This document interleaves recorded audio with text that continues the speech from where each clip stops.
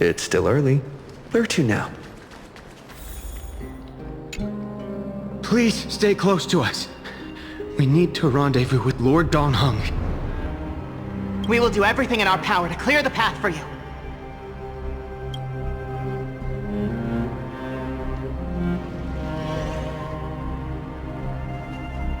There he is! Lord Donghung! Quick, we must assist him!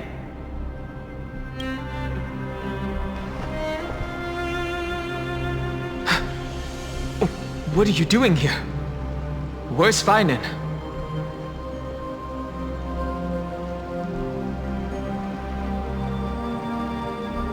We are under Lord Finan's orders to escort both of you to safety, no matter the cost.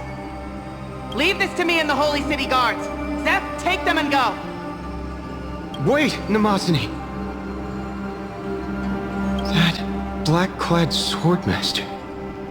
Something seems off. At some point earlier, they suddenly froze in place, not moving at all. Like some kind of omen.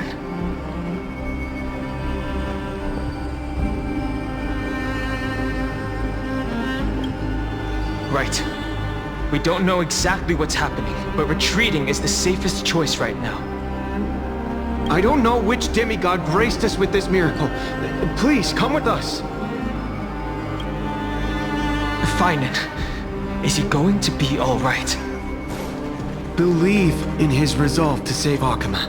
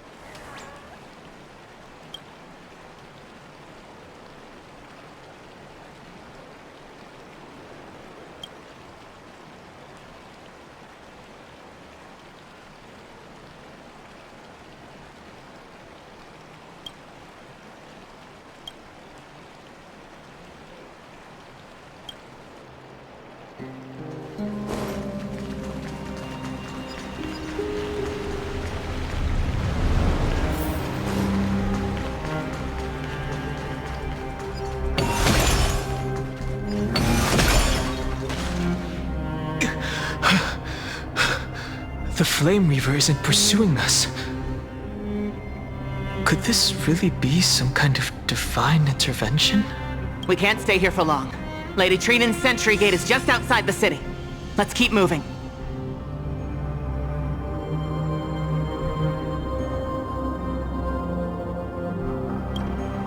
I feel the same.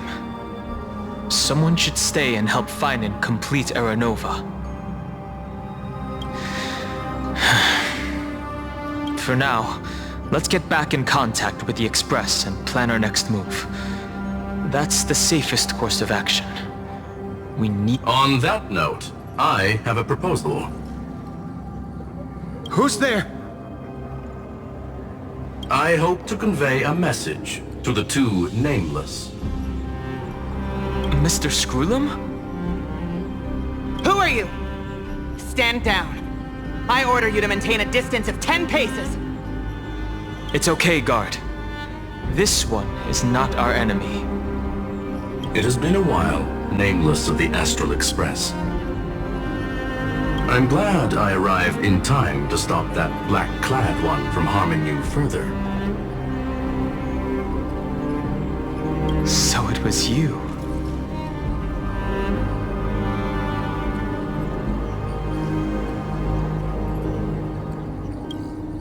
Indeed. Madame Herta invited me to meet with you, Nameless. Rest assured. You two know this anti-Cathiran? Does he come from the same people as Counselor Lygus? Don't worry, guard. This gentleman is an ally of the Trailblaze. Would you mind giving us a moment to speak in private?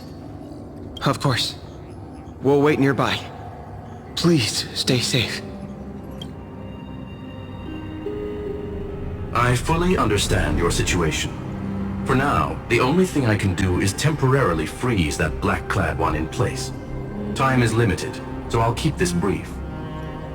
The place where you stand, Amphorius, is a world constructed from data and memoria, an experimental field of a certain eon. And now, this isolated sandbox world is rapidly falling into a third path. Destruction. Destruction. Conclusion. If Amphorius continues unchecked on this course, a Lord Ravager will complete its evolution and metamorphosis, and emerge from the surging tides. The cosmos as we know it will suffer irreversible consequences.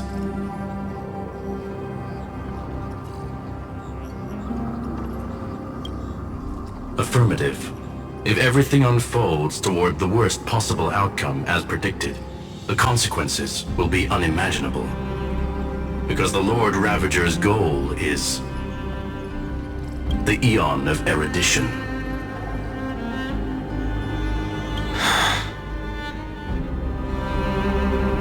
Putting aside the complex details of the inferences involved, I have a request to make. For one of you nameless to stay behind on Amphorius, acting as an informant, in order to prevent the wrath of destruction from ravaging the cosmos.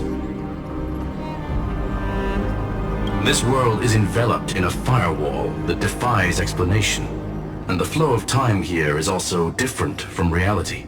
Madame Herta and I can only tear open a gap and project images inside. However, the accidental crash landing of the express car notwithstanding, both of you were able to successfully land here. There must be some principle behind this we have yet to fully grasp. It will take time to uncover the reason. Before then, if one of the Nameless is willing to stay and witness the fate of this world, or to push it along when necessary, it would be of great assistance.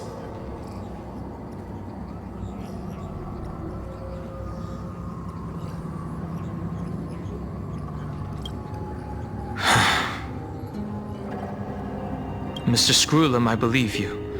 So I only have one thing I'd like to confirm with you. As Amphorius is already facing its end, how can we guarantee the safety of the person who stays behind? Look at this, if you would. This curio is called a chronocognitive anchor. The two of you may view it as a kind of space anchor in the world of erudition. As long as you carry it with you, your individual data structure will be protected and will remain unaffected by the influence of digital tsunamis. When required, it can also serve as a bridge for communications between the internal and external world. Of course, it is not curio with unlimited uses. May only be held by one person. The connection being interfered with. Decide quickly as possible. 2 final messages. 1. The Intellitron named Ligus, possibly the primary culprit behind everything. 2. Herta discovered a clue. Miss March has already been drawn into Amphorius.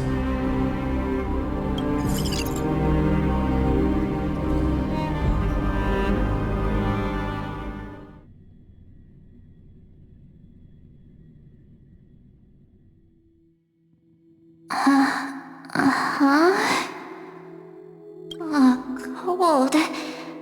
It's freezing. Hold on. Am I dreaming? This is way too strange. Everything's spinning. And I can see webaboos flying around. But I was literally just talking to Himeko. How did I... When did I... that's it. He warned me about this place right before Klipoth glimpsed him. Oh no.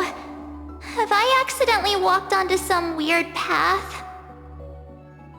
Have I done something crazy without remembering? Unless forcing Pom-Pom into new outfits and borrowing Mr. Yang's shoulder massager counts. Hold up. No way! Stepping onto the path of elation can't be this simple, right? Child of remembrance. Step forth into the depths of the path space. Who's there? Hey, cut it out. If you're there, just come out and talk, okay? You're freaking me out. I can't even think straight. Hold on. Is that a gate? Cast aside your fears. Step forward through the gate of memory. The voice. Is it showing me the way out?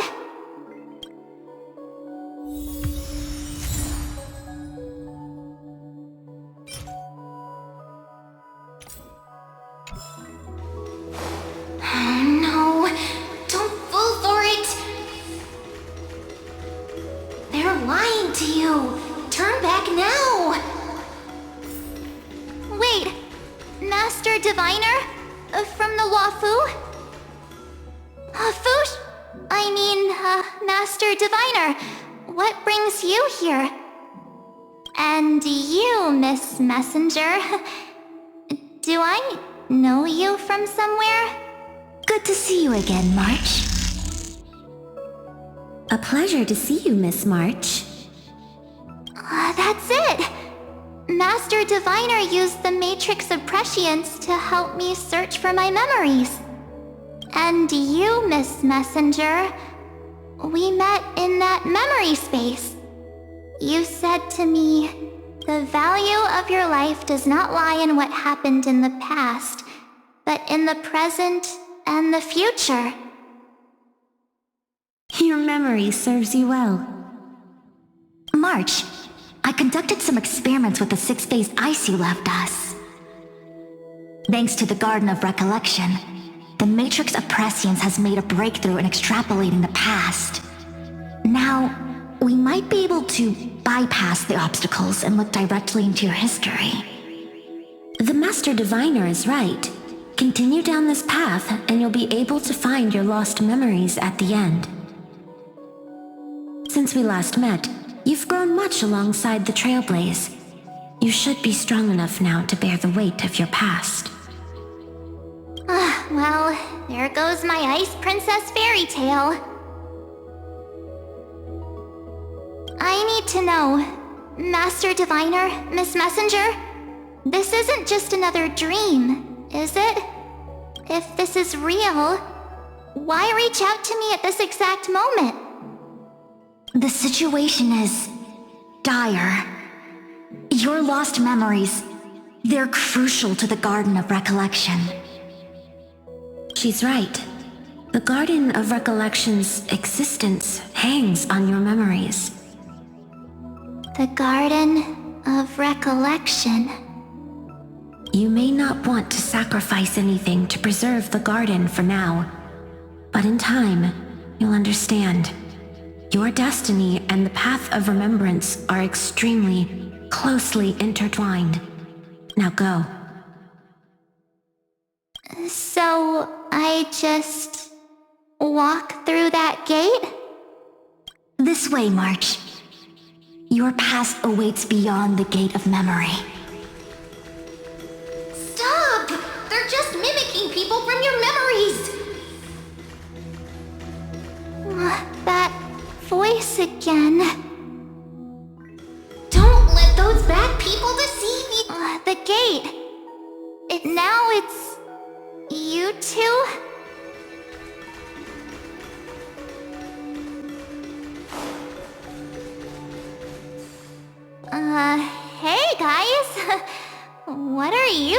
in a place like this. March! There you are!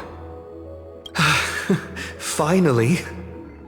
The trailblazing journey just isn't the same without you. Traveling's no fun without you around. Well, duh! What's Team Trailblaze without its star member? Wait a sec. You might look like you two, but... We understand your confusion. The Garden's allies helped us establish this Neuralink to reach you. The Garden's allies? You mean Miss Black Swan? Yes.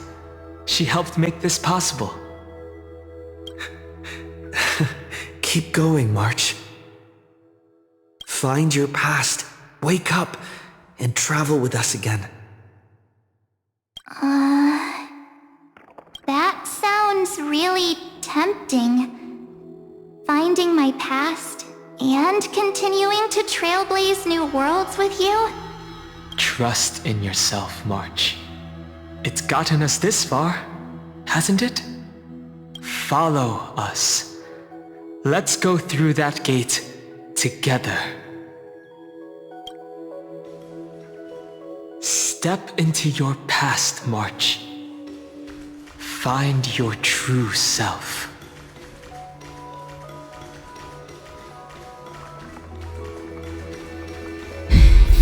Wait up! Slow down! Those words sound so sweet. But keep your eyes open! Don't let them fool you!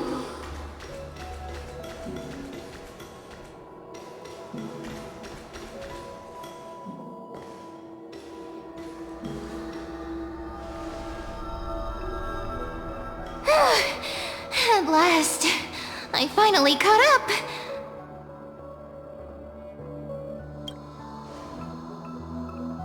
Hey, are you alright? I'll be okay. Just not used to running around. Say, March, got a moment to talk before you make your decision? Wait, that was you? Pushing the gate away? Sending those warnings? Yep, named Cyrene. It means ripples of past reverie. Easy to remember, right? Wait a minute. We actually look quite alike, don't we? Yeah. Your pink hair is just as eye-catching as mine. And we're both bright, pretty, and positive girls. Talk about coincidence. Wow, you're quite the smooth talker. But I can't disagree. Wait, you know my name is March? Have we met? No, but I've witnessed your story through those memories just now. It's incredible, really. We might have more in common than you think. I know exactly what you're going through, which is why I don't want to see you exploited or hurt. You know what I'm going through? I know, because I've been exactly where you are. This empty space has been my home for ages. I barely remember what time feels like anymore. But there's something I'll never forget. Trust me, that gate won't give you what you want.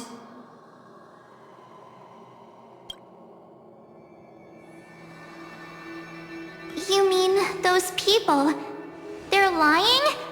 Luring me into a trap? Yes, convincing, weren't they? They've studied your memories, using your deepest wishes against you. How dare they manipulate a young girl's feelings like that?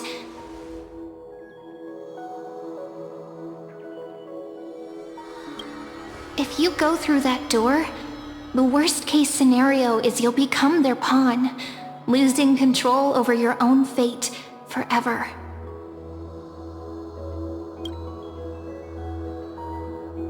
You've seen what's on the other side? I may be stuck here with missing memories like you, but I still recall fragments of my homeland where I grew up. That door leads to Amphorius. Trust me, it's anything but welcoming. For ages, I've watched people walk through that door. They couldn't see or hear my calls. The voices beyond always promised safety, but I've never seen anyone return safely. So I had to try and stop you.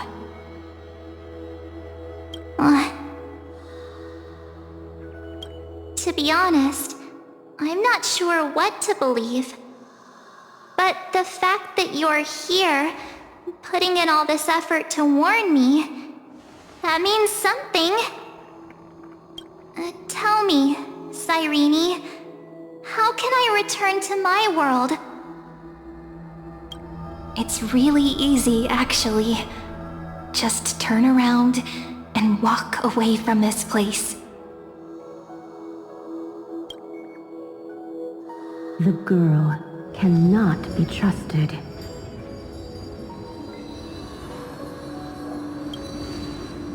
Through the door, save the garden. Both of you, children of remembrance. They never give up, do they? But don't let them sway you. Stick to your path. The return journey could take ages, longer than most lives. But that path will lead you home.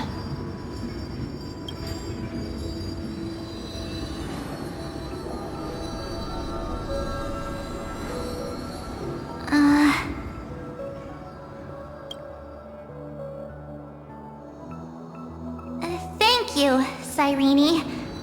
I know what I need to do. I'm going through that gate. Into Amphorius. Wait, what? Don't worry. I believe you. It's just that, for me, the only place I can call home is right beside my friends. Two of my closest friends are already on their way to Amphorius. They may seem capable, but only I know. They're absolute disasters waiting to happen.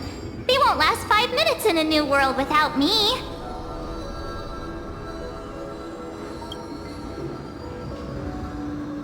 That's why I need to go through. Amphorius or not. When the three of us are together, there's nothing we can't handle. We'll explore, understand, establish, and connect. After that, we'll find our way home together.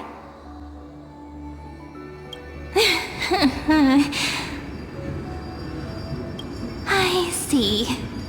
You've got people who mean the world to you, too.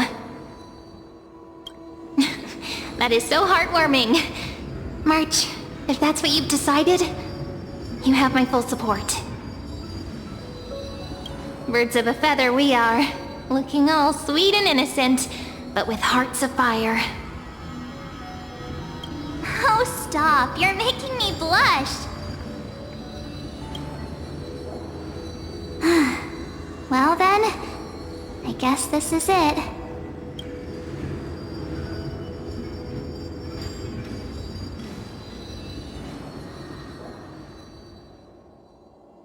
Do you think we'll see each other again?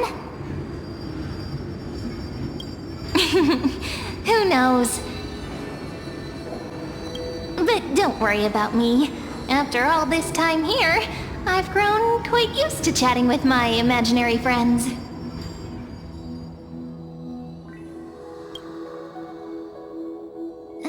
since Amphorius is your homeland, if there's a way to help you, my companions and I will do everything we can.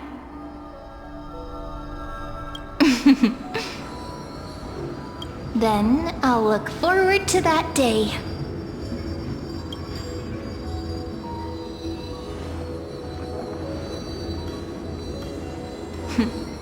Your story awaits, March. Make it an epic one.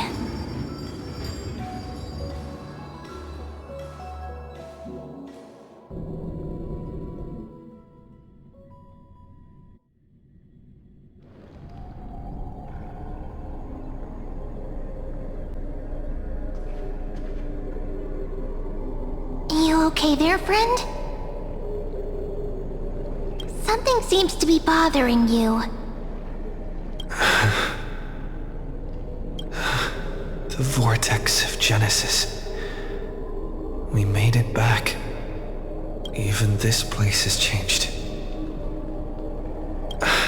Finan. Is he ready for Era Nova?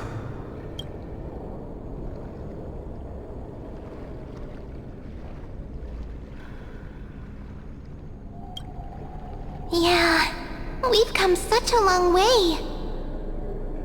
If what that machine gentleman said is true, if Amphorius is destined for destruction, then I'll stay by your side until the very end.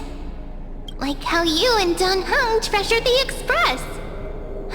Amphorius means everything to me. Right. Time to see the last core flame restored.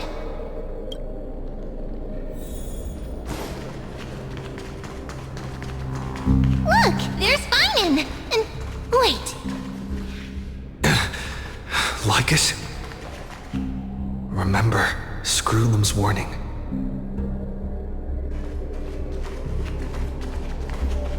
And you, Lord Finan, will wield that core flame to bury this ancient world, plunging everything into the gray unknown. None of that matters now. This brutal, flame-chased journey has stripped away my delusions. I know if what lies ahead is a mass of chaos, I shall cut through it myself and usher in the first ray of blazing sunlight. Is it truly you? With one last chance to turn back, you still step forward. How befitting of a trailblazer.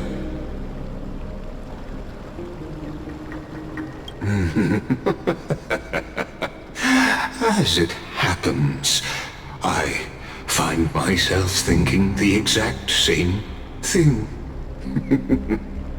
As our world nears its end, the ones who walk the infinite paths have embraced their destiny. As the Theoros, it is my duty to witness the world's future and oversee this final core flame ritual on their behalf. The trial of world-bearing, the ritual of Era Nova.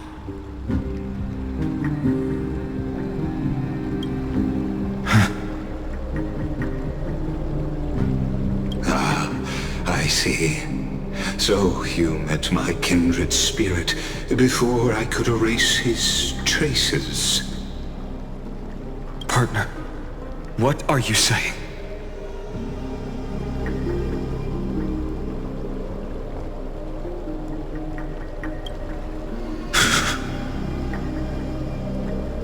I've had my suspicions. How does a native Antikytheran know so much about repairing vehicles from beyond the sky? Lord Lycus, how much do you truly know about Era Nova? tell us everything.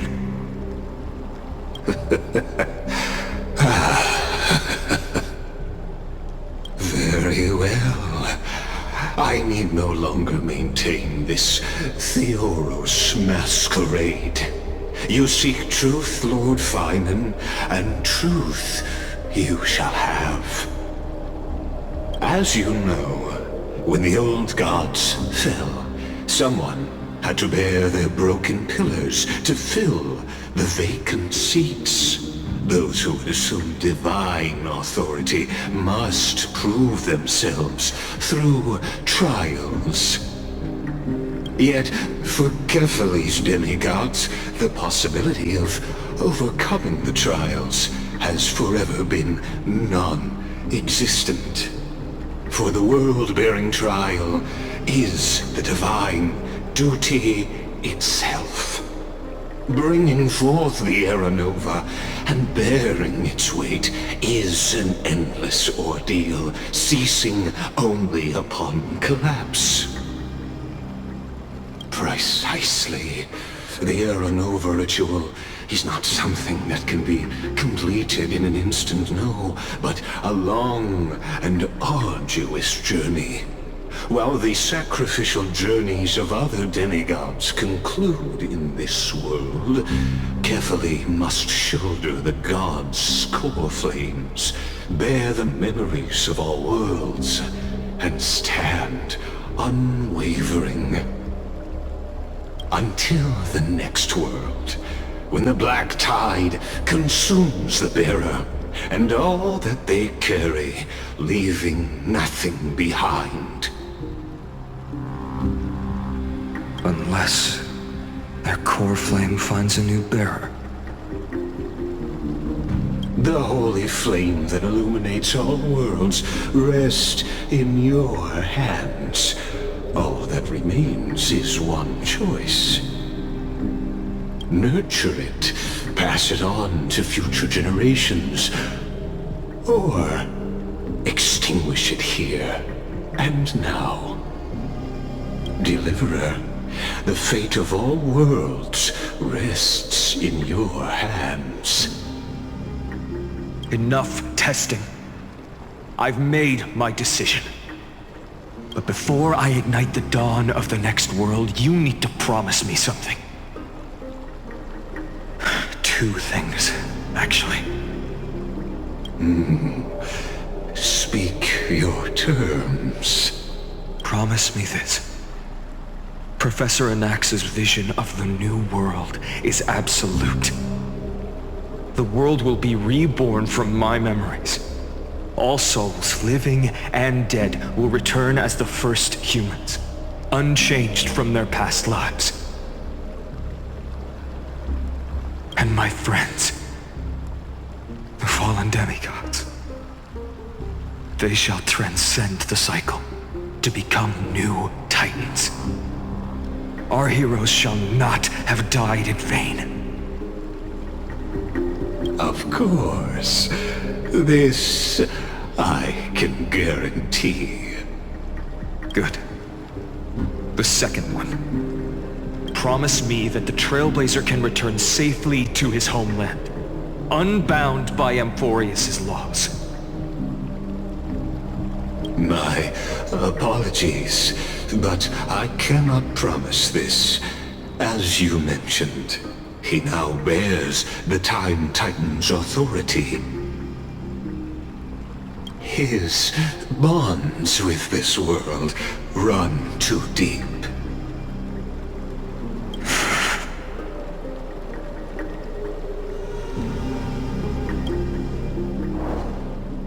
Well, I stand corrected.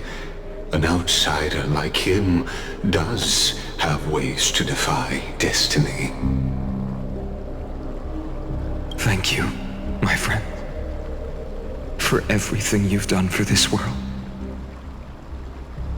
Though the next world may not remember, I shall never forget. As the Theoros, I declare, Amphorius has determined her path. Step forward, heroes. Follow her path and see it through.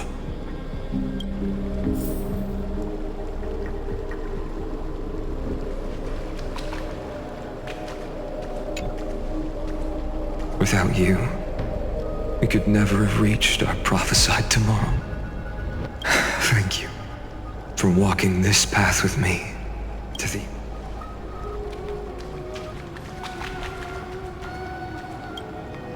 As our world draws its final breath, I stand before you as the Theoros.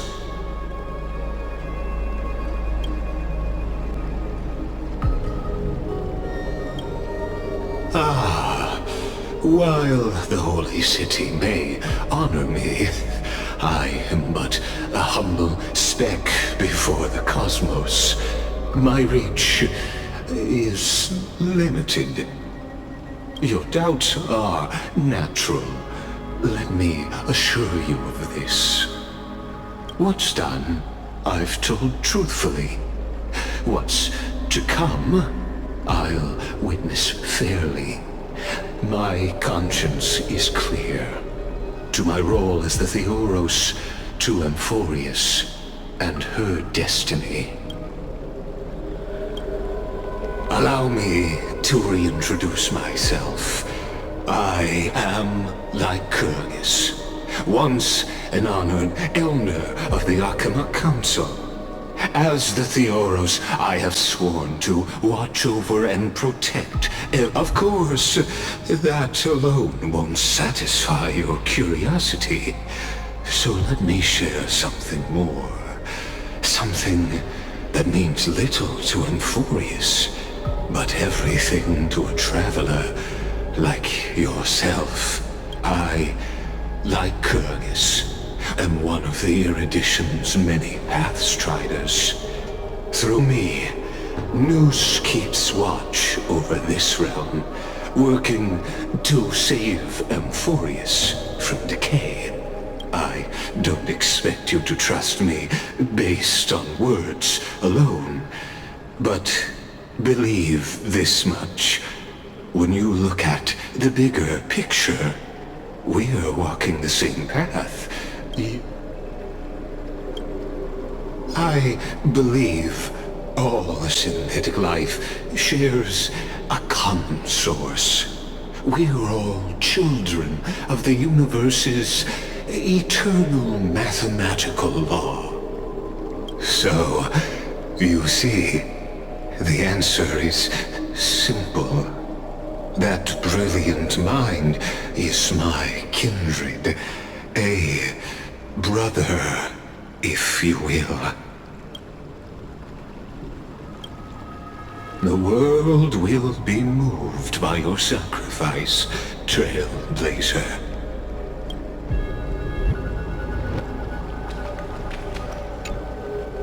Behold, oh gods, Amphorius has achieved her victory, and the Era Nova approaches.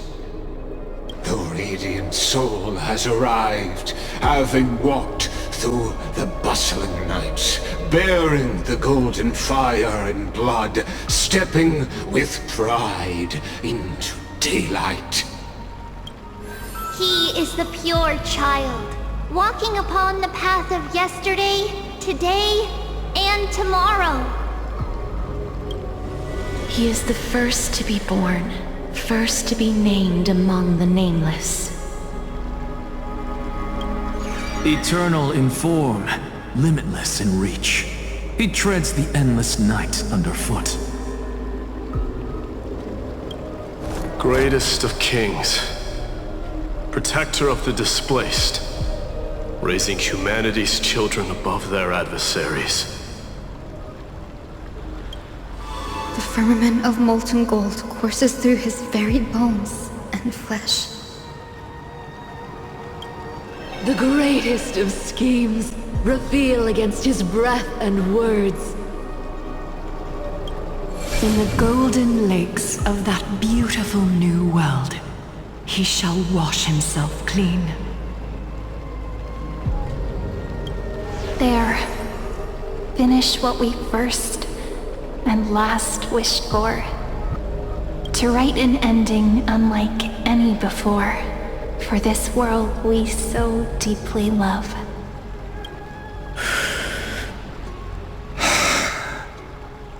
Come, partner. Join me. The time has come for us all to face oblivion, or embark on one final grand journey.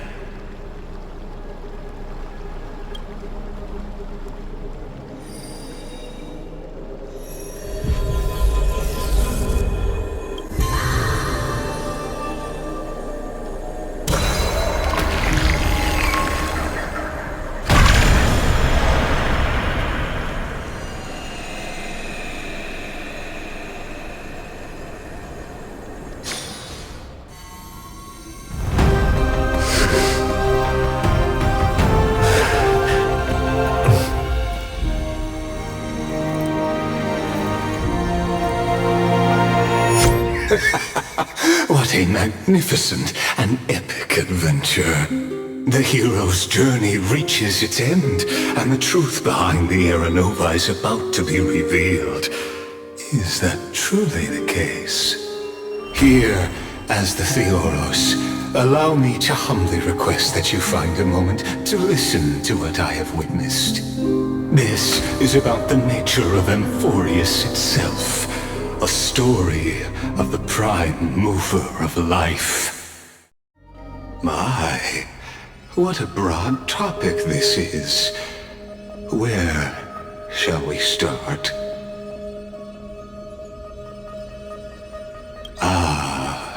Got it. Let's start at the very beginning.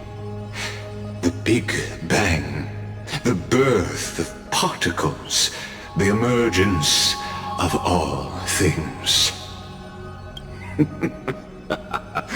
Just kidding. What I mean to say is that time, space, matter, all concepts exist solely because we perceive them. This is called the erudition.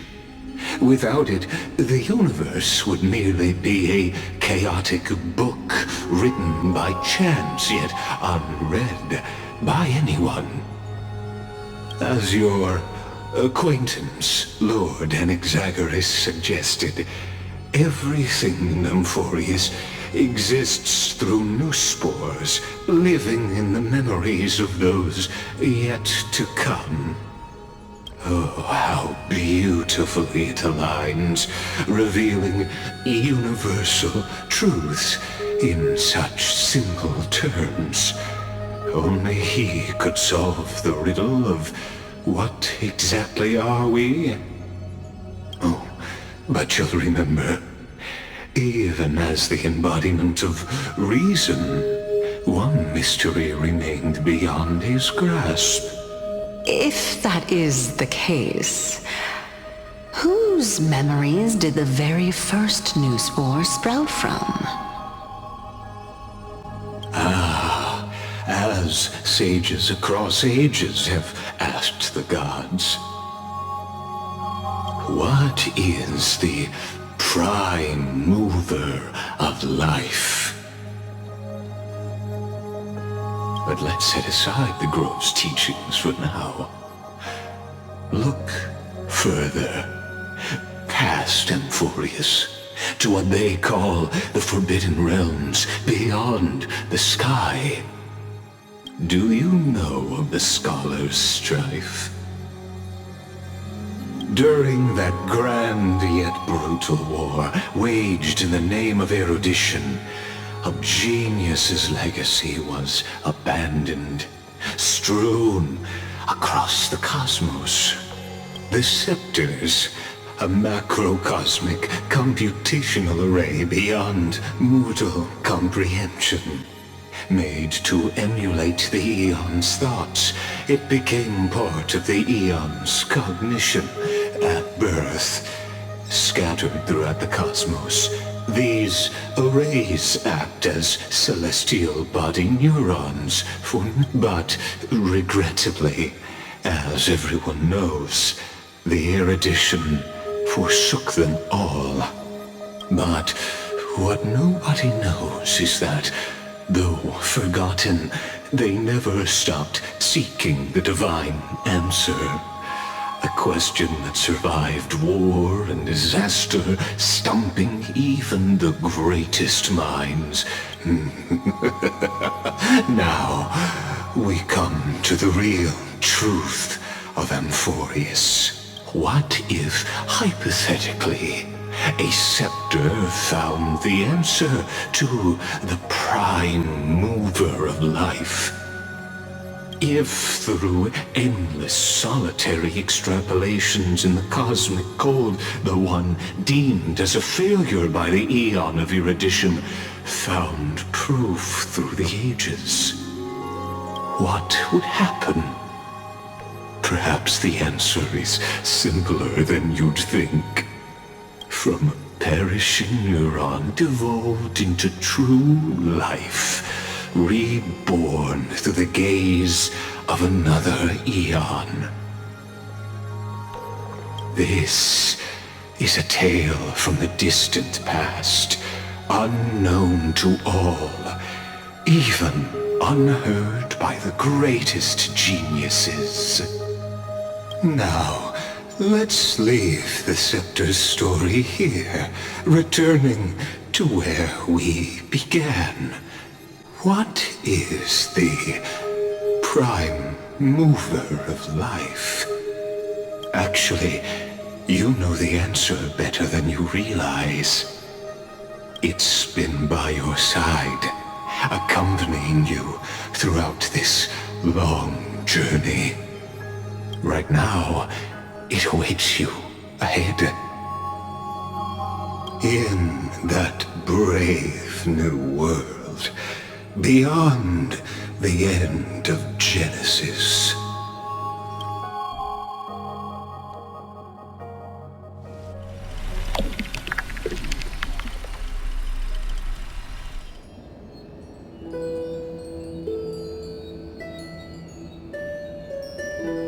Take this wish with you. Be the one who begins it all. As the prophecy foretold, you will bear the blazing sun until the pale dawn breaks. Continue onward, bearing this world upon your shoulders until the ashen hero, the nameless deliverer, ushers in the dawn.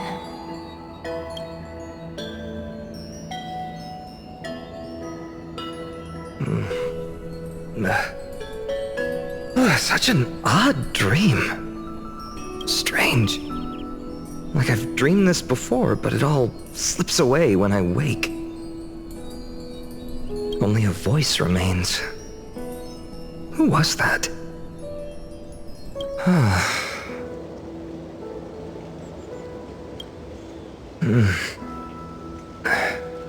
What?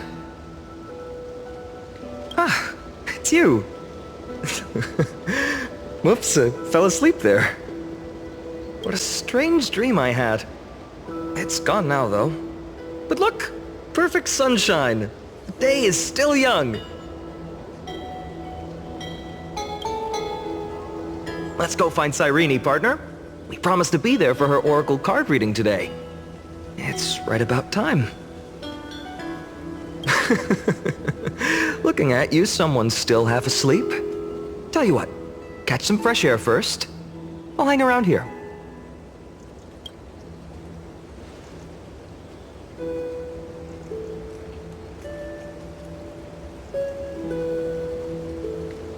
Oh, beautiful, isn't it? This is ID Silesiae, home of the nameless hero who carried Kephales's core flame. When he was young and innocent, he had heroic dreams, imagining his wooden sword was forged of iron. pretending the straw dummy propped up by a wooden pole was a giant with a single blood vessel running from spine to heel. Dreaming of slaying the giant and becoming a hero to save the world, though to his young mind, the world was just this small village.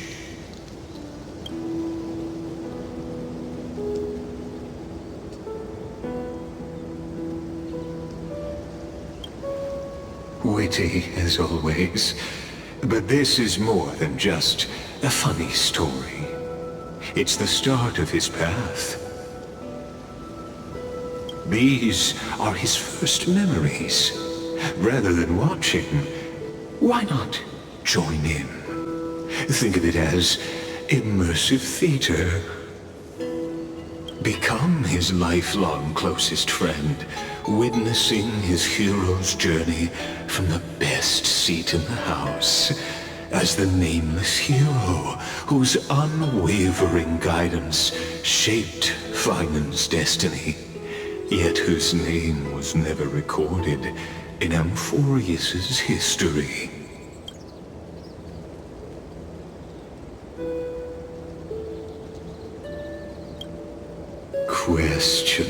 Questions.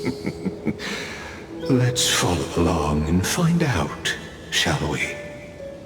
Many mysteries lurk in this village beneath the veil of Evernight. Your questions will find answers as the story unfolds.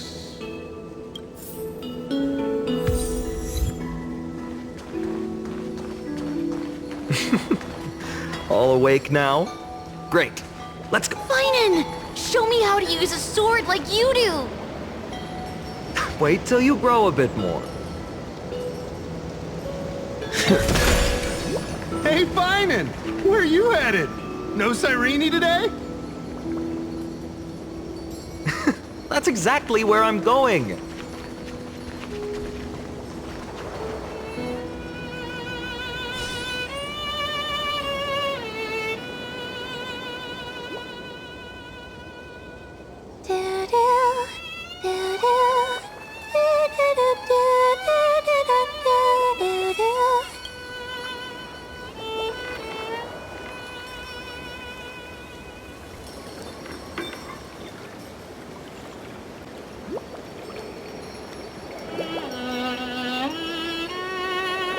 Found you.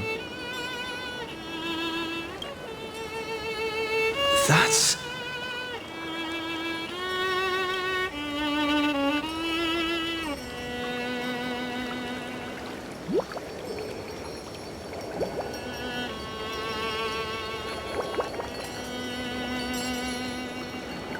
Goodness, look at you rushing about.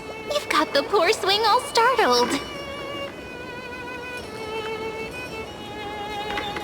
Huh?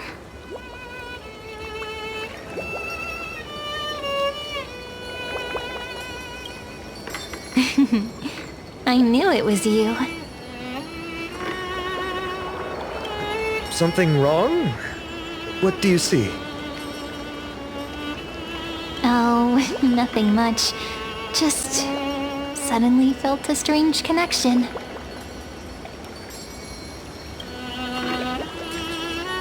Look at you, leaves in your hair. Were you sleeping in a tree again? Or was it the wheat fields this time? At least brush yourself off before wandering around. Come on, I'm not a kid anymore. You're the only one who still treats me like one. Sure. You may have the height advantage, but when it comes to maturity, I'm leagues ahead of you. Still fantasizing about being in heroic adventures and imagining yourself as one of the characters? That's the kind of thing kids do, not grown-ups. Don't you agree? And since you're playing along with his antics, who are you pretending to be today?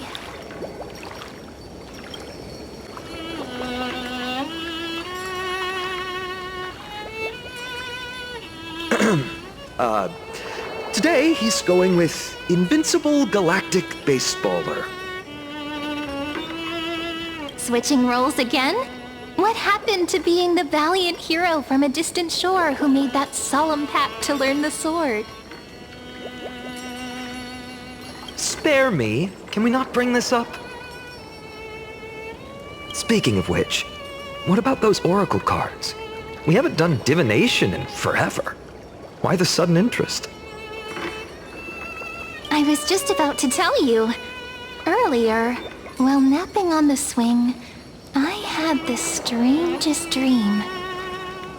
There was this mysterious voice in my dream, calling out for something. Wait, you had that dream too? Yes, you too? That would explain this lingering sense of unease. Which made me think of those old oracle cards I used to play with as a kid. Though the Ornyx prophecies were always hit or miss. Yeah, all the kids would get so excited drawing cards like ruler or warrior, but throw fits over devil or drunkard and demand a redo. If you just redo it when you don't like the result, what's the point of divination?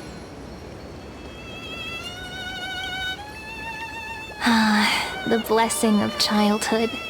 Believing the gods might not notice our little corner of ID Silicii, willing to let our small deceits slide. Still, fate is absolute. After all, we never really know just how far into the future the prophecy extends. Anyway, let's go to our old secret base and look for those oracle cards. Now, where did we hide those? I can think of a few spots. Let's go check it out.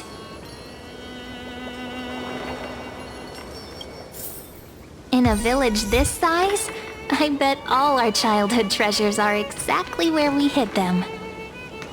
Mm-hmm. Time must be keeping them safe for us. The weather's great today.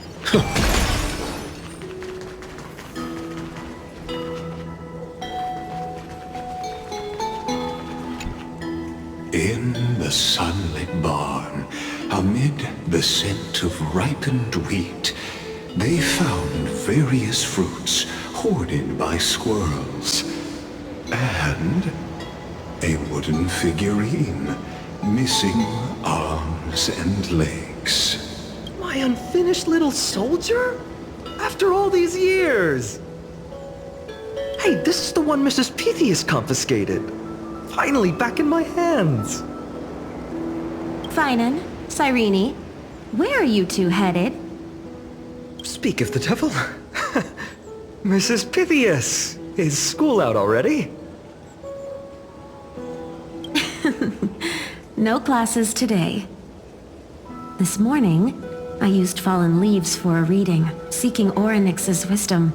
They warned of potential injuries, so I gave everyone a holiday. Besides, it's harvest season. There's plenty of other work to be done, even without classes. With you being our only teacher in ID Silicii, you must be working so hard. Anything for my students. I don't mind the work. When you travel far from here, you must visit the Grove of Epiphany for me, to see what a true haven of wisdom looks like. By the way, what are you looking for in here? You've been searching quite thoroughly.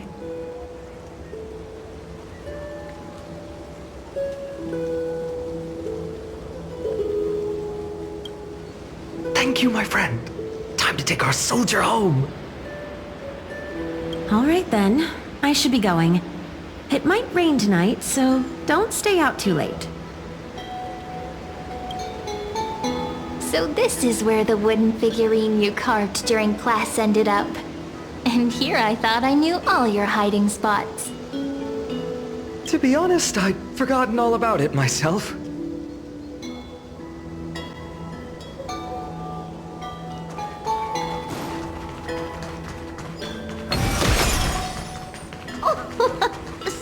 down, kids. You'll trip. Thank you. We'll be careful.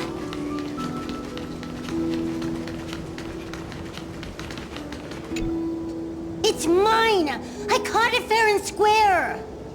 You did not. It's mine. Finan, Cyrene, come quick. Look at this huge bottle I just caught. Give it here. My rod, my catch. I only let you borrow it, remember? What's got you two so worked up? Here, show me.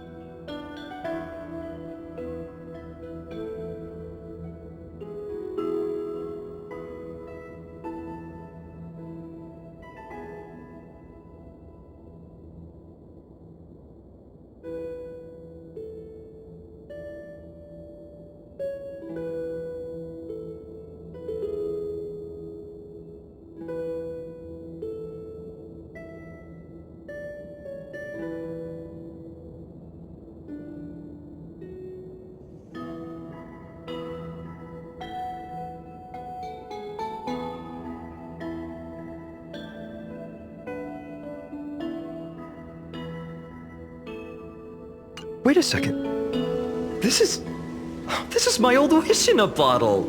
How did it end up here? Ooh, I want to see. What did little Finan wish for? Not happening. This stays sealed. Kiddo, Livia, dinner's ready. Coming, Mom. Finally, I'm starving. See you later. You know what's funny? I really thought tossing that bottle into the sea would carry our wishes beyond Ides Elysiae. Maybe even bring something back to us. Never thought the waves would end up pushing it back ashore.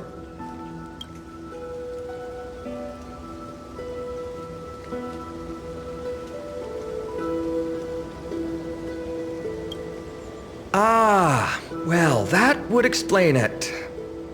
What a No sign of the oracle cards. Let's see. Ah, there's one place we haven't checked yet.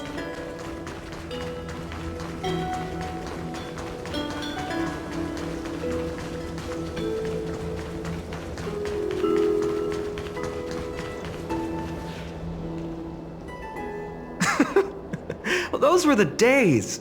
We'd always meet either by that statue in the village or right here. Right? And I remember you never used the front door when you wanted me to come play. You always climbed over the wall. You were such mischief makers. Just like a certain someone who has a habit of showing up unexpectedly. Right?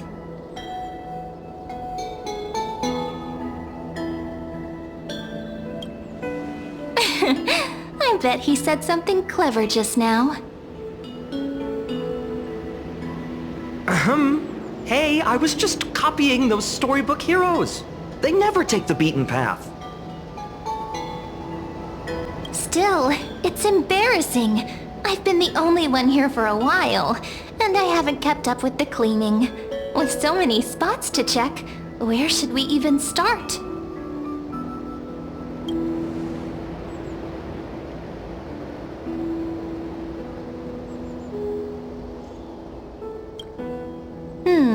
A cellar. I think I remember one. It was deep. So very deep. Well, if we're talking Wonderland stuff, it's not that different from my hero stories. All right, let's split up. I'll handle the yard, you check the upper floor. I wonder what the view's like from up there. I wonder Worth checking out? Juice with milk would taste. Leave this to me, partner. Want to bet who finds the oracle cards first?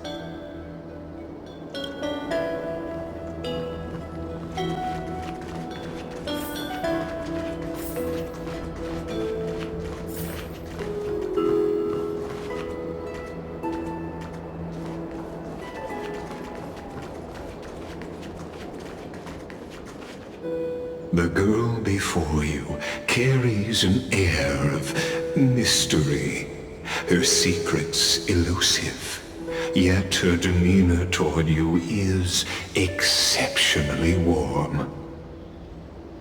You can't help but wonder, could there really be some kind of mental connection? The view here hasn't changed a bit. You know, besides the swing under the big tree, this has to be my favorite spot in all of ID Silicii.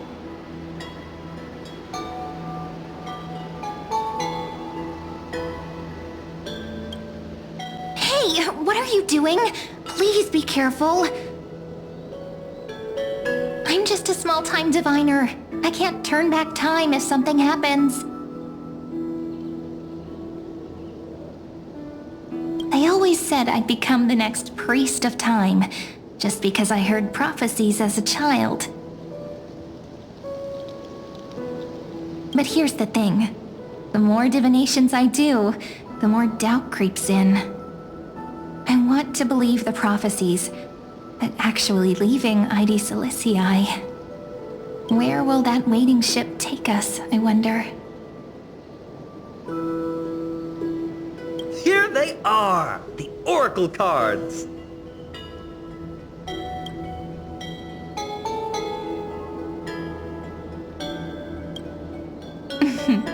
Guess reminiscing makes us take our time, doesn't it? There we go. Looks like the gods do listen to our thoughts. Here it is!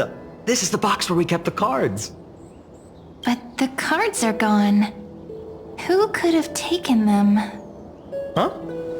What's this underneath?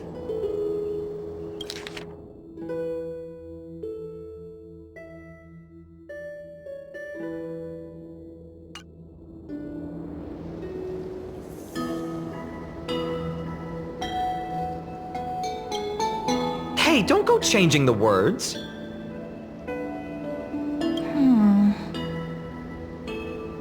I see now.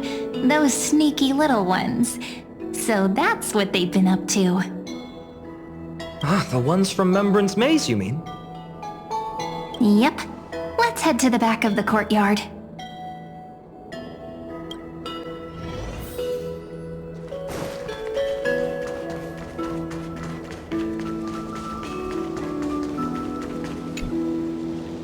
The entrance should be around here somewhere. Right here. The path to the maze is hidden under all these weeds. It's been too long since we visited the fairies.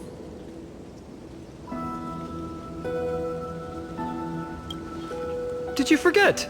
We used to visit them all the time when we were little. All right, let's do this. These weeds need to go.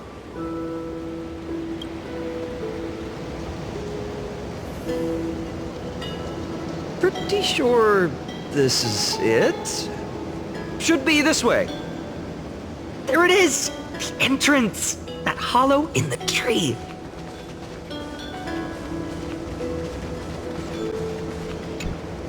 Once you get through the tight squeeze in the hollow, you'll reach their dwelling, the Remembrance Maze.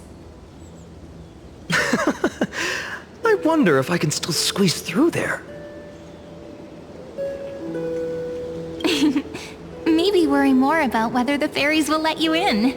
After all, the Remembrance Maze has an invitation-only rule. Only children with pure hearts are welcomed.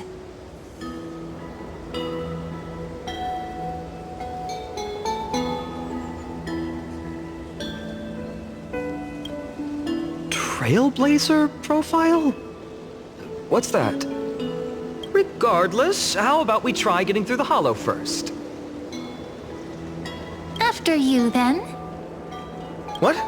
Oh, sure, I'll go first.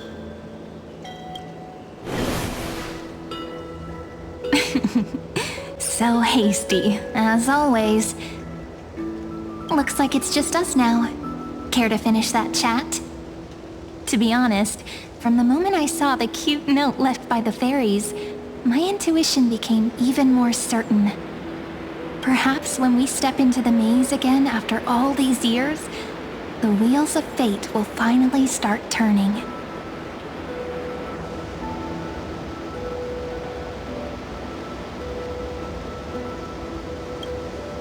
Oh, it's just a girl's intuition. It might not mean anything. But you know what? Even if fate is set on its path, no matter where it steers the world, if we're together, there's nothing to worry about, right? So, if you're willing... Forget it.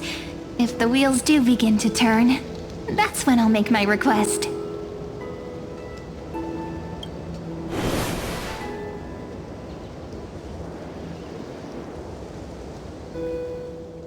I made it! Oh, that wasn't easy. I can't remember the last time I came here. Wait a minute. Are you... Look who it is! Rini and Snowy! Whoa! Look who's finally back, Memmy! Snowy, you've grown so tall and dashing. I couldn't even tell it was you at first. We had to grow up. Sometime. But look at Rini. She hasn't changed one bit. How fascinating. Perhaps I'm like you, Rayleigh Mem. Just another fairy of the maze.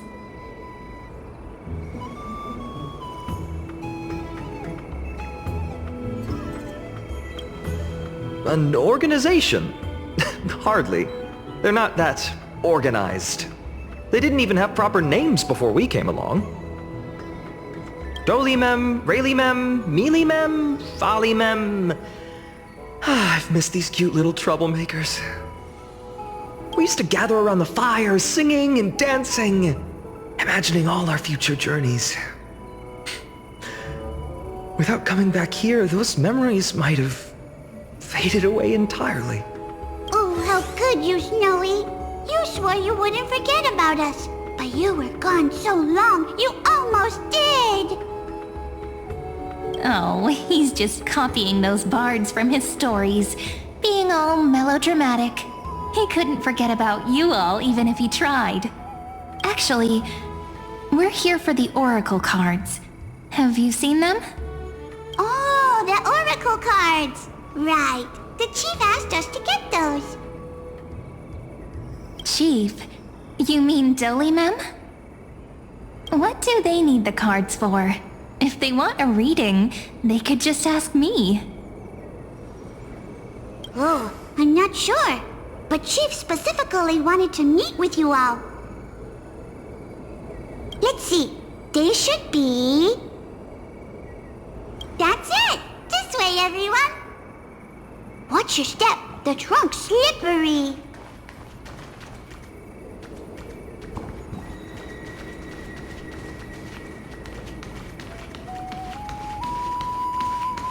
Chief! Renians! Why do leaves and branches grow? Which way does the wind blow? In Membrance Maze depths we seek to find the answers future left behind. Welcome back, my dear children.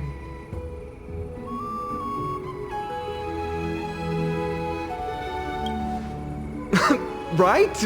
Though Dolimem always says they're just songs, not poetry. Oh, Chief, you haven't changed a bit. Still so full of life. Oh, no need to fuss, my child. You haven't forgotten, have you? As long as our songs are sung, the children of the maze will live on. Just as our paths stay forever linked. Here, take it. I'm sorry I had to resort to such methods to bring you here.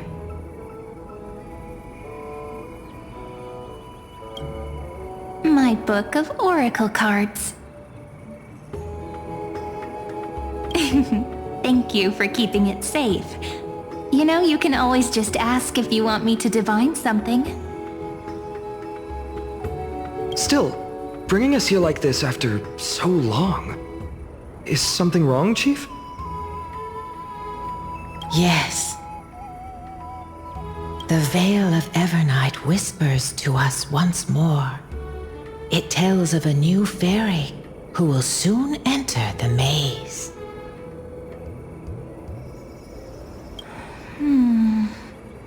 Indeed, every time a new fairy arrives in the maze, it means that beyond the veil, in the vast lands far from Ides Elysiae, a great...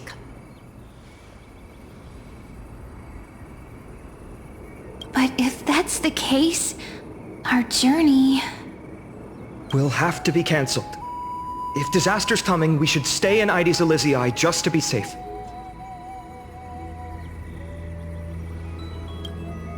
That's a good point. But what difference could Cyrene and I make? We weren't planning to be gone for long. Just enough time to hone our abilities. Finan would train in Castrum Kremnos, while I would seek the Fate Titan's blessing in Yanisopolis. Then we'd return to Ides Elysiae to help keep our village safe. It's okay. I can still practice my swordplay here. Some things you can learn on your own. Well, probably. That's not very convincing. Here's a thought. Let's have Cyrene do a reading. If fate wishes to show us its path, we might find some peace of mind. But what if we don't like what the cards tell us?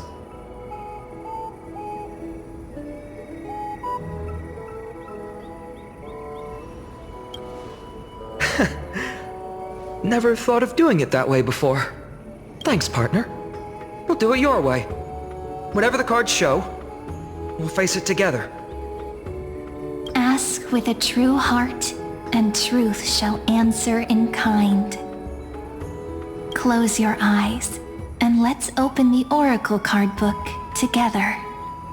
Let your thoughts flow like stars drifting on the river, carried by fireflies and gentle winds. Your destinies flowing towards the same future. Now, shall we begin? Oh my! The cards are quite responsive today. Very well.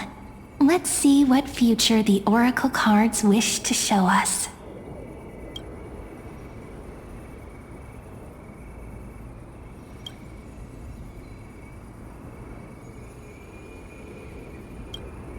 Behold, the Weaver. It connects the romantic threads of the chrysalis of gold, weaving all destinies into golden silk that flows toward the most brilliant, magnificent future. The dance of thread and blade set the stage. So shall it end as gracefully as it started. Such elegance.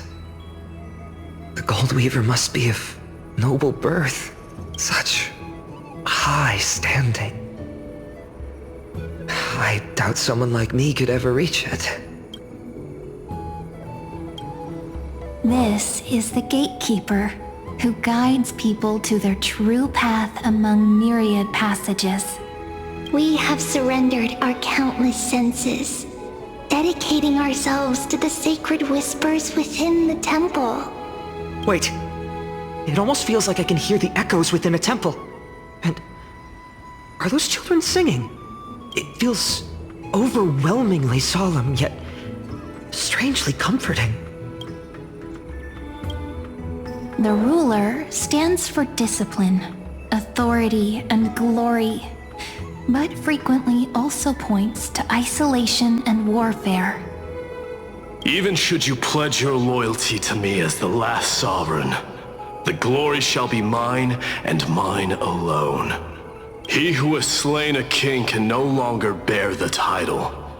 Let the withering lion walk his last path alone. Is this showing us a ruler who forsook their people? Stories of such bloodshed like this feel so different from Aedes Elysiae. But they sure can stir the imagination. Ah, the traveler. Our little trickster. Always hiding behind other cards, disguising itself. What a rare catch. Over here! Or perhaps here! Gotcha! You'll have to be quicker than that. A teasing voice. Just like a child playing hide and seek. Surely only a master of mischief could pick up this card.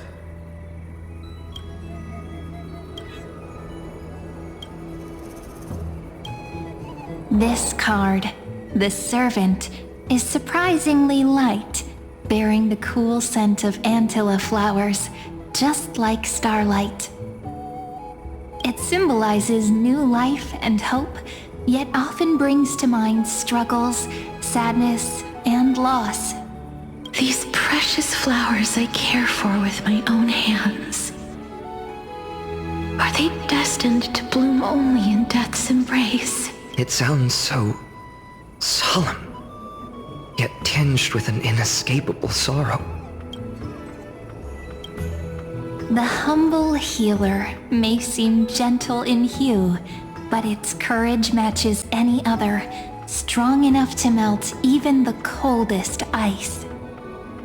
I will do my best to help you mend all fractures and let sunlight shine on every corner of the world.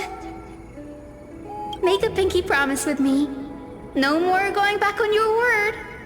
Hey, this card really speaks to me. It makes me want to protect as much as I possibly can. Still, protecting everything, everywhere, seems like a dream. What amazing power would you need for that? Behold the scholar, bearer of many names, the grand magician, the great performer, the eye of wisdom, and the defiler of Circes. Oh, there's just one card. With all those titles, I was expecting a whole deck. A dromus draped in finery will suffice. It's succinct enough to best summarize my true nature. Wait, what's with that condescending tone? It's almost as if it knows what we're about to say.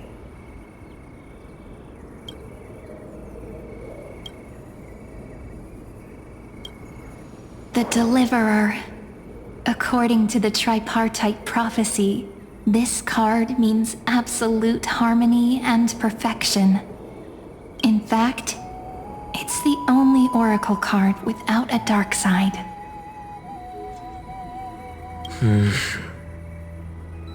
What, no divine whispers this time?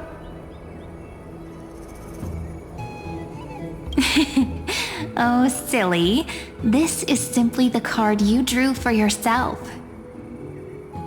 The sleepy village of Aedes Elysiae, in just one fleeting moment, welcomed an array of legendary figures. The Weaver, Gatekeeper, Ruler, Traveler, Servant, Healer, and Scholar. Their stories and wishes show the village boy glimpses of a world larger than he'd ever imagined. They brought tales of raging battles, of cities crowned in holy light, and of wonders beyond his understanding. Each once, these were just images on his friend's oracle cards, and yet destiny now stirs in resonance with the maze. And now, they are right in front of one's eyes. The Deliverer? This card again. Ah, my child. It seems you're destined to bear the wishes of many, to answer the world's call. Bear their wishes? Yes, just like Kefali, standing eternal atop the mountain. My parents, they only wished for me to grow up, well, to help around the village, stay out of trouble. Mrs. Pythias wished for more books in her little schoolhouse, wanted us to all learn and grow. And little Piso, he wants to grow up strong like its father. Is that my purpose? To fulfill their wishes? Perhaps. For a true deliverer, such wishes are but droplets in an ocean. After all, Kefali bears the weight of the entire world. Right. How could any human possibly measure up to a Titan? I wonder too. Perhaps... What's this? What you see are futures written in the cards. Or rather, the people you'll meet on your journey. Sometimes, fate can guide us when we're lost. Let's consult fate itself. Maybe then we'll know why we must take this path. And learn just how many burdens one must bear to become a true deliverer.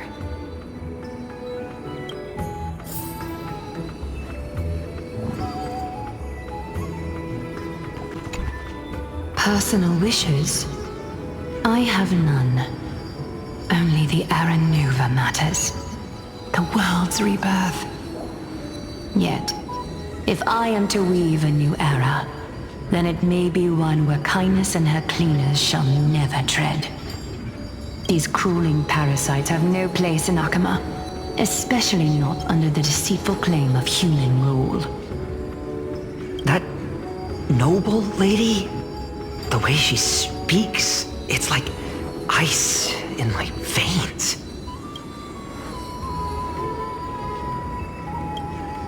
That's exactly the feeling I'm getting. Teacher, perhaps you could share your wishes with us? Oh, Snowy. You want to know about our wishes now? I wish to meet Trian again. In the sea of flowers where the west wind ends. And Aggie, I want to see you shed that golden thread cocoon around your heart. Just once more. Smile at us again like that bright-eyed girl in white who stood before the Yanisopolis temple. Finally, I pray that the footsteps of lost souls no longer wander aimlessly. Instead, replaced by the bright songs of prayer. Are we wishing for too much? Well, let's say these 3 wishes represent Trian and Trinan too. Those wishes are truly wonderful. They even stir something deep inside me. Then we can rest easy, because only you can make these wishes come true. Only me? Mark these words, Snowy. See you tomorrow.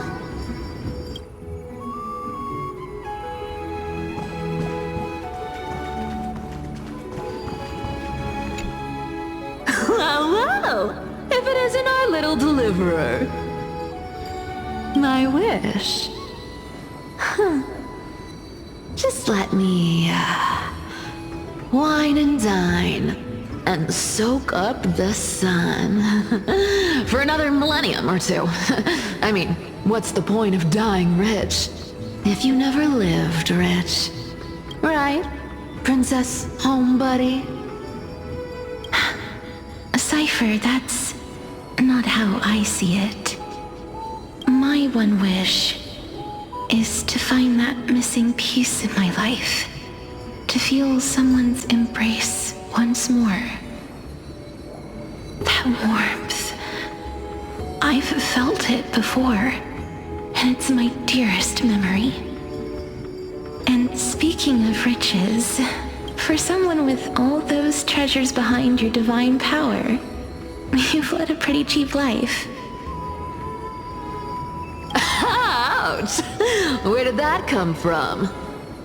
Right for the jugular, huh? What about our friend from the Grove? My wish came true before I touched the sky. I transformed my healing power into gentle sunlight, distributing it equally to every life I cherished and loved. You two are so selfless, aren't you? No surprise Aglaia wanted you for the flame chase journey. You know what? I did have one wild dream.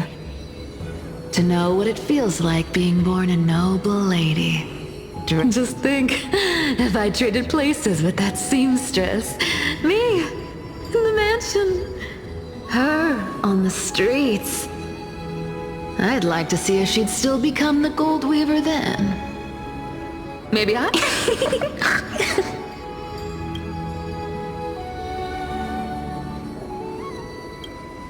Doesn't sound like an easy task. Warm embrace, equal healing, and perhaps living free. They're all wishing for a kinder world in their own way.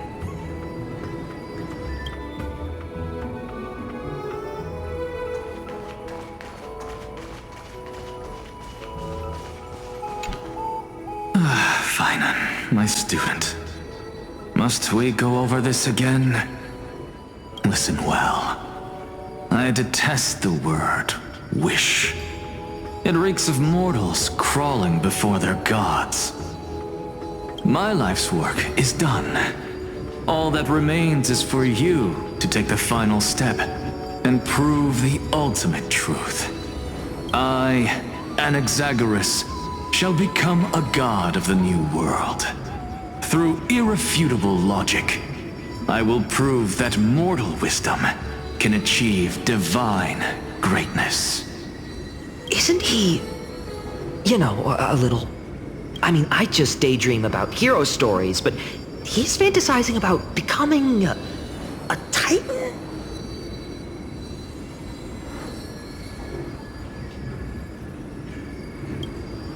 Come on, you're joking, right? Am I really being burdened with a dream that feels more like a fantasy?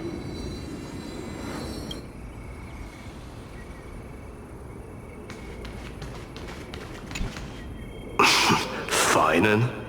Since when did you become so timid, asking such juvenile questions about wishes? What's that supposed to mean? What's with that condescending tone? No way I become friends with this half-naked show-off, right?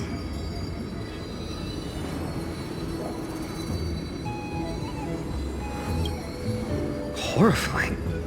Is that really something I'll enjoy one day? What are you mumbling to yourself now? Whatever. The wishes of the Kremnon warriors are done, but I survived 1,000 deaths only to fall to a coward's blade.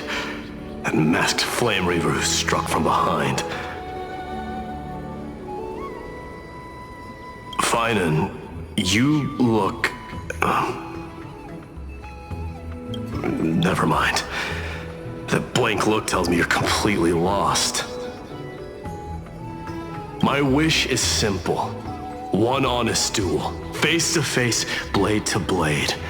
Then I'll strip away that mask with my own hands. Nothing but violence and vengeance.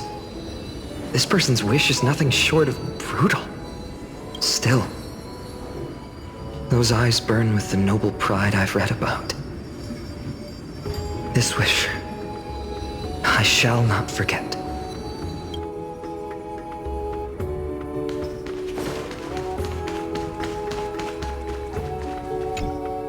So tell me, has the uncertainty in your heart begun to fade? So many faces in my future. So many wishes. Still, Why would fate choose to show us this path? What's weighing on your mind? Didn't you say disaster would strike Amphorius? If so, shouldn't Cyrene and I stay in Aedes Elysiae? How could we possibly meet all these people?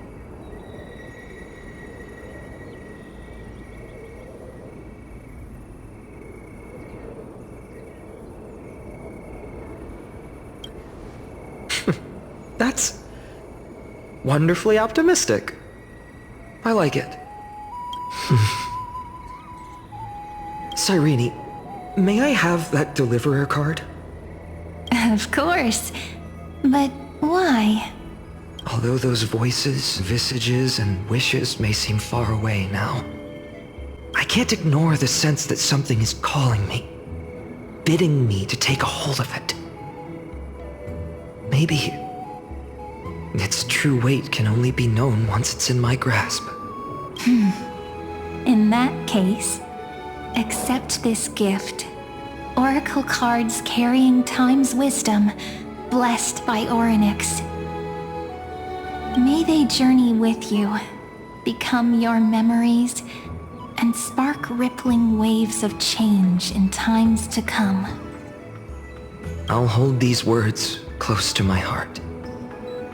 But now that I'm holding them,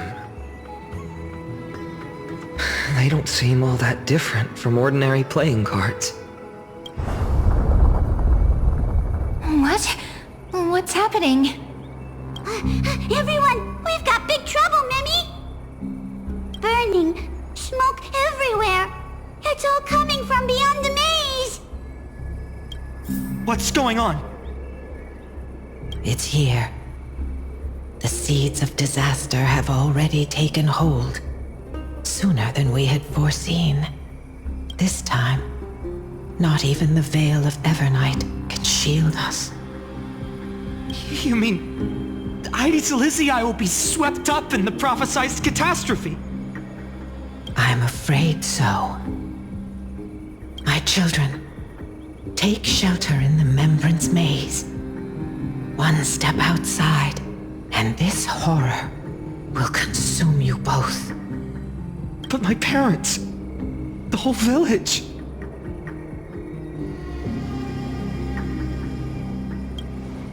You're right. Chief, what are we truly facing? Is this the power of a Titan? This is beyond any Titan. Beyond any danger you could overcome with strategy alone. It's an unspeakable horror that twists all life into abominations that never bleed nor cry. Even Titans fall to its corruption, burning from within until only empty shells remain. No, the Black Tide. That's what this calamity truly is. It consumes all in its path, sparing none but the Membrance Maze. Not even Titans can... Yes. So please, don't leave this forgotten realm the gods abandoned. You are the first to uncover our presence, and the only two who can enter the maze. We don't wish for you to throw your lives away. Finan, what path do we take?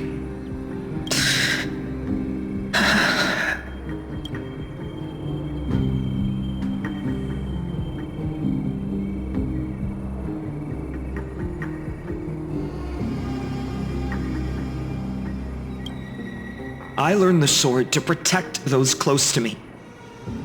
If I run now, I'll never be worthy of lifting a blade again.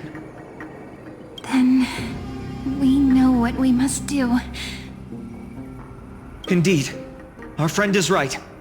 We must take action. Forgive me, Chief, but Aedes Elysiae needs us. And as her child, I must act. Very well. Make sure you protect yourselves. With me, Cyrene. Join us, my friend. Even without a sword, I'll take a rake. Even with the roughest steel, I'll keep our home safe. deliverer.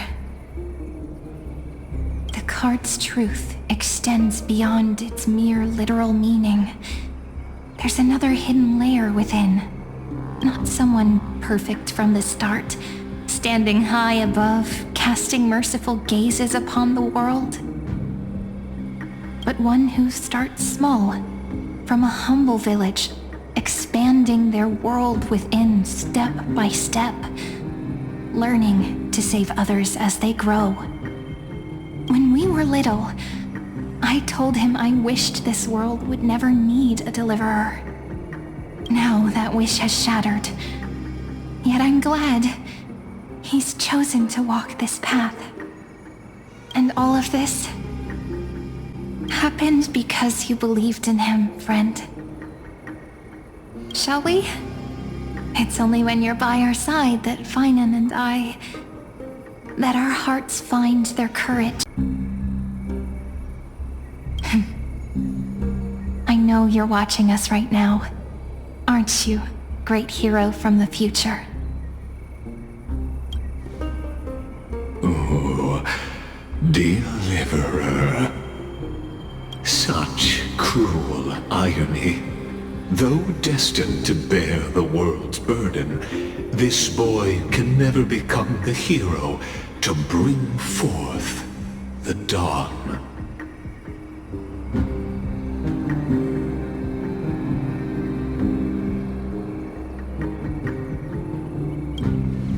Follow their path. Bear witness as this man, forever denied the mantle of hero, takes his first step on the path to deliverance. Watch this memory play out its final act. See with your own eyes how everything began. Then you'll see why his dream of deliverance was always destined to become this world's requiem. A sun red as blood, wheat fields turning to dust, and in the heart of it all, a village aflame. In that moment, the boy stood in what felt like the end of existence itself.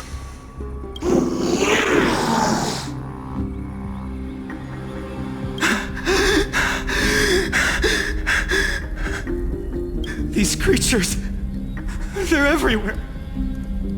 Someone, anyone, where are you?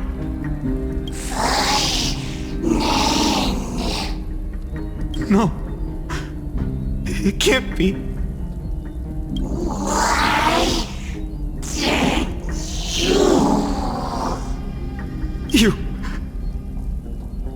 Are you talking to me?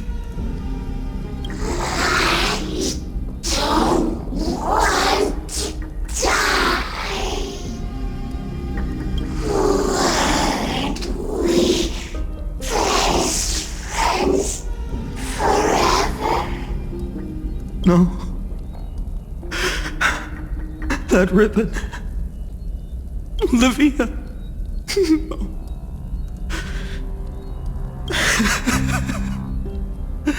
I should have known.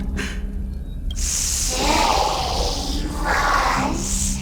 Save us.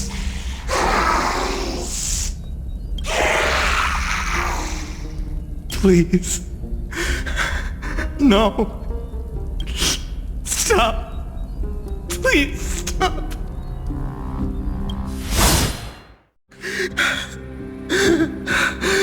Olivia.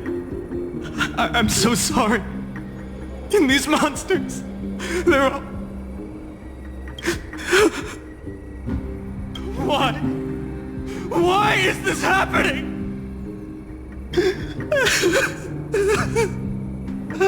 When the black tide arrived, the wavering boy found resolve in his companions, and together they ran toward their first battlefield. In the far-off future, the land of Amphorius would bear the marks of the hero's footsteps. With sword in hand, he would inscribe an eternal mark in the golden epic. And when dawn broke over scorched earth, a boy, covered in wounds, buried the dead one by one. His silence heavier than the earth he moved. His home, his past, his name, all buried beneath the soil. His feet carried him forward, over the pillar of stone, beyond the chalice of plenty, through the deadly fogs of the hand of shadow. He wandered without direction, like a withered leaf drifting in the wind. Through countless city-states, the smiling visage of the white-haired swordsman was etched into memories. Yet he did not walk without purpose. Deep in his heart, a voice always guided him forward to fulfill the wishes he had inherited, to brave peril, and to do all that was within his power to save those who needed saving. Those words his friend spoke long ago, when his journey began, lingered. Protect those who must be protected. The words were few, but they gave him all the certainty he needed. That's what it means to be ordinary and choose to be more. Onward he walked, until the call of the flame chase journey thundered across the land. In the vision painted by prophecy, humanity would triumph over the gods, seize the core flames, and ignite a new dawn for Amphorius. Yet losses are a constant on the flame chase journey, where life too seems as small as a speck of dust. Only one who treats the world as their teacher can bear its eventual destiny. Are you prepared for such teachings? The voice within spoke, and he answered softly. No matter. My existence is of no consequence. When the Gold Weaver called, he answered, traveling to the holy city. There the elders met his warrior's spirit, with nothing but scorn, condemning him to the barracks in derision. No one saw it coming, not the world, not even him. Yet, and there, at last, he found the ones who would walk his path right beside him.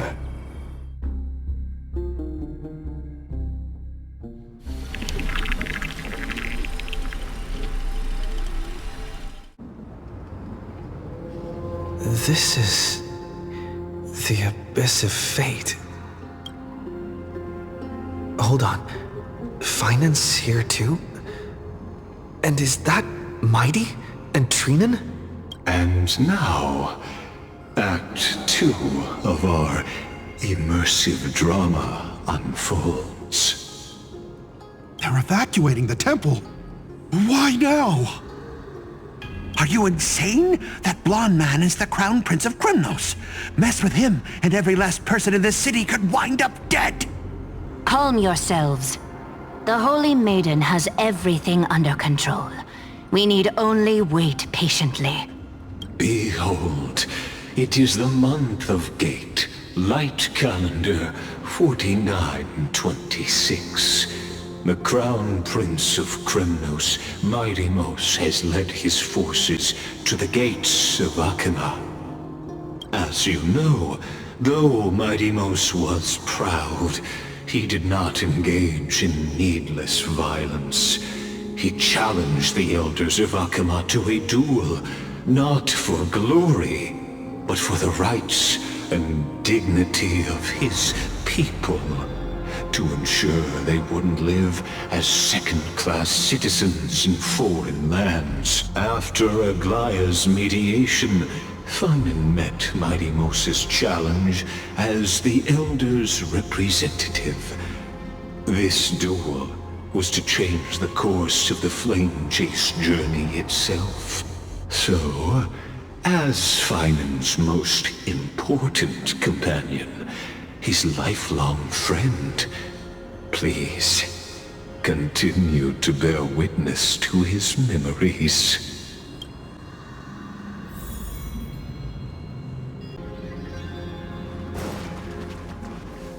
Is this your idea of an honorable duel?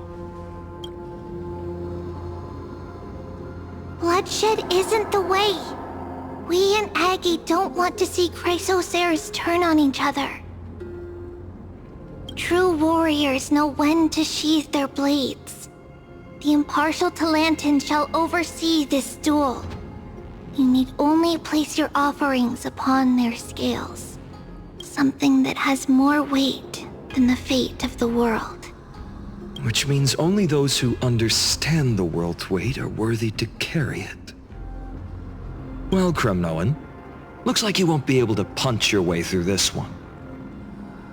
It makes no difference. One last chance, new recruit. Walk away and I'll spare your life.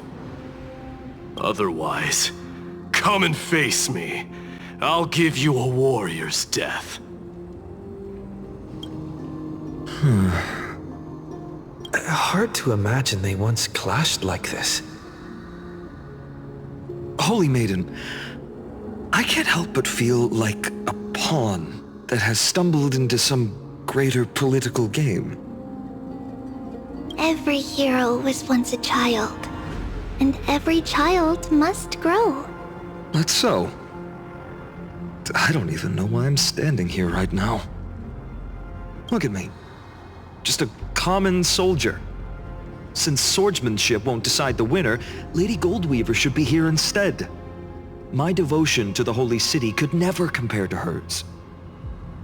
What if we told you this duel isn't about winning or losing, but rather in the choice you make? Are you saying that Lady Goldweaver is testing me? Every Chrysosaur is indispensable to the Flame Chase journey. And you and the Crown Prince of Kremnos are both a part of the prophecy. What the duel marks is not an ending, but a beginning. So, listen to your heart. We wish only to hear your answer. True enough. The voice within has never failed me. It doesn't matter what the result is. I'll give it everything I have. Spoken like a Chrysosaur. Now go, Finan. Your journey has only just begun.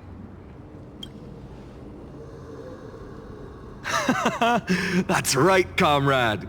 It's time for us to teach that proud prince a lesson together.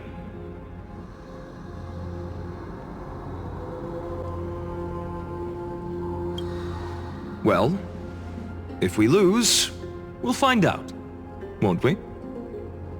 Still, on the topic of the Temple of the Three Fates, here we are, at the Temple of the Time Titan. And I don't even know how Cyrene's studies are progressing. We haven't really had much contact since I set out. Still, I hope she's doing well. Anyway, let's go, comrade. It's not every day you get a chance to see Talantan's scales of justice. What's going on? Did he just say Cyrene's studying here? But how is that possible? Wasn't she...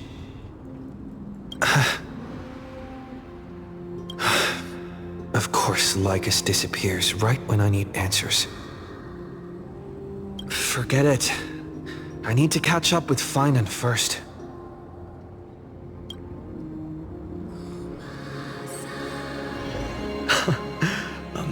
amazing.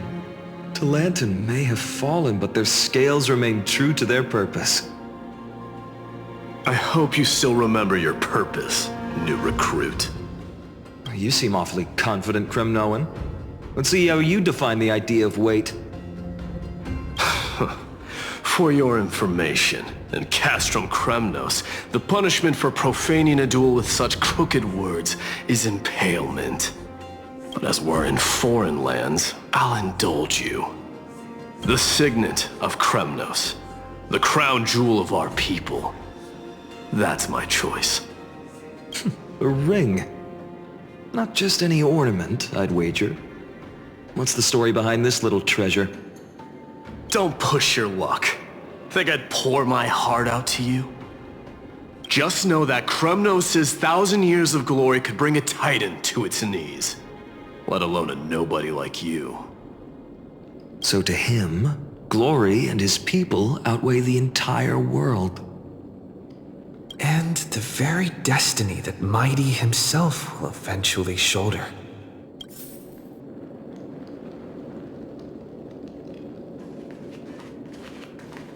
Don't overthink it, Finon. Trust your heart. Well, that's easy for you to say. I'm just a Holy City guard up against Kremnos' walking war machine of a prince. Don't you think this is a little bit too unfair?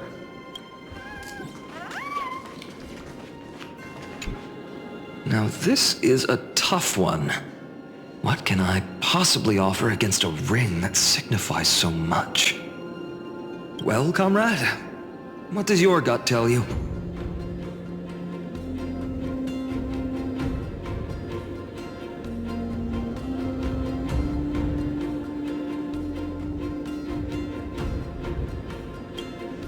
Looks like we really are on the same wavelength. In the end, there's only one thing I can trust. The deliverer that appeared in my life on that day. How ironic. I can't even look at this card properly, much less follow where it leads. Just thinking about how my village was swallowed by the black tide makes my hands shake. The flames, the screams, my utter failure to protect anyone. Speaking rationally, I know it's not nearly enough. Hades Elysiae was just a small village. Its loss barely a scar on Amphorius' face. But here and now, my heart says something else. This card. It's everything I have left. Nothing weighs heavier. Perhaps that itself is the answer. Look, Finon. It's so nice to see you all again. Lady Treenan, Finon, and... hello. Seeing you here sure is a sweet surprise.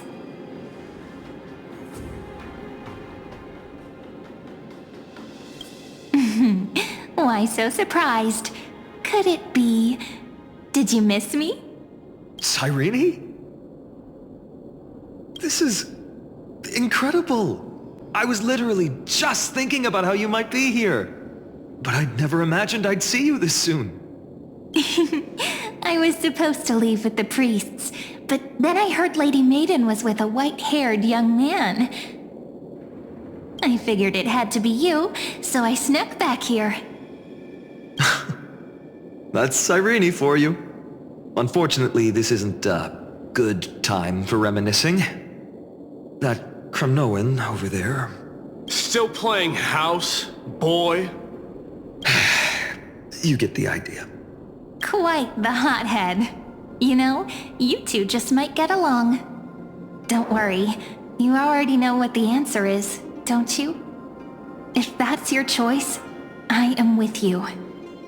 I am with you because I remember it all too.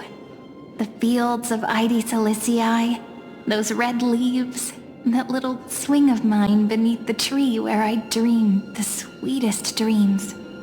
And those dear fairies in the Memorance maze. The pain speaks for itself. Our hometown may have been just a tiny village, but to us, it was the whole world. But that's not enough, Finan. Not nearly enough. Even though hatred can help people grow and turn a boy into an unbreakable warrior, what you need now is victory. You can't just stack the scales with your past suffering. You have to throw the weight of your future onto them as well. The future? What do you mean? Maybe that was a bit too cryptic for you, but it's actually really simple. Why not have our mutual friend here stand on the scales with the Deliverer? How about it? Can you help us?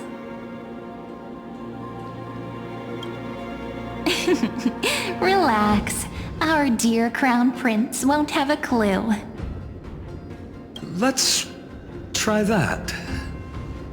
The fate of Akuma hangs on this duel. I must claim victory, for their sake. I will stake everything I have. Stand with me, comrade, and we shall become heroes.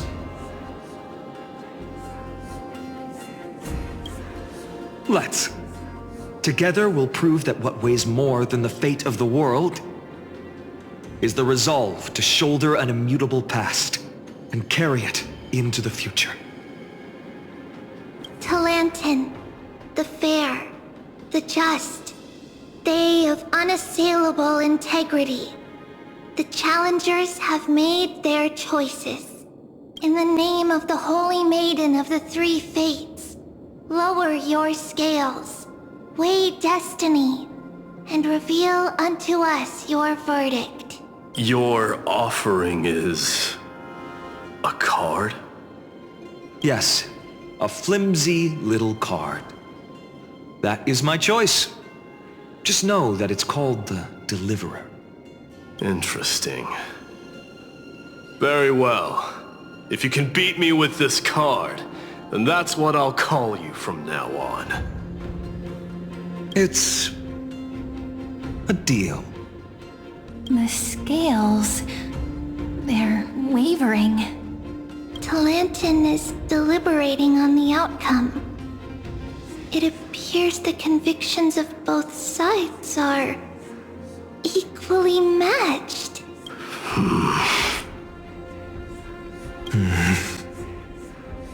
This is suffocating. Like the whole world's weight is on my shoulders. But I believe what my heart tells me.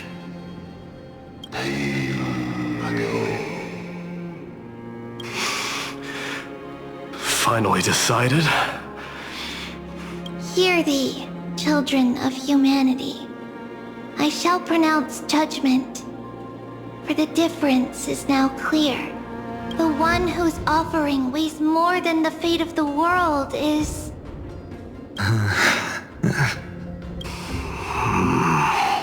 one from Ides Elysiae, the nameless hero.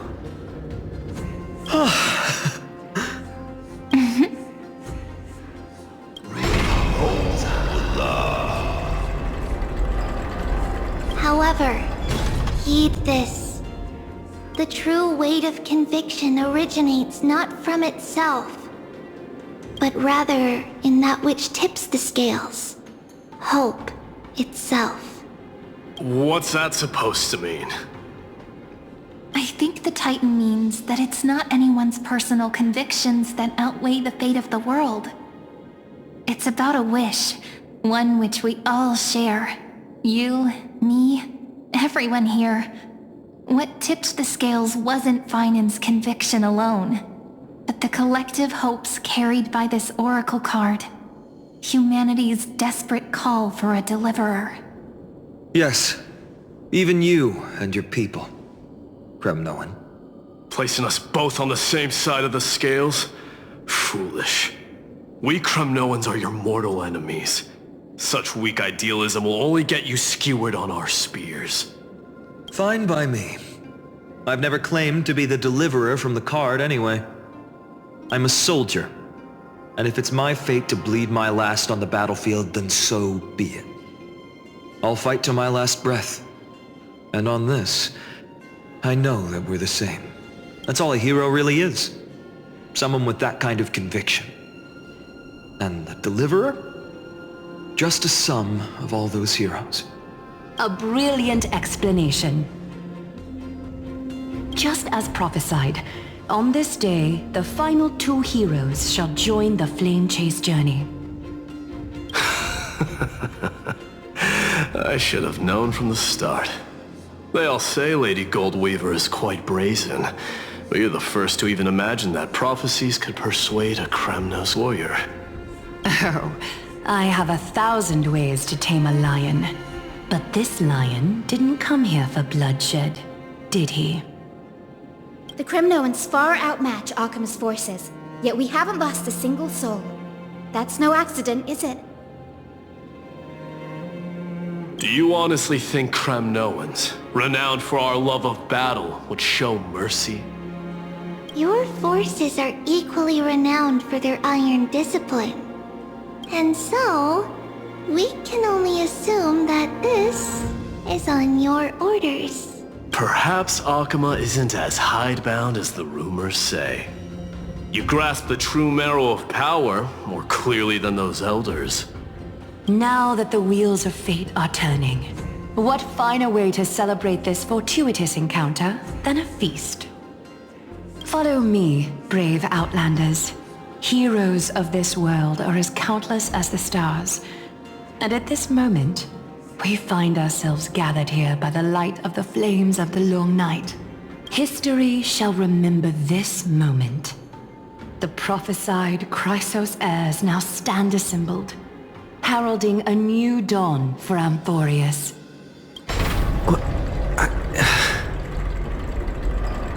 You must see now how different this is from the flame-chased journey you traveled.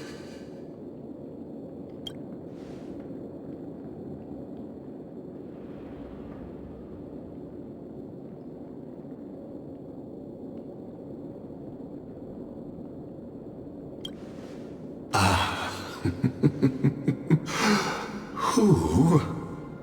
Perhaps the role is not that of a person who really existed. Notice how only two particular individuals seem aware of your presence. Patience. We're approaching the final act. These are, as I mentioned, his first memories.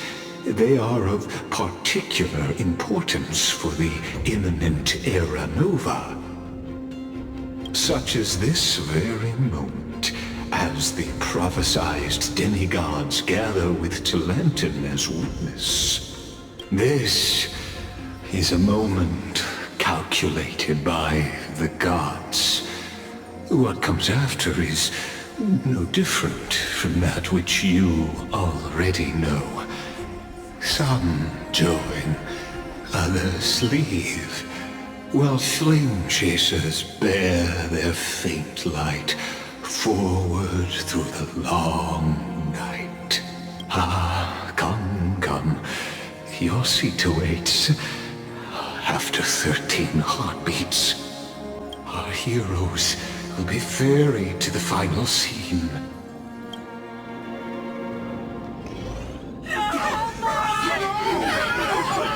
They say that the heroes of this world should be as countless as the stars. Yet now, we're the only ones left standing. So, in the end, the black tide still swallowed everything.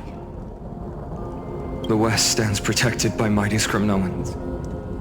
It will hold for the time being. Professor Anaxa deployed wards in the north and east before. Their effectiveness is untested, but I believe in him. And Akama. We needn't fear for Aglaya. Even in death, she counts as the greatest among demigods. Her threads of romance weave an impenetrable shield, and the people answer her call, rallying to the city's defense. Let's move. Catholic is given their core flame. We must complete the Era Nova before the next entry hour. For Amphorius. That only leaves 3 hours. So, this is the last time we'll see her. Finan. We set out on this journey to answer the world's desire, didn't we? That's what it means to be a Chrysos heir. So has it always been. Then why? Why must Amphorius' wishes be so cruel? We made the best choices we could, whenever we could. But in the end, the prophecy that led us, this black tide swallowing everything. Why does it look like this?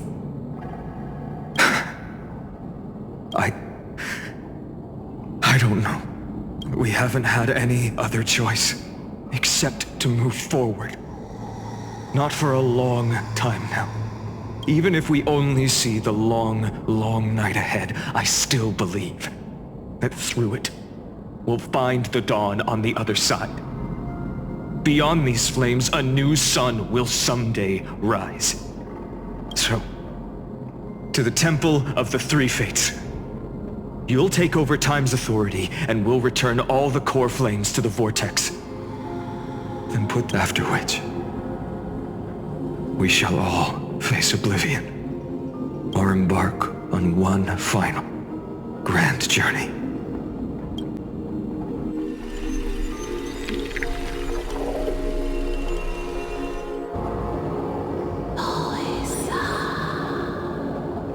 Please forgive us for disturbing your sleep, Orynyx. It matters not. I know fate has run its course. The Black Tide has reached Akama. Amphorius does not have much time left. It is time for the Era Nova. As agreed, I shall present the core flame of tide. Ride the river of time. It will guard your passage to the vortex of Genesis. Step through and witness. Professor Anaxa proved the truth of Genesis with his sacrifice. As Chrysos heirs of the prophecy, we were always destined to immolate ourselves for this world. Now, it's our turn. We can't let everyone's sacrifices be in vain. I don't need another pep talk, Finan. After all, we've been ready to fight fate ever since we left the village, haven't we? Yeah. Come. Let's claim the miracle we were promised, and burn away every last shadow in this world. And then rise as the first light of a new world. Light calendar 4931, the third week of the month of Evernight. Welcome, my lord, to the end of the flame chase. And the end of all things. The Titan has revealed the gateway of fate. Please, accept the invitation to step across the threshold and behold. Beyond this gate lies the new world that our heroes sought through their trials, as well as the terminus that the owner of these long memories has been hurtling towards their entire life. Perhaps you'll find it all too familiar.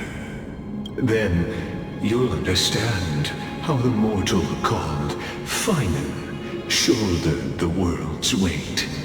How that same burden crushed him, proving that the so-called deliverer is nothing more than Amphorius' own delusion. A pitiful fantasy that it could defy fate's decree. Please, esteemed one, the answers you seek lie in these non-existent times.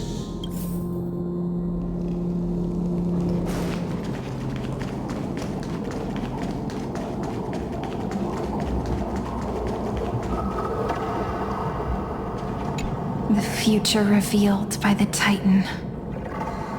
Just what will we see?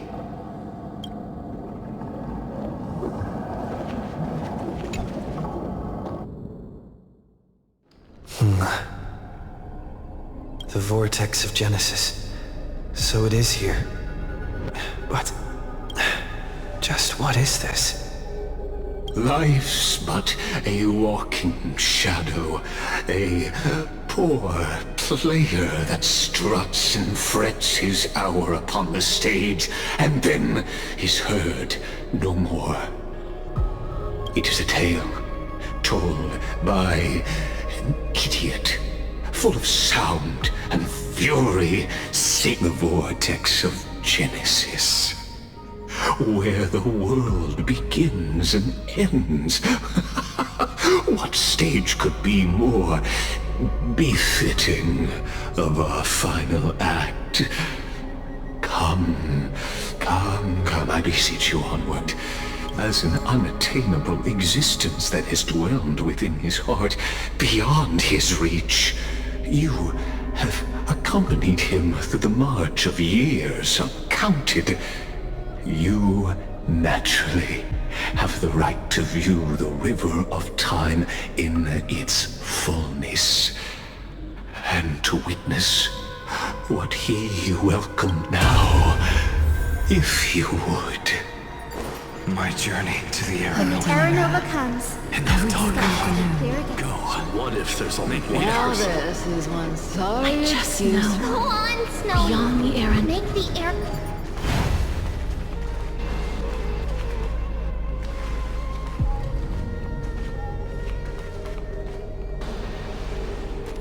None of that matters now.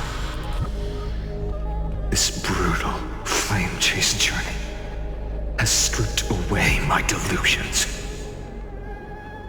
I know the future is in some peaceful paradise with gentle west winds, just waiting to welcome us to step in. this will be a romantic story like none that has come before. You think so too, right?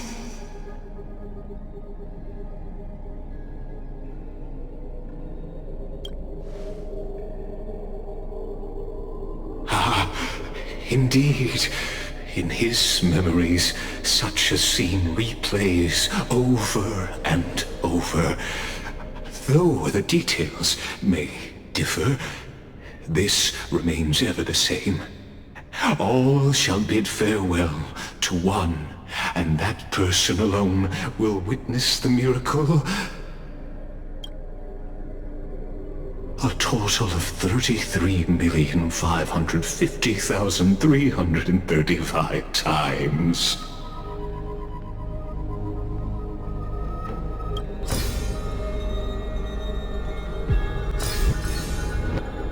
Each is a drop from the river of time, representing the long journey he would take, or rather,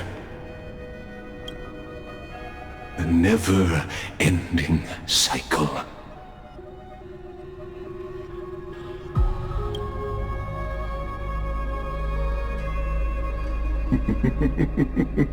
Sharp as ever, I see.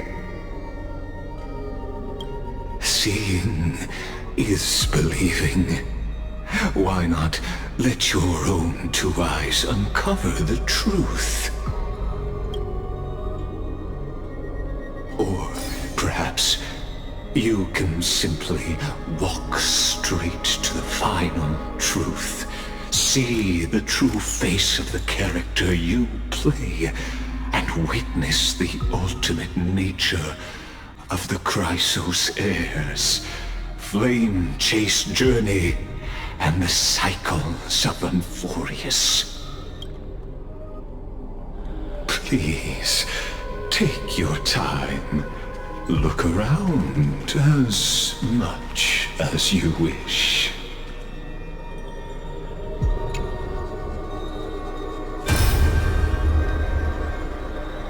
Not a single soul to be seen. So this is how the vortex looks at the end of days.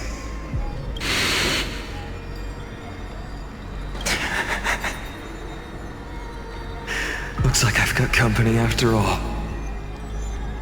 But since you've made it here, so in the end you succeeded, Executioner.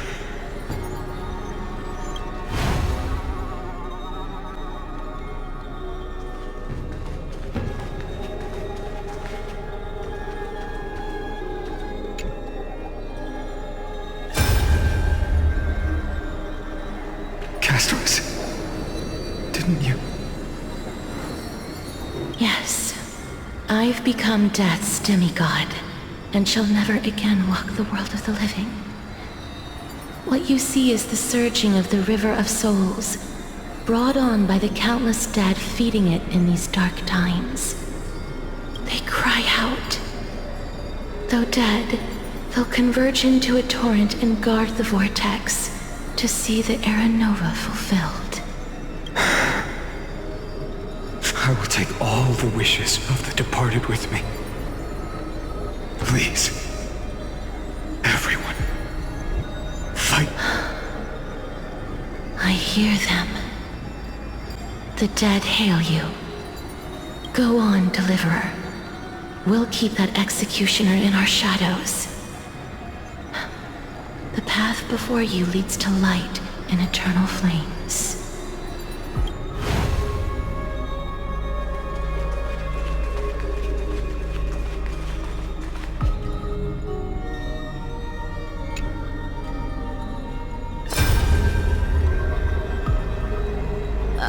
There's water everywhere. This place is always so wet and sticky. Plus that burnt smell. And that sizzling noise. Yikes. Nobody from Delos could stand this. So you feel it too, huh? Go on then. I'll handle the filth. Do what you need to do. Let me fight with you. Better odds with two. Hey, remember what the seamstress said? You know what really matters. Yeah. I'll leave it to you then. Wow, someone's not shy. Just so you know, I'm not in the business of making losing deals. I'll distract that executioner. You go turn the world's biggest lie into truth. Let me become the first wind of your new world.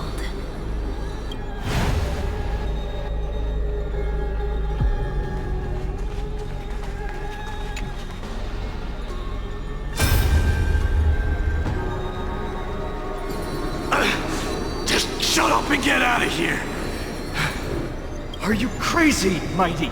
Immortal or not, even if you're the demigod of strife.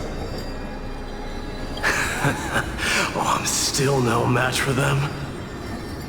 No, I know you can. I just wanted to request that you witness the Era Nova with me. Together, let's prove that we're enough to transcend the prophesized fate.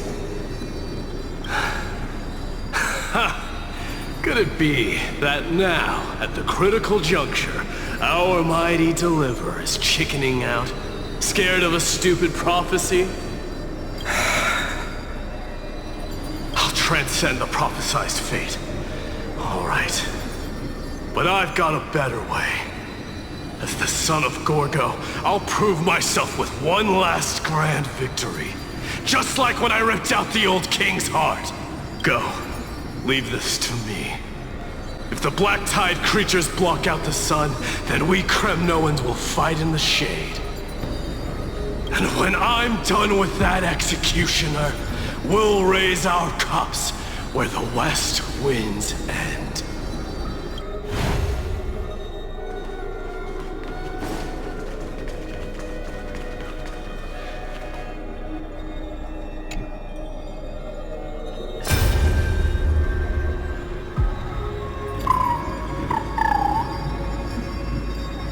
Hey, little one. Are you scared?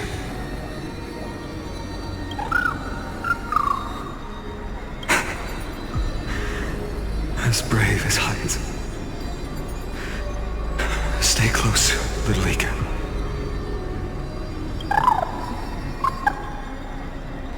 What?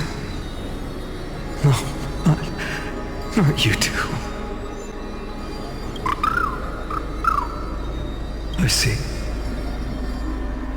I won't squander your kindness. Your hopes. So please, keep this bit of sky standing for me. Well, now there's one last thing I need to do before the era nova. Come, executioner. Let this patch of clear sky show me where to strike.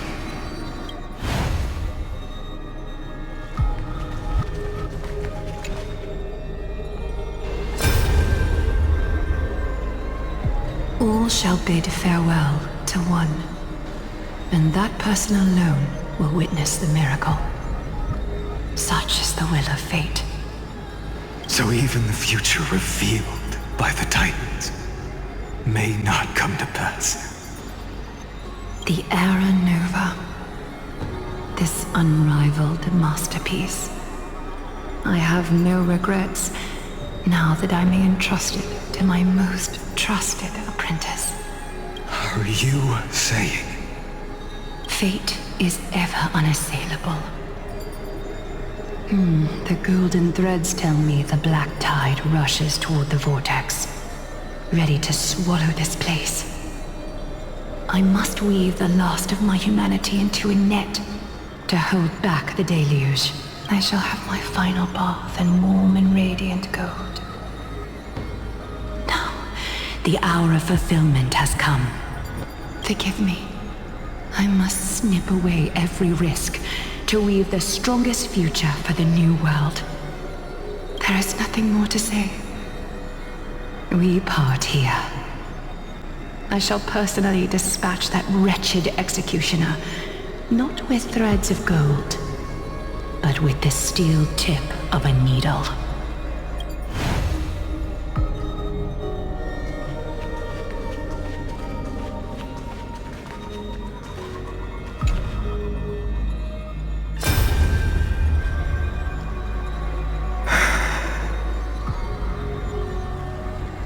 Baby, look. We made it to the vortex. That prophesied future. The flower fields where the west wind ends. Era Nova. We're so close now. You can't speak anymore. Please. Allow me to pause just a moment before I keep my promise. Let me answer your cruel fate by tearing that executioner's heart from the void.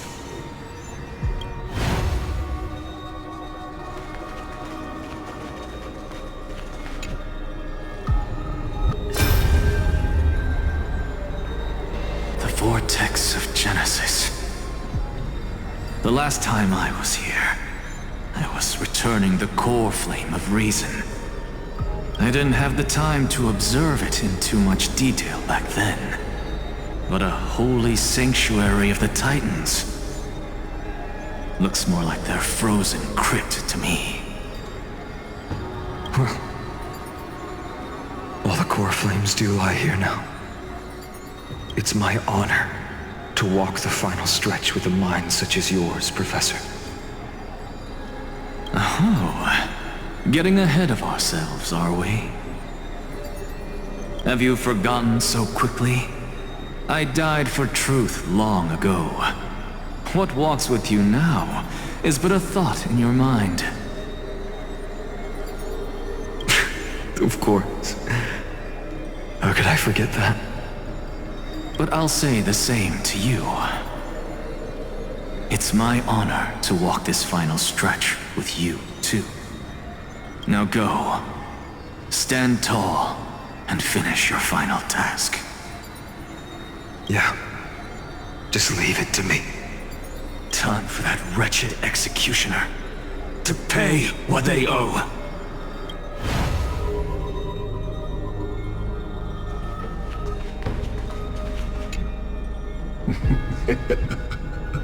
You really think you're prepared?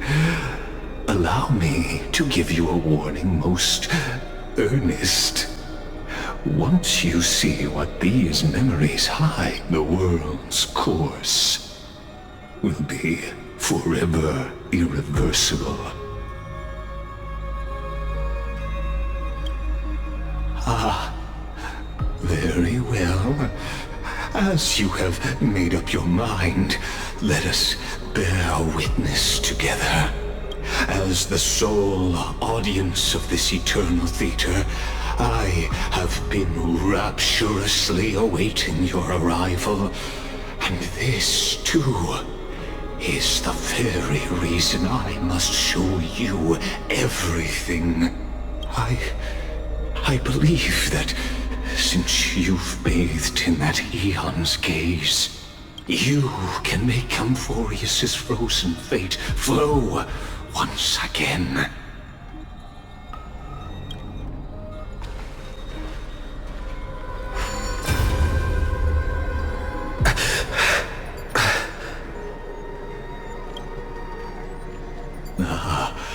Feeling a bit lost?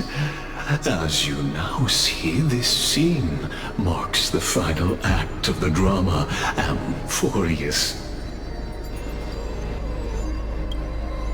The final eternal recurrence created by this man's hand, and the last one this world shall undergo. Behold, at the swordsman's side stands one he has sometimes called companion, other times comrade, that nameless hero absent from the annals of history. He is the swordsman's ideal in his youth, the deliverer that guided him resolutely onward through fantasy. And now, in the name of the Nameless, he has become an essential and inseparable part of the epic of Amphorius. And this time, under his guidance, what choice shall the hero make? Whither shall the fate of the world flow? And what is the ultimate truth of the nature of Amphorius? There are many mysteries yet to be unwound, but if I may, allow me to temporarily yield the stage to one far more fitting. Please put your hands together and give a rousing round of applause for they who will reveal the answers and bring about the final end of the 33,550,336th flame chase journey. The master of the countless memories we saw. The other important actor now stepping into the vortex. They who have already burnt their own self to cinder. The Flame Reaver.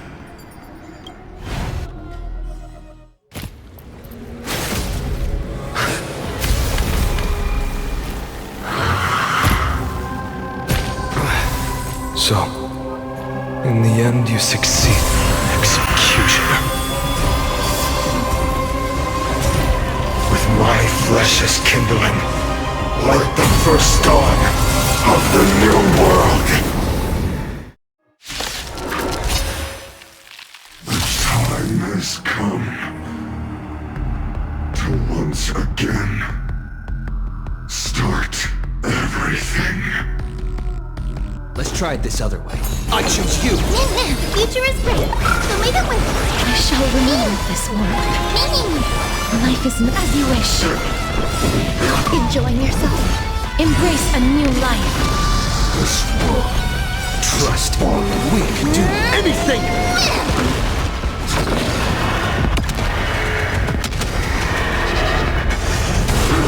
Some value, I suppose. Existence is unity. Every petal... All will be swept away by the wind. Mavis, dispel the gloom, destroy the skies. I'm on it.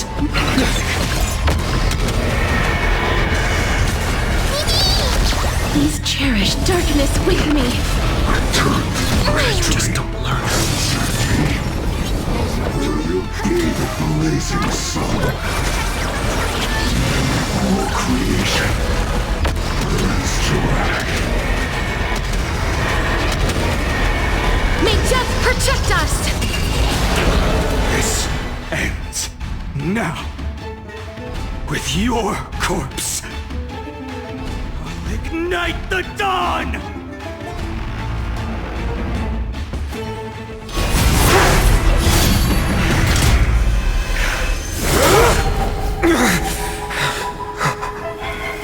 How is this possible?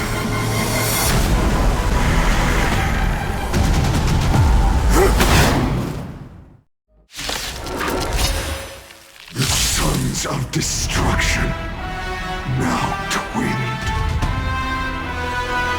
You then set your blood ablaze, your fury. Let's try it this other way. Come on. I choose you!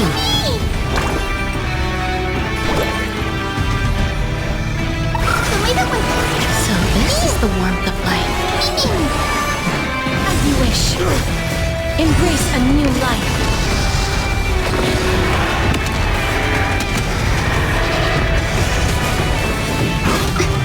Blessed. Mavis, dispel the gloom, destroy the skies.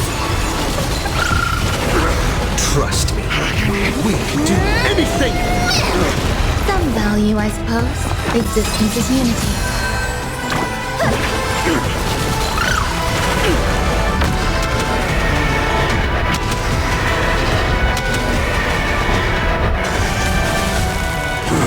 The yoke, suffering, is eternal.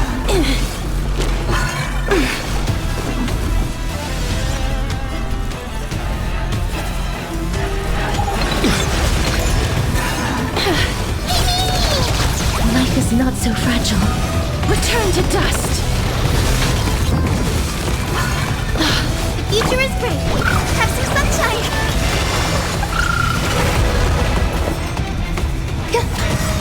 Every petal, all will be swept away by the wind. I'm okay.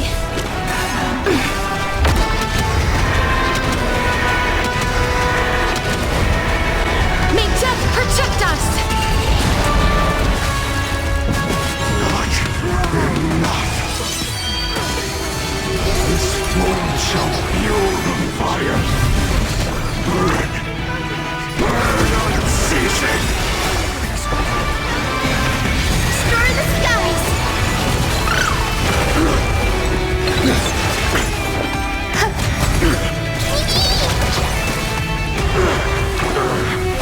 Have some sunshine. Break's over. Embrace a new life.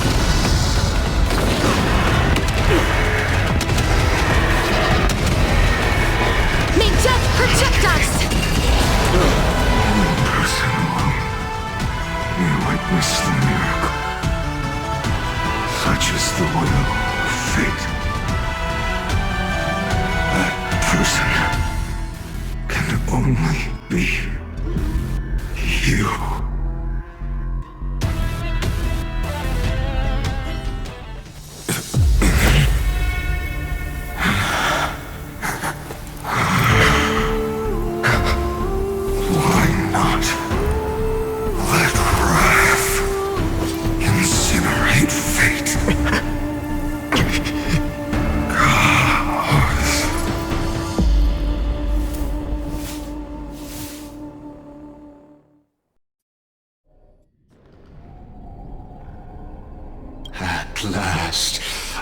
Vortice's fate has begun to shift.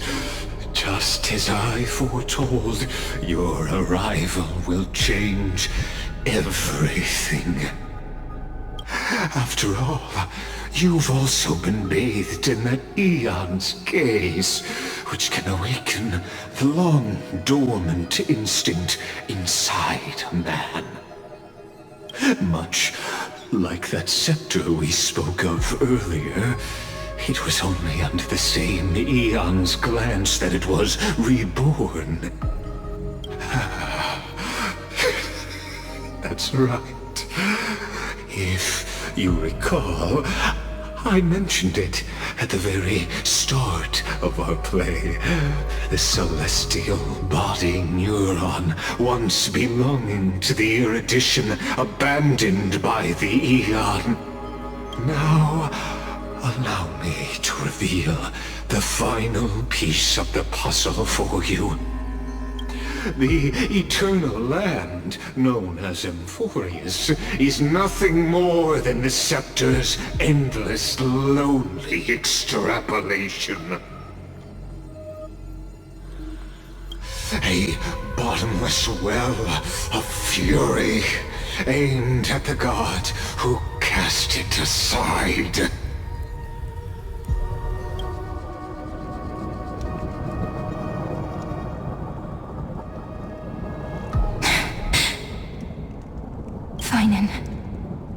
We set out on this journey to answer the world's desire, didn't we?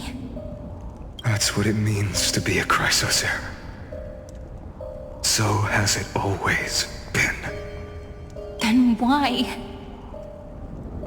Why must Emphorius' wishes be so cruel?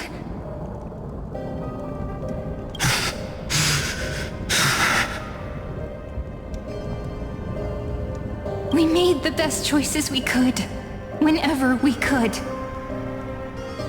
But in the end, the prophecy that led us, this black tide swallowing everything. Why does it look like this?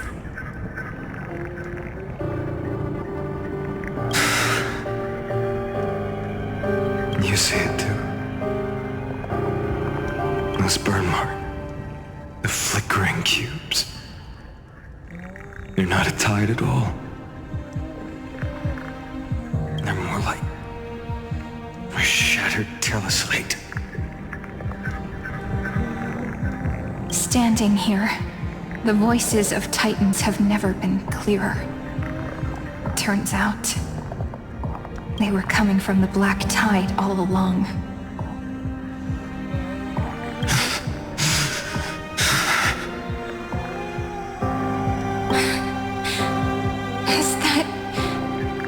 Is crying. Or maybe it is screaming at its creator, that it's God. Finan, do you still remember when I was little? I had a dream. A dark, cold room with nothing but Orynyx's curtain glowing like crystal. The curtain seemed to contain all of Emphorius, where strange and fantastic dramas played out within. There were countless versions of us, from countless different worlds. Perhaps it wasn't a dream. Yeah. As I gaze out at the world before me, those sorrowful thoughts have become reality. So, this is the reason the sky was sealed. Emphorius is merely a larger ID Silicii. We are just characters in this tiny world, following the prophecy, stepping onto the same journey over and over. What then is this so-called Era Nova? And what are the spectators watching all of this truly hoping for?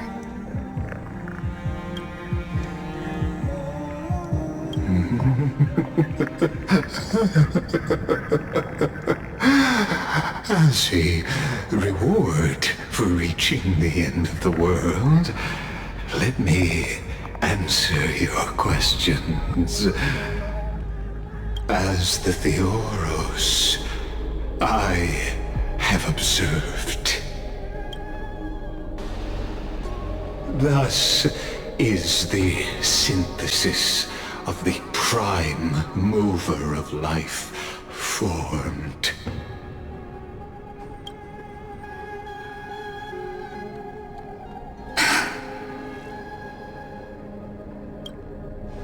This is a moment the universe will remember. After millions of extrapolations, the experimental environment known as Amphorius has finally achieved results. So, the results you speak of are this wreckage of a world. We all gave everything we had, returning 12 core flames to recreate the world. And in return, we become nothing more than sacrificial offerings at the end of everything. Exactly. The Titans are Chrysos heirs of the past, and Chrysos heirs are the Titans of the future. Anaxagoras' theory of Era Nova holds true. As the model of reason, he reached unprecedented heights. But from just the perspective of a player in the drama, he could never fully uncover the last layer of truth. The cycles of the hero's journey that have played out until now were never about creating a new world or perfect heroes and gods. They were a deep learning program made for the Black Tide.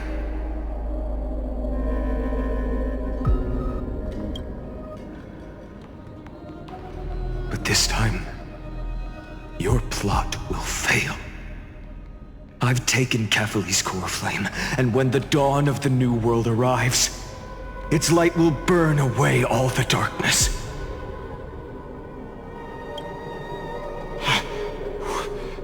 Haven't I made myself clear?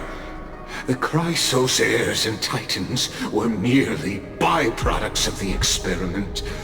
You've seen this world's evolution, witnessed the birth and growth of the Black Tide, and how it devoured everything. Every generation of heroes, gods, and worlds was born only to be destroyed by it. This is the endpoint of Amphorius' calculations. A perfect equation of destruction. So in your eyes, all the sacrifices are just a string of insignificant numbers? Don't sell yourselves short. I'd say, rather than numbers, you're more like fuel for the fire. And without fire, there can be no sunrise tomorrow. Even if that sunrise is born from annihilation? Curious question. Have you ever considered that after millions of extrapolations, Amphorius is already following a different path from the erudition? It has long since granted divine blessings equally to each child. The golden blood flowing in your veins, it comes from the blemished one, whose name is destruction itself. And Amphorius' Chrysos heirs were, from the very beginning, fuel for the Aeon to burn the universe. Vortice has waited for this moment for too long. At the end of the empty, cold, and lonely extrapolations, the destruction has reached its final destination. Nikos 496. Philia 093. No need to feel regret. This generation of Chrysos heirs is the most outstanding model, and you two are the final factors. For you, the era nova is no lie. Just step forward, embrace the black tide, and accept the eon's gaze. You will come to life from a string of cold numbers. Along with all those who have passed, you will run toward the real universe, fulfilling Amphorius's long-held wish. In the name of the Lord Ravager Iron Tomb, unleash its fury and destroy the source of all this tragedy. Or we could always choose another option. Like you said, Amphorius is just an experiment, and we're the participants. We can only walk along the predetermined path toward the ending, under the watchful eyes of the stars. But that also means that there isn't just one Eon who can cast their glance at Amphorius, right?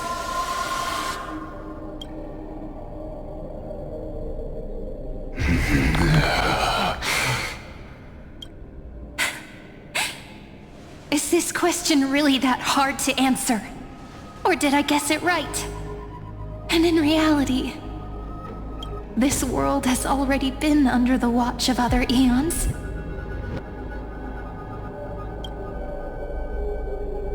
It's strange when you think about it.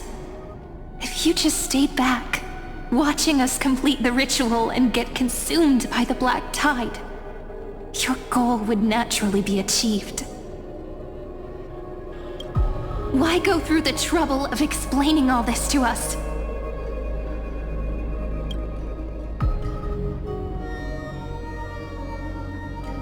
You're pretending, revealing the so-called truth just to deceive us, covering up another possibility. Destruction is not the only outcome for the fate of Amphorius.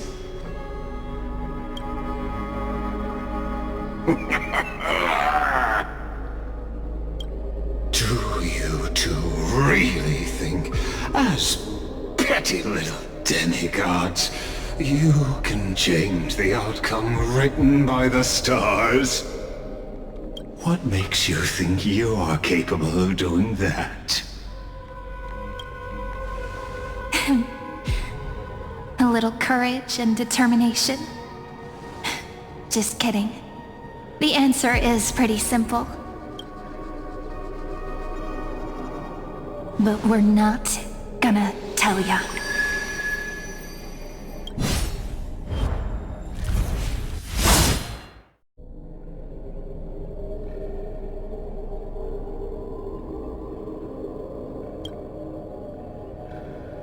We're going to weave a long dream for Amphorius, making it believe the experiment hasn't ended, that everything is still ongoing.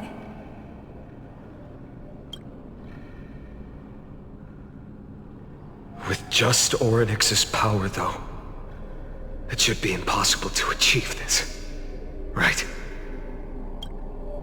Yeah. So, I can only place my hopes on that childhood dream. And the god behind Orynyx that appeared in that dream.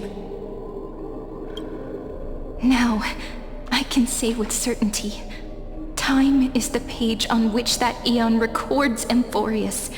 If it fades from existence, and all that it records is lost among the stars, that eon will surely direct their gaze here. And it will be a glance that spans time and space, granting each incarnation of me the power to reset time, imbuing my soul into this ceremonial blade, and creating an endless flame-chased journey. I understand. Then let me step into the cycles and continue Amphorius' grand design. To deceive the gods, deceive the world itself. But to make time vanish from this world, that would mean you.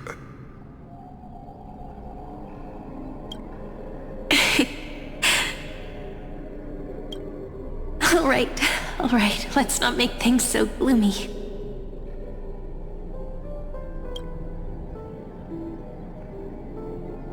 What we're about to embark on is the true hero's journey, so... Come on, cheer up a bit, okay?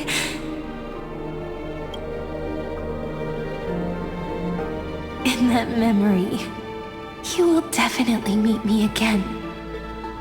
A little Cyrene who knew nothing, lying on a soft patch of grass, feeling the light breeze, dreaming of the distant world.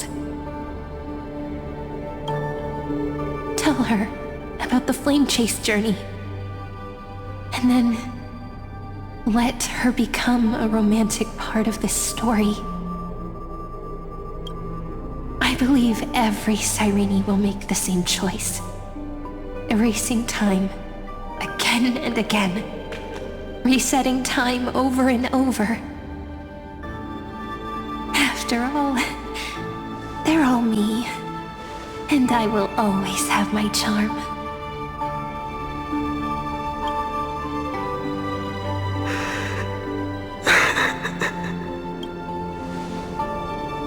Then, I'll fall into a sweet dream, disappearing in some small corner of the world. Quietly, waiting for the day when that next page is turned.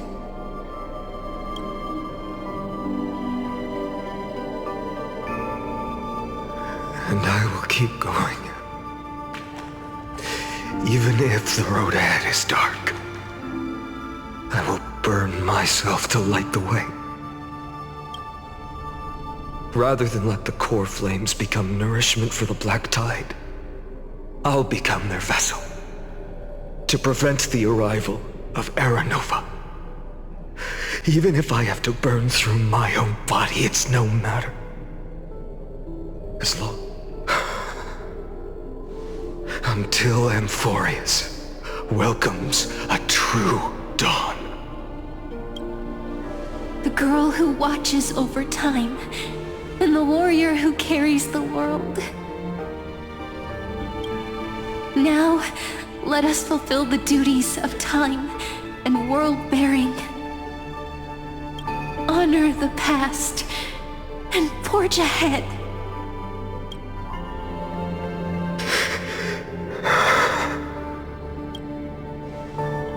I promise you, the pain will pass in the blink of an eye. Of grass, feeling the light breeze. Tell her about the flame chase journey. And then let her become a romantic part of this. I believe every Cyrene will make the same choice. Erasing time again and again. Resetting time over and over. After all, they're all me.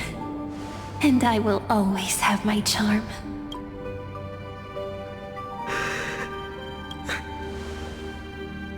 Then, I'll fall into a sweet dream, disappearing in some small corner of the world. quietly, waiting for the day when that next page is turned.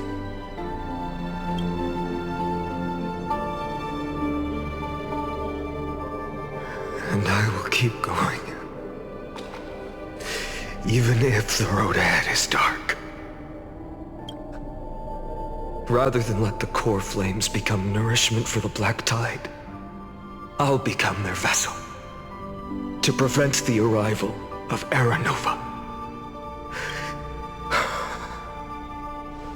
Until Amphorius welcomes a true dawn. The girl who watches over time, and the warrior who carries the world.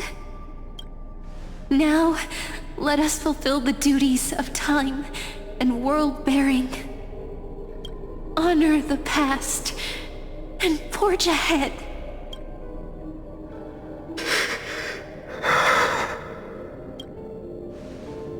I promise you, the pain will pass in the blink of an eye. You need to hold tight to this ceremonial blade. After I'm gone, it will take you back to the beginning of time. The start of a new story. I believe that in that story, or in countless stories, each alike yet unique, everyone, all the companions who sacrificed themselves, alongside the deliverer we once dreamed of as children, will reap. If we can never break free from this prison, I will stand my ground. Until the day someone shatters this endless cycle and writes the final chapter of Amphorius' fate.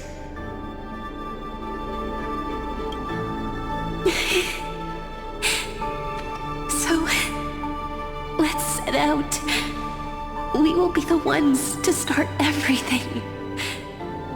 Carry the primordial chaos, just as your name suggests, and bear this world we hold so dear.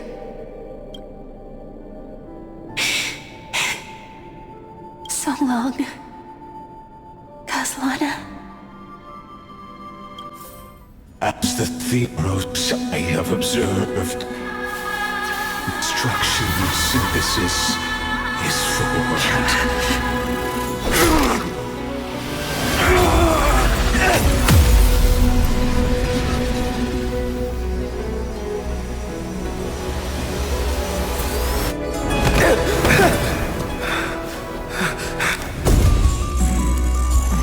I will wait for that day, for as long as it takes.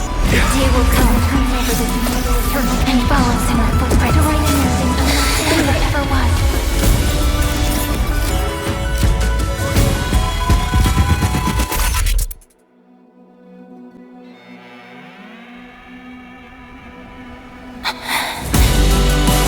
That will be a romantic story like none that has come before. You think so too, right?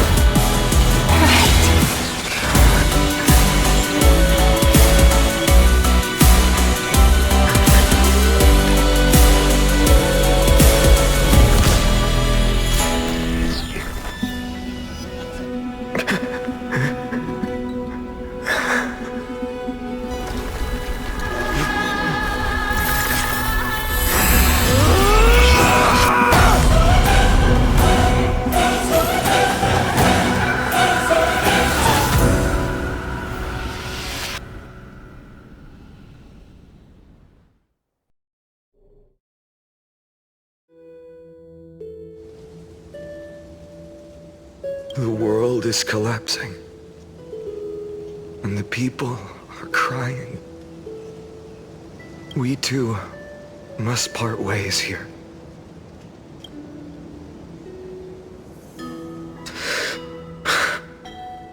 Friend.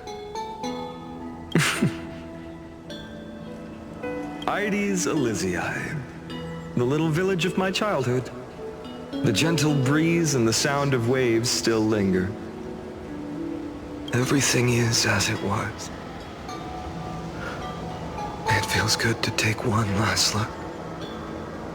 You know, this is just a corner of the memory. The real Ides Elysiae, I know. I'm here to say goodbye. You can stay here forever. And time will stand still for you. Let it flow. It's time for me to go. Even if it's a path with no turning back. When have we ever had the luxury of turning back? Are you afraid? After learning the truth of your origins? Will you see the motivation I gave you as the manipulating whispers of destruction?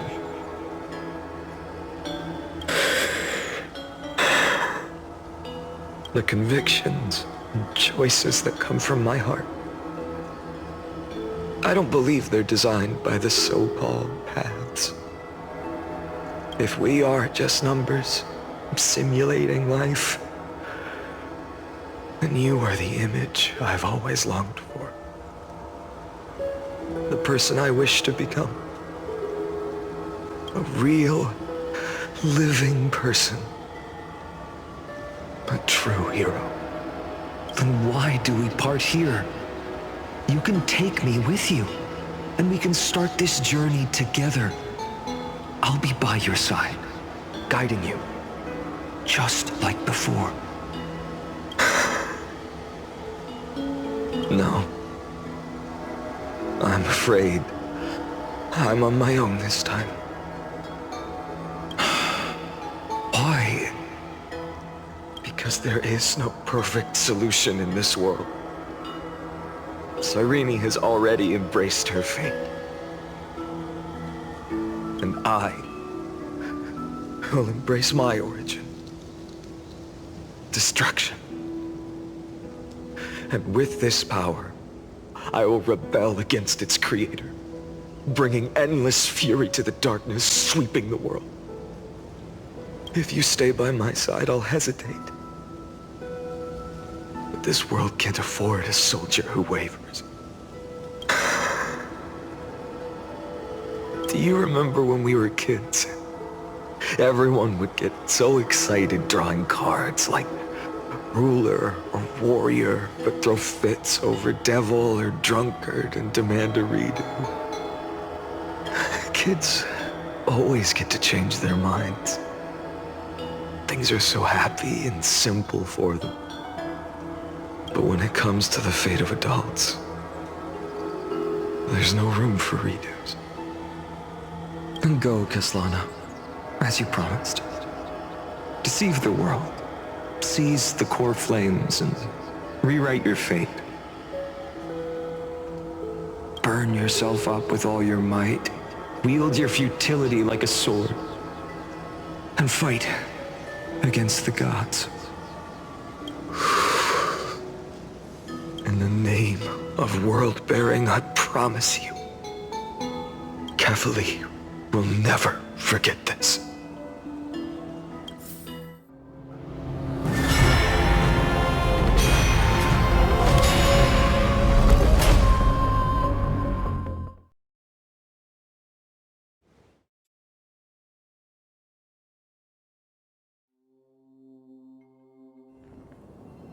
So, time retreated behind me until it reached the origin, where nothing ever existed. Just as Professor Anaxa once said, in that void, Kefali stood at the center of chaos. Time, space, and causality all flowed from their body. When the waves of time finally calmed, it was the year 3870 of the light calendar. The Chrysos War had lasted for nearly a century, and the threat of the Black Tide was growing stronger and more relentless. That was the era of the Day Thunder Knight's battle with the sky.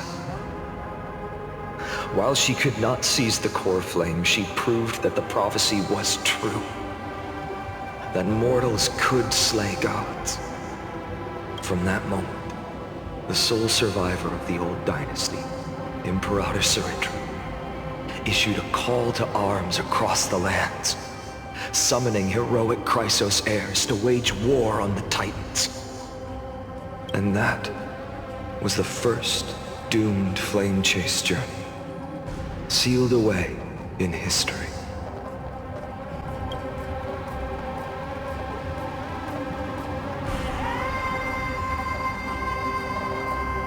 So what you're saying is, you've traveled back down the River of Time, finally reaching this untouched seabed just to tell us the flame chase journey and even all of Amphorius are nothing but illusions in an eon's dreams?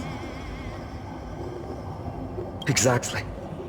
So, Dux Gladiorum, please take me to meet Her Majesty Surindra. I must... Since Her Majesty's not here, no need for formalities. The word Gladiorum always reminds me of my fallen homeland buried deep in the depths. Call me High Sealans, Nameless Swordmaster. Please allow me to add one more thing. You actually already know my name. You mean Finan? Such a name could never be your true one. But I won't question you further about it. Ever since Her Majesty issued the Flame Chase Decree, heroes from all over have sent their letters of introduction. What's the harm in adding one more name like Finan or Pinan? Besides, the deep sea is dark. Isn't it the perfect place to hide secrets best left unseen?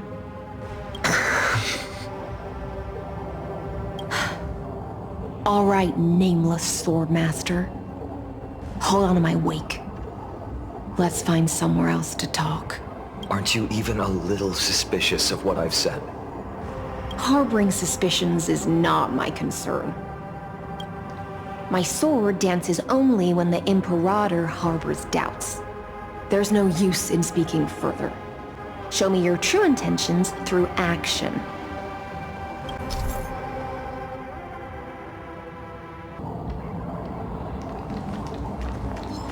Light up the dawn.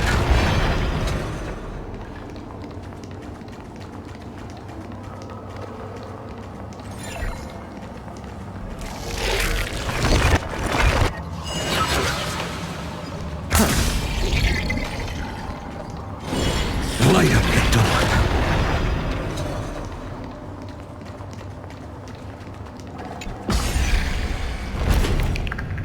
Oh.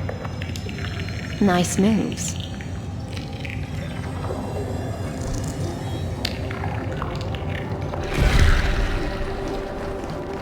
Light up the dawn.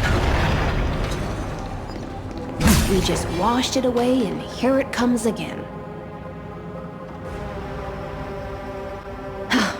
The Black Tide is really no joke.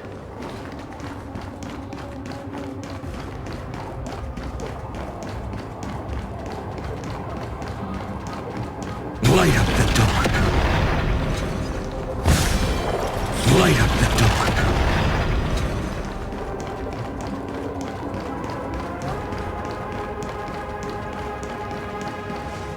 The waters end here. The one you seek is beyond this point. At last, I can meet with Her Majesty Surindra herself. Are there any formalities I need to observe? Don't kneel, don't do the hand-kissing or foot-kissing gestures of the old dynasty, and most of all, don't bow.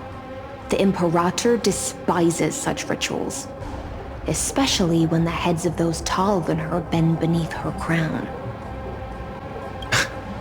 She really is down to earth. The second thing to note, only trusted ones may come near her. Keep 5 paces distance until the Imperator allows otherwise. Sounds like an old friend of mine. Well, experience is a good thing. Stay sharp, and you'll be just fine.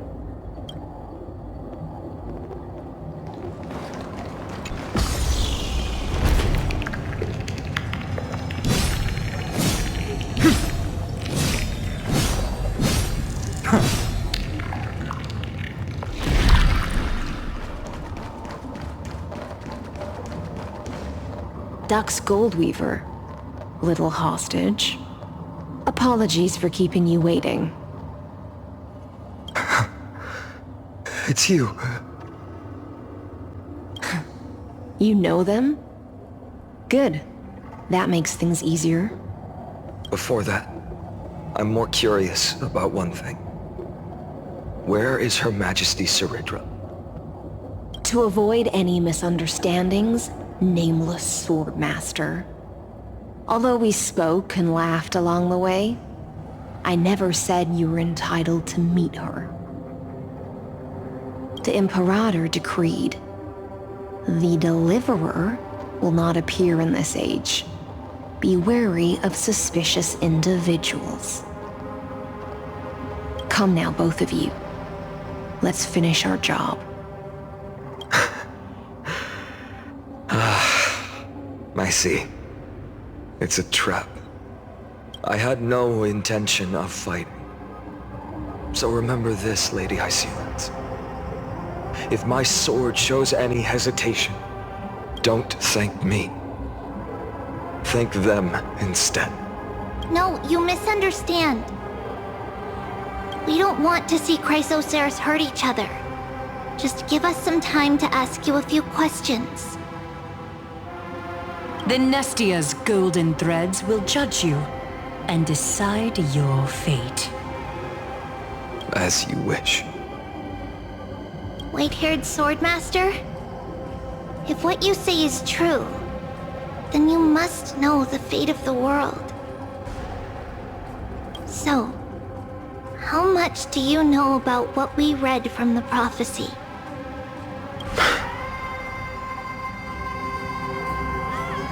You shall shatter into 1,000 fragments and wither in the soil of foreign lands. Is that correct, Lady Treeby? How? How is this possible? He got it right? Yes, but the prophecy never mentioned he'd appear here. At least, not in this era. You must listen to me, Aglaya, Treeby. The Finan of this world has not yet been born. In a distant future, he will follow the prophecy's guidance and appear before you. But do not seek him out, because Era Nova is a complete and utter lie. I will tell you the truth, and you will understand why the world must forsake the prophecy and find another path to Era Nova.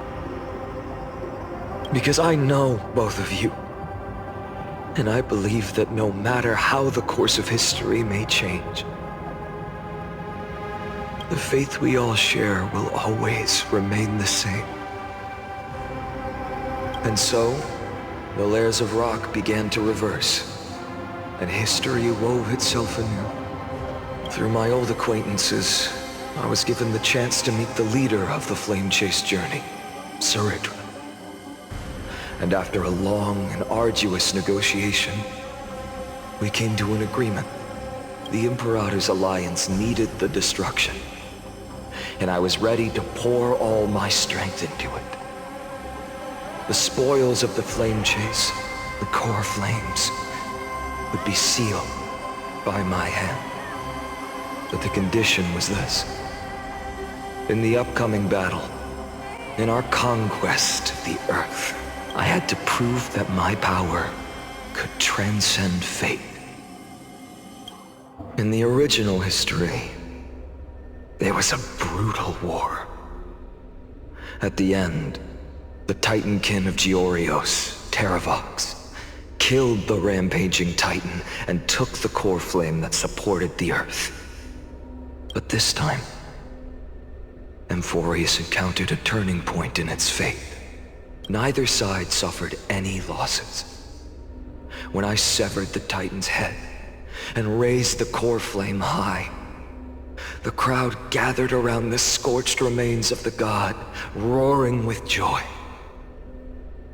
cheering for the hero of the destruction, who had ignited the faint spark of life for the first time.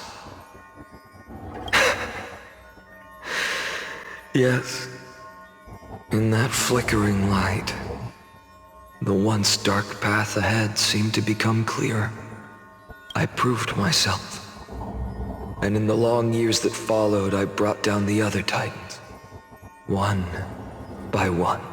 I could do more than just wait. When time resets, the chance to change the world also emerges from the lines of history. Until finally, the brutal future revealed by Era Nova is reversed. But tell me, if that's truly the case, why are we doomed to the same outcome?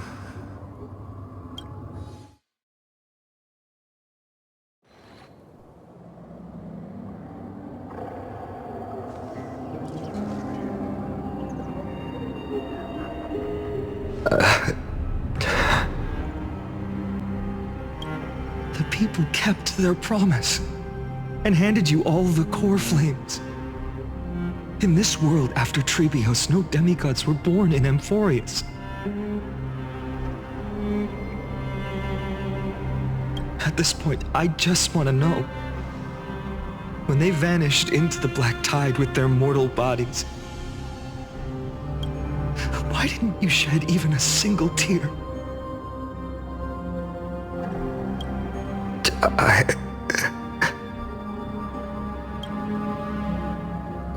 Your indifference chills me.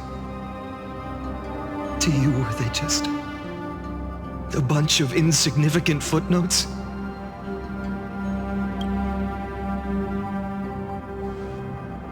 Sorrow has been my constant companion.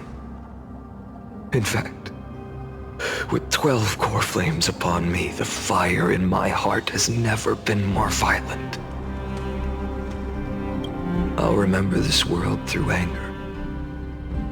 As long as I burn, they'll never truly leave me. Perhaps it's already too late. But you're right. Anger, at this moment, is the only weapon I can rely on. So, draw your sword, executioner! I'll make sure you realize that your greatest mistake was leaving me alive!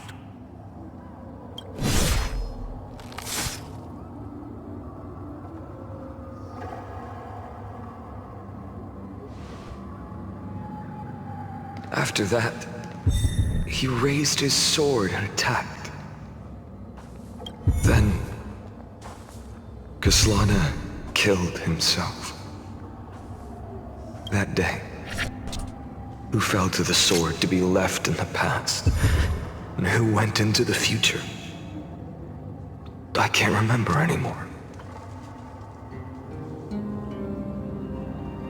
I only remember a nymph, hiding in the shadows just out of sight, futilely pushing a stone wall. Climb, fall, climb, fall, climb again, and fall. The only freedom the nymph had was in choosing how to roll the stone. Sometimes fast, sometimes slow. Sometimes resting on a gentler slope, leaning against the stone for a break. But its choice couldn't change the futility of it all. The stone would always roll back down the slope, and the nymph would always return to the starting point, beginning again. After that, every time I reached this point in the cycle, the burning sky would cast a shadow over its path. It would nearly reach the peak at the 4th quint of curtain fall hour, then fall to the starting point in the first 15 seconds of the next entry hour.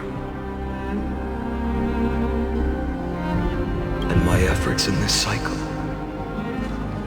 would dissolve into nothing at the same time.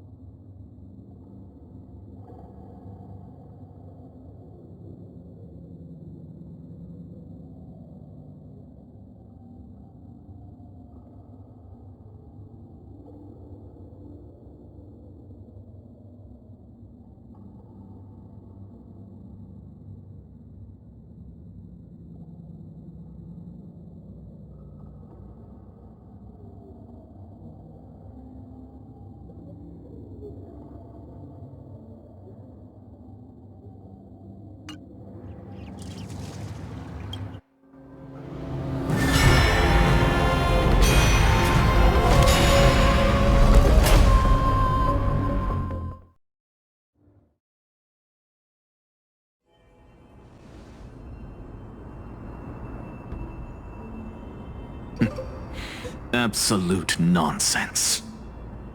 I thought cycles was the answer you were looking for. No. It's just that the answer came so suddenly. There was no fun in tracing it back to its roots. Eons? Paths? What a load of nonsense. I can't give you an exact explanation of those two concepts either. Enough. I'm just expressing my frustration. Don't you understand? I was already expecting this. The black tide came from beyond the sky. And everything else is no exception. Fate is a strange thing. No matter how the details of history change, the Anaxa I know always remains as harsh as ever. If the other Anaxagoras actually worshipped the gods, I'd make sure to find a way to break the cycles and crush them in their cradles. Too bad. Now only you have the ability to do that. What's that supposed to mean? You're willing to help? Of course. The core flames were meant to save the world. And in my opinion, the noble titans have no reason to refuse. Besides, according to you, before stepping into these endless cycles, you were my pupil. I've already heard the same thing countless times. Enough chit-chat. Let's go. If we run into any other scholars, leave them to me. We've all made preparations for total annihilation. Never thought someone would step in to help.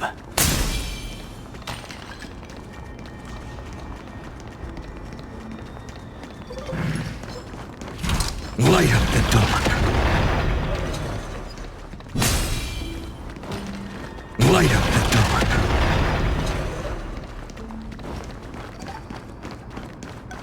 Light up the dark. You've been to the Luminary Throne before, haven't you? If you're talking about... Hold up. Keep your wits about you. Someone's watching us. pretty boy. Your eyesight's better than I thought. As for that false god who's been turning the world upside down, it's you, isn't it, white hair? You sure do love stealing the spotlight. In the name of the Seven Sages, I demand that you immediately step away from the luminary throne. This is the sacred ground of reason, and no one may desecrate it. Take my words back to Aglaya. I won't say the same thing twice, Catgirl. Oh my! You won't even call me the demigod of trickery. That is just heartbreaking. I have some words for you, too. First, as one of the most heretical blasphemers in the world, you have no right to lecture me. Second, this is none of your business, Grove Boy. Step aside. I don't want anyone getting hurt. Here we go. Core flame thieves.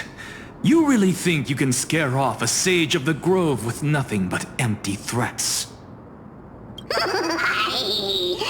gloomy little brat's got a sharp tongue. Ooh, not bad, not bad. I kinda like you. As a return favor, please come search this core flame right here.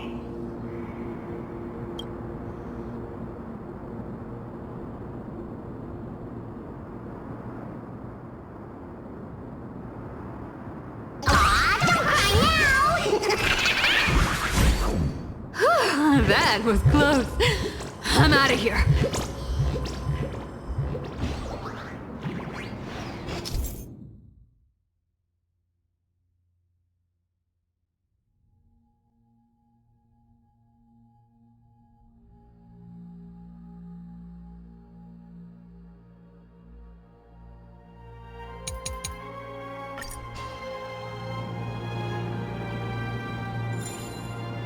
They're exactly like all the past ones I've known. Cunning. And yet so naive. Sounds like you have a plan? Of course. When I first set out on the flame chase journey. But along the way, I learned a thing or two. Where are you going? I don't know. The Venerationists' foolish inventions finally come in handy. How is this possible? You've arrived, Zacharias. Always so punctual. What? Do you know who I am? I'm running out of patience. So I'm not going to waste words. Listen up, spirit thief. Hand over the core flame, and let's pretend we never clashed. This way, you and this world can still be saved. Save? You sing better than any bard. If you ask me, you're the greatest disaster Emporius has ever known. No matter how strong you are, you're still just a mortal body. Carrying 12 core flames? Don't make me laugh. You'll just get consumed by the divine flames and drag this world down with you. 134. What? This is the 134th cycle I've lived through. And the number of core flames I carry is 1,596. Yes. 1,000 core flames and just a single Chrysos hair. How is that even possible? I've come this far. And that's proof enough. But someday you will burn to the ground. Of course. The divine flames will eventually consume my eyes and blind me. But before that, they could still forge and sharpen Dawnmaker. Now when I cut open your stomach, you won't feel a thing. You... This is the final warning. Fine. Assume this world holds 100 million possibilities. And no matter how one looks at it, 99,999,999 of them all point to outcomes of certain destruction. Even so, I'll use my divine power, despised by the people of this world, to achieve that 1 in 100 million possibility. Bartolos! Brat, if you got the guts, you'll have to first step over my dead body.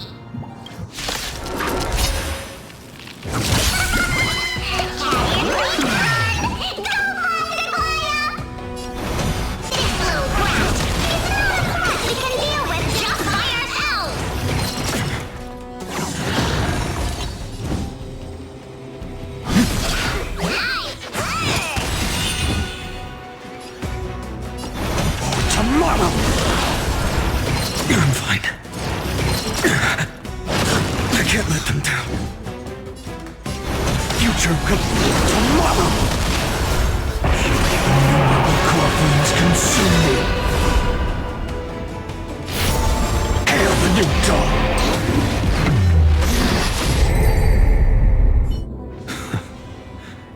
How absurd. In my memories, Zagreus always meets the same end. Over and over again. Their departure no longer stirs anything in my heart. This reason core flame before us is a fake, obvious as day. I know. I know. It always plays out like this. The spirit thief covers for her, and the trickery demigod escapes with 2 core flames. And then, driven by defiance or hatred, she decides to stand before me once more, exactly like the countless past hers I've known. Cunning, yet so naive. Since you've witnessed the same scene play out countless times, tell me, will you carve the trickery core flame from my chest now? That depends on your attitude. At least so far, in the cycles where you've asked this question, the endings haven't been so cruel. Well, thank you for that. But I also believe that this time, you won't catch up to me. No one can catch up to me. I'm no longer running to escape anymore. Whether you believe me or not, I'll still tell you this. You've made the wrong decision. All right then. We'll see. Silence. This is new. One-eyed boy. What are you trying to pull now? Go, Cyphera. Give us some time in private. This isn't for her, but for you. You've walked too far down this path. It's time to discuss a possibility. Maybe the road you're walking is not one of salvation, but one that will simply drag the world into the flames. For old time's sake, turn back. I don't care how many times you've tried, because there's one thing I'm sure of. Your Messiah complex has turned you into something no different from the icy gods you spoke of. The children of humanity you swore to save. They are no more than ants to you now, aren't they?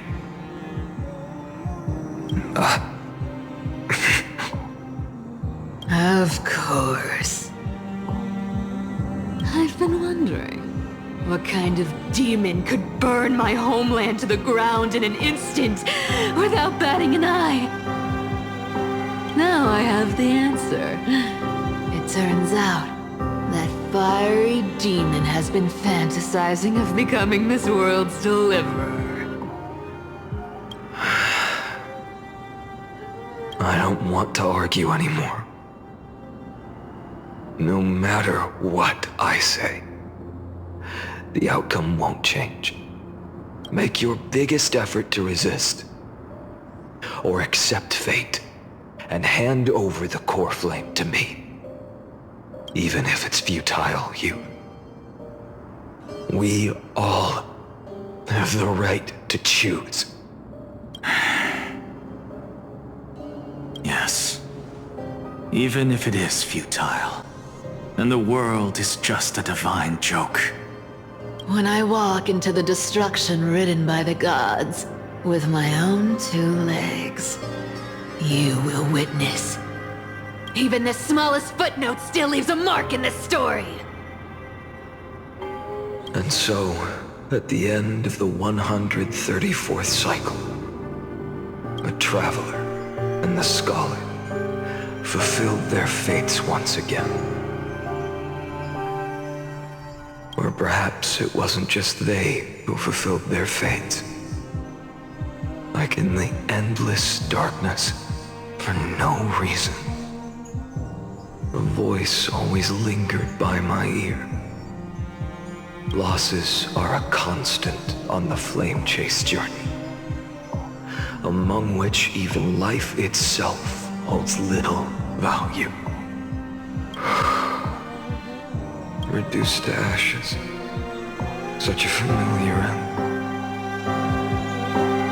It happens in every journey.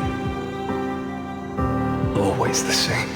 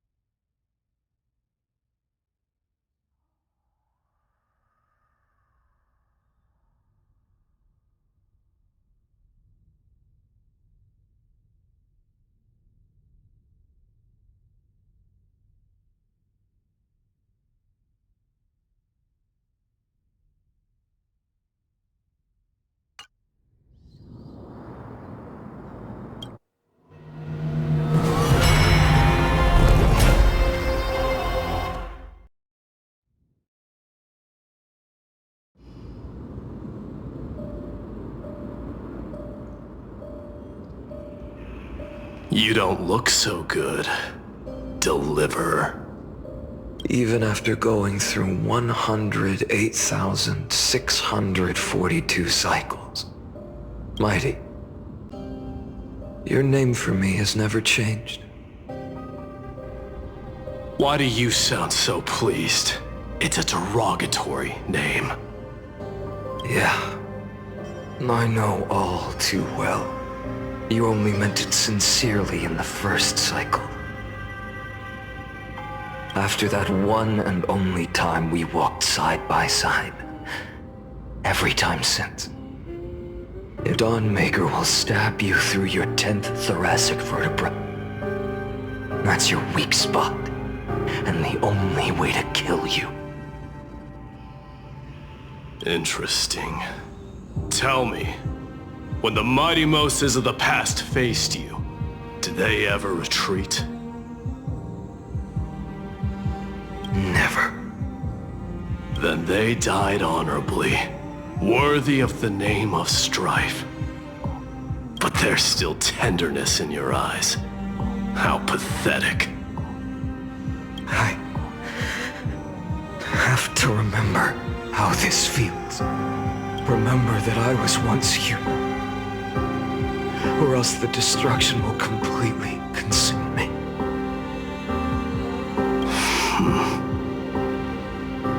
If you win, tell the mighty most of the next life. This person is a worthy opponent. So always remember to give it your all and never slack off. I'll keep that in mind. As always. Even though the dynasty is left with just one, the Kremnos festival will continue as usual. I, the king of the Kremnoan Legion, will host the final feast in the center of this arena, and the prize will be the flames of strife.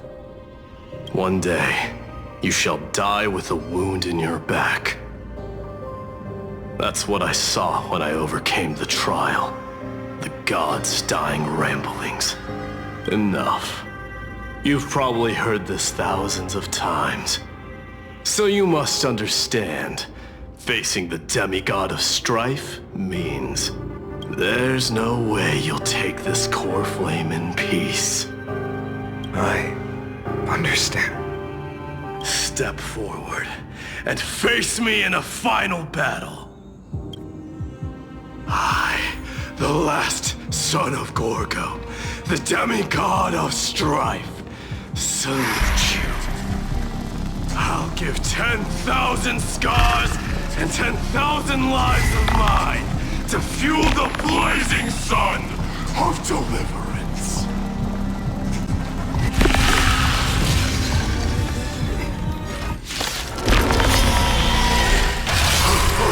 Martyrs, behold!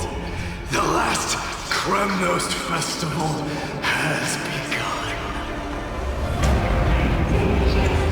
And will not end till death. It's time to temper myself. Tomorrow! I can't let them down. Conquer this world, or be conquered by me. As you wish.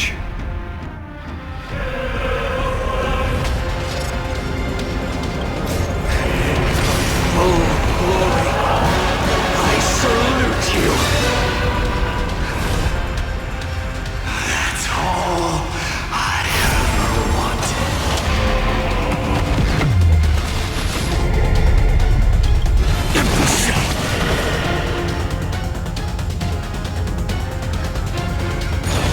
Quench the flames of blood. Chaos. Branded with strife. The flames are not strong enough. So without substance. Sun tear the sky. Empty shell. So without substance. Is that One now. If you can deliver. Use the flames of your fury to scorch your own. quench the flames of blood. Is that all? Her agony. Is that all? Yes, the flames are not strong enough.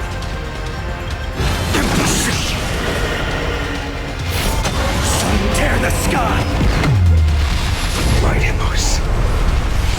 Let strife decide the outcome. Let this burn.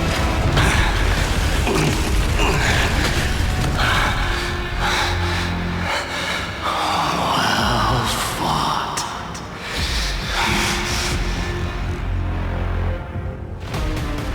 You may cry.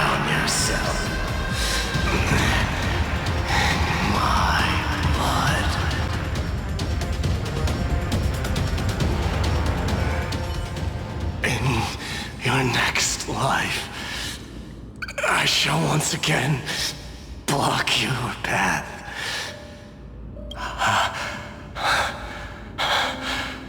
Deliver. I wish you eternal victory. The 108,642nd core flame of strife.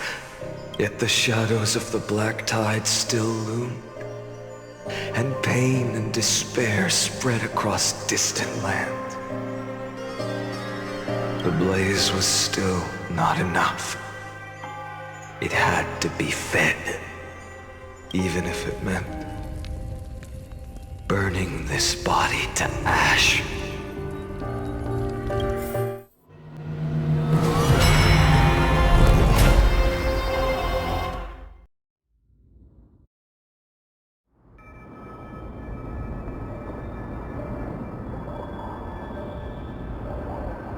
No matter how bright the sun is, there are still places it cannot reach.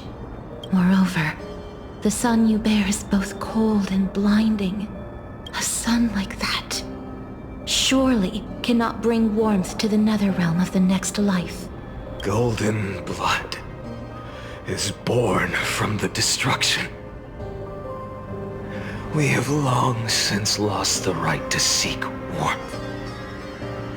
Only by feeding the flames can we melt that hopeless future. Allow me to ask, how many core flames do you carry now? 24,041,183. Such a heavy burden. So that's why you've turned into this. A broken idol. Tragic firewood. No matter. I will bear this burden as long as you hand over the core flame of death. I must refuse. As the demigod of death, I cannot watch you walk into a fate more cruel than death. But this way, the past, present, and future will never again suffer unnecessary death. Unnecessary death. Indeed, you are not the Finan I know. Please turn back. Don't let that absurd and unjust fate of yours come to pass. This way, at least my realm can still become the fragrant bed where you fall asleep. In the end, still, it seems the clash of blades was inevitable. How painful. I know I am not your match, having fallen under your sword countless times. But even so, please understand that my resolve is not to be underestimated. Even Kethely cannot shape all things at will, nor can they dictate the fate of all life. No one can shoulder the balance of life and death alone, not even a god. And it is precisely for this reason that I chose, at the end of this arduous journey, to overcome the trial and take the authority of death. I am the Hand of Shadow, Casterus, the demigod of death. Listen closely, deliverer from days past. Please turn back. Do not disturb these fresh flowers in their muddy deaths.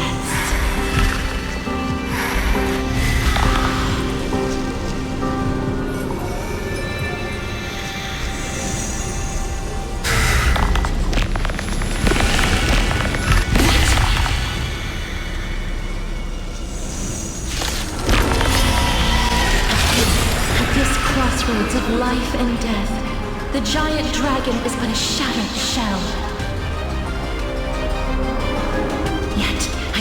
still fight, defending what hope remains.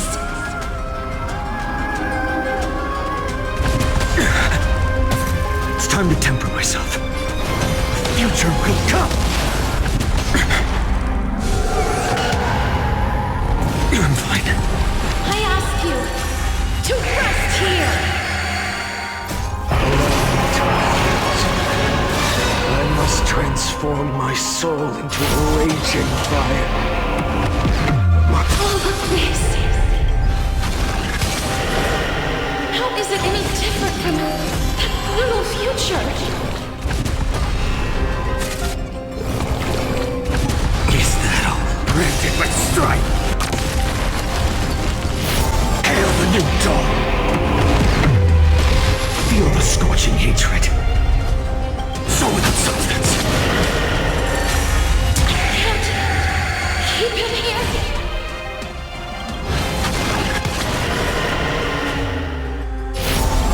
Sun tear the sky! All stars burn to ash. Quench the flames of blood. Even if I can't win, I must try. Let this be a tribute to your million struggles. Wake up, lost one. See that the firelight in the darkness is not.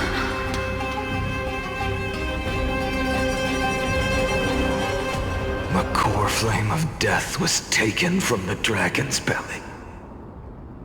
What a brilliant flame. It should shine upon all, light the path ahead, and illuminate the dawn of Amphorius that's to come. 2,003,432 cycles. 24,041,184 core flames.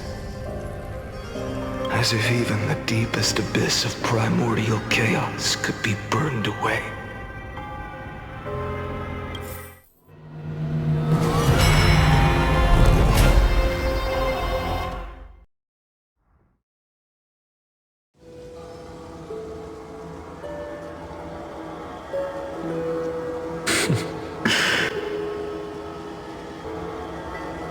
You're here, as always. You're still lingering deep within me. Because you haven't completely abandoned hope. Am I right? You're still waiting for a miracle. For the true hero to come and save us.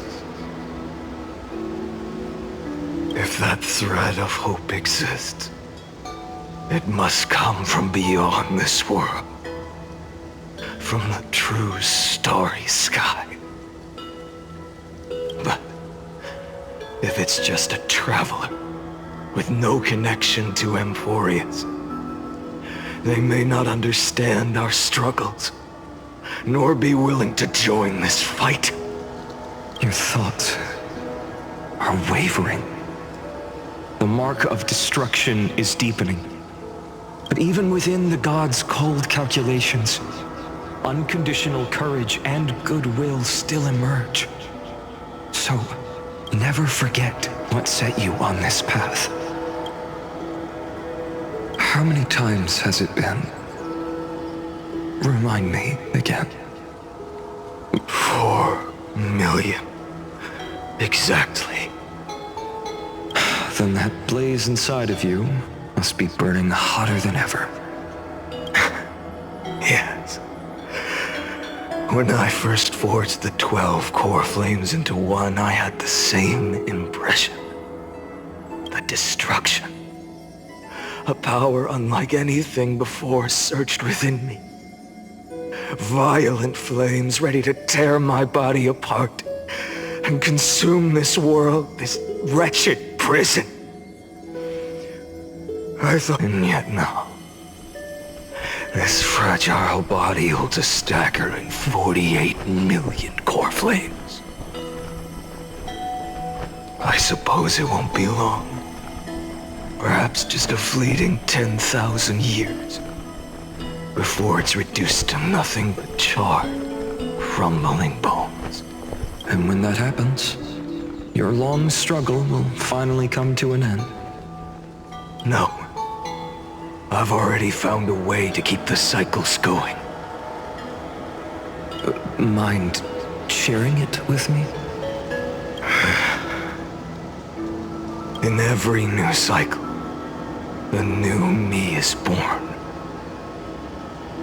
All I have to do is push the next finite to the end of the world.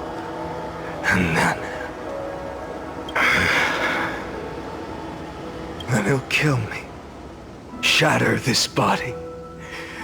Take my flames, my memories, and carry on the path I started.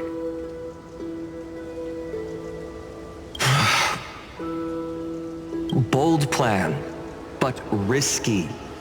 What if, one day, the next you refuses to follow the same path? How can you ensure the continuation of the cycles? If it were Professor Anaxa or Aglaya in my place, maybe they'd come up with something smarter. Unfortunately, I don't have a backup plan. I have no choice but to bet everything on the next finite, and trust that he makes the same choice I did. But even in this wretched prison, luck is still sometimes on my side. Because I never forget what set me on this path. Wait, you mean... Ever since I committed to this plan, not once, in millions of cycles has there ever been an exception.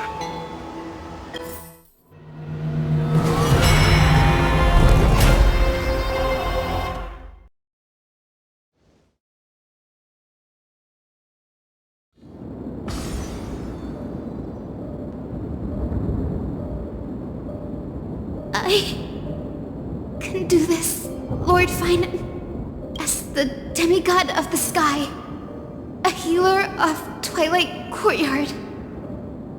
I will heal you. A black tide. It's consuming you. You can't hold out much longer, demigod. Hand over the core flame. Let's put an end to this suffering. Now, that just won't do. A healer should stay composed in front of those suffering from illness. Shouldn't they? Cynthia.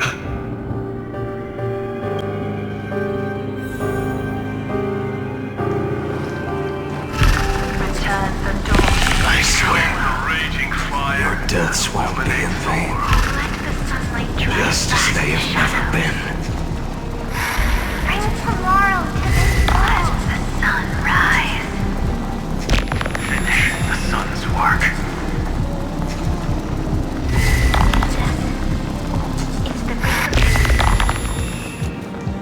I believe in you. You are the Chrysos heir of world-bearing. The one who can lead us. Lead this world. It's just... I don't understand. Within the sun upon your shoulders.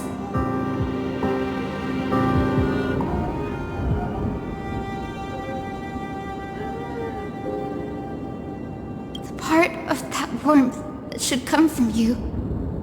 From an ordinary person. It's so faint.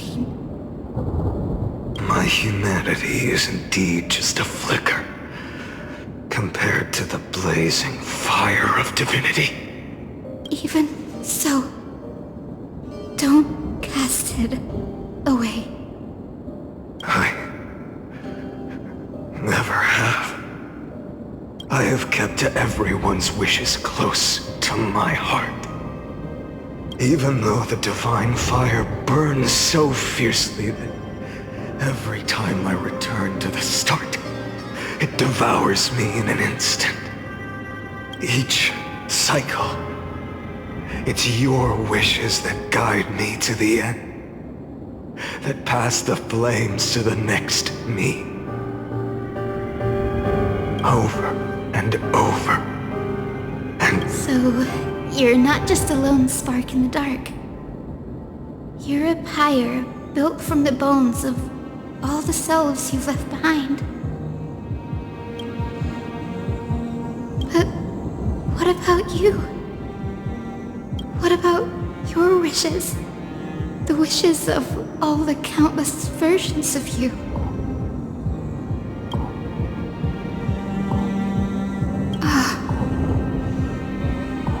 Lord Kazlana.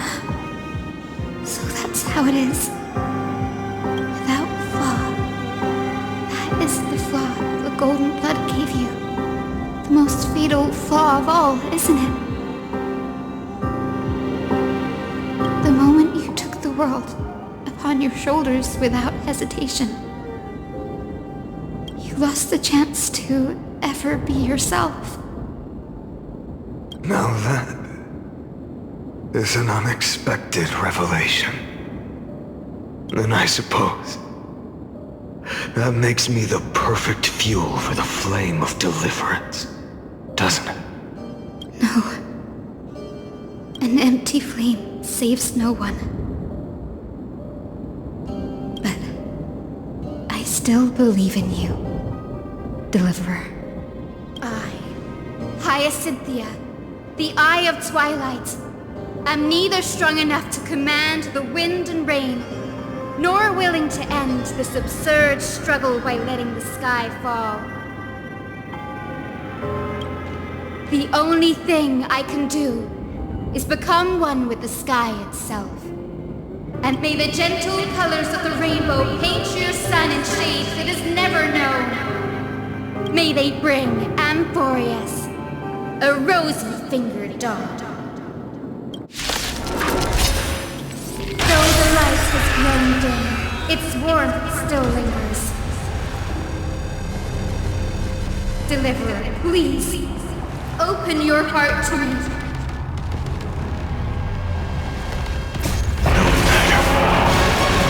Let this blazing sun fill the sky with golden fire.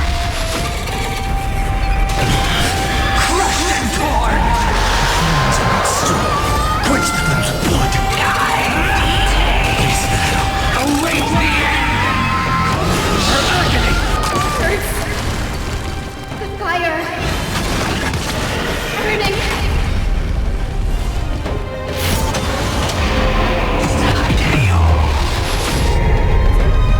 So with its lost in twilight!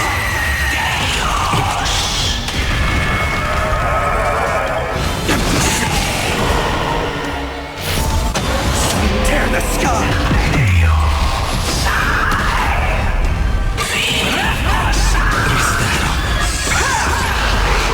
Let the sky merge with all this world's suffering. Cage.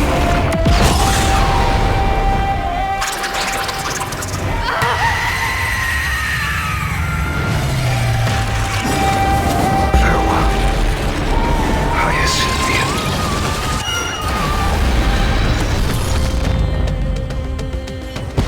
Yes, your sun burns hot enough to turn everything to ash. But tell me, how will the seeds of a new world ever take root? The core flame rose. The sky fell.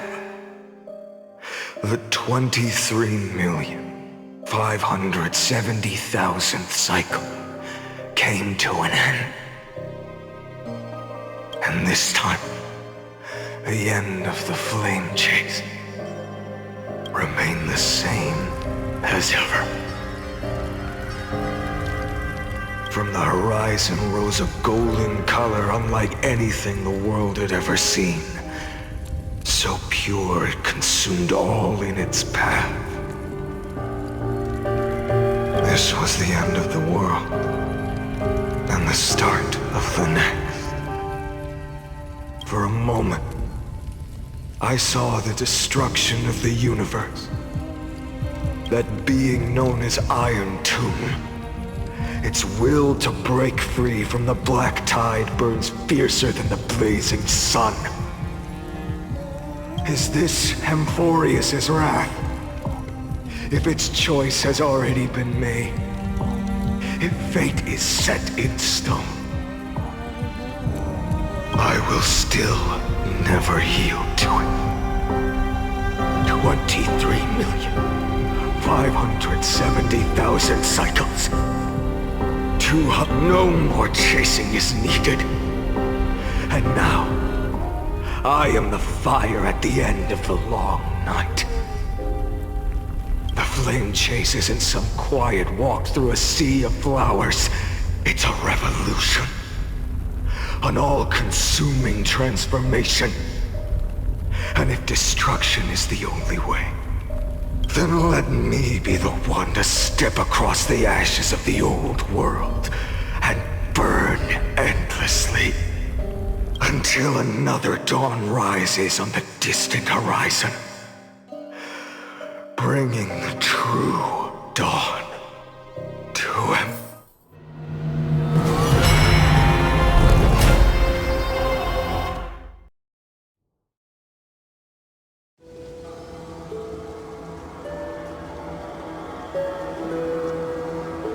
$33,550,337.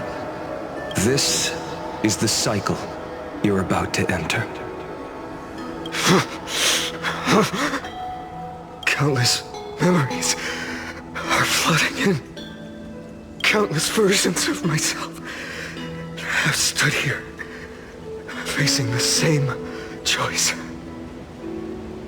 They all needed a moment, just like you do. To stop, to breathe, to process the weight of 1,000,000 lifetimes worth of sorrow, pain, and struggle. And just like them, you will carry those memories and that fire into the chaos of rebirth. I must go and bear this burden. I must say goodbye to you, and then fight the destruction with destruction. Yes, that's always the decision you make. I will burn and fade away. I will become the flame reaver of this life, and keep my promise to Cyrene. I will kill gods and comrades alike, and steal the core flames.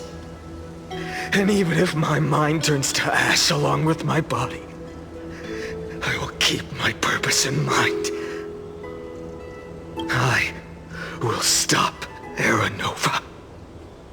I will find the next me, and make him carry on this futile endeavor of 30 million lifetimes. Looks like you're ready. Then I should be going too. Where are you going? You only exist in my heart. There's nowhere else for you to go. Do you remember what she said? The dreams you had as children. The deliverer in the prophecies. A real, living, breathing person. You finally found him.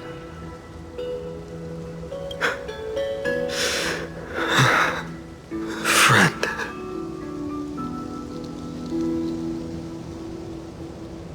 I see. You were there all along.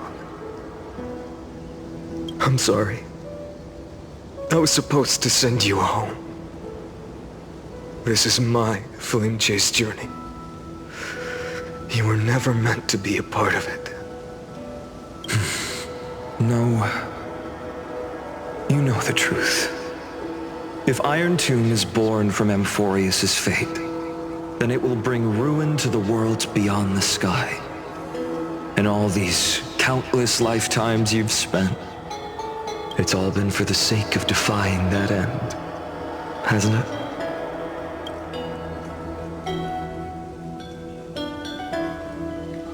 In millions of cycles, I've said goodbye to each and every one of you. Yet nothing ever changes. Each time we speak, our words grow fewer. Your fire burns hotter, and you're getting closer to becoming pure rage. A vessel of hatred. I never had a choice. I understand. If you are to keep the worst fate from unfolding, this is the only path.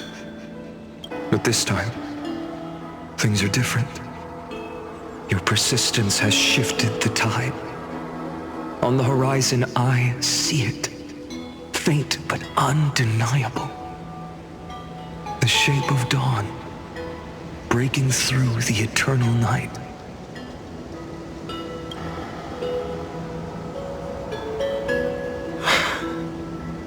Turns out, the fire that lights the way was never mine to begin with.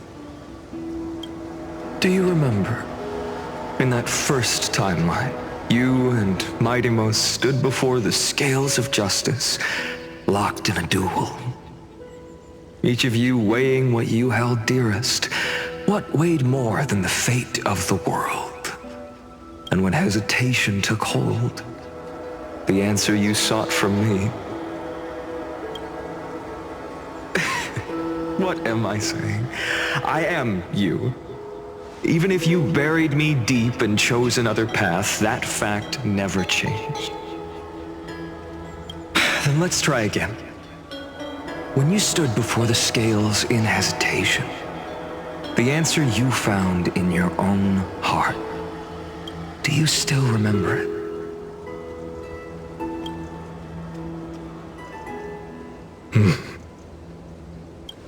Remember the past and become the hero of tomorrow.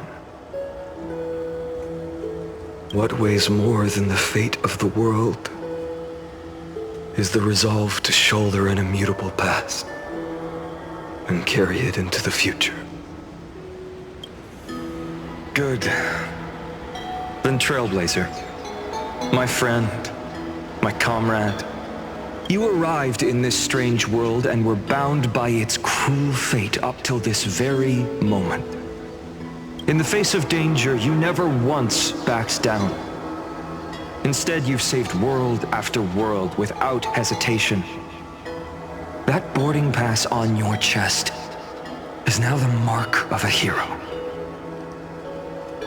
If I choose to step through that door and embrace an end fitting of the destruction, let this sun forged from millions and millions of core flames burn me up along with the god of destruction and their minions. Then the world we leave behind, this world, my home, where hope still lingers.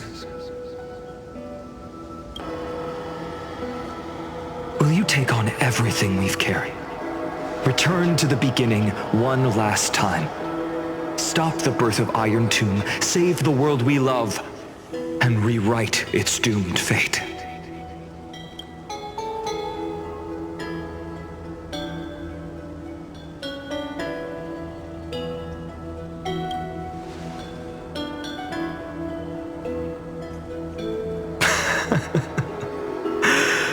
Good. In that case, even this fruitless wasteland may finally bloom with flowers. So...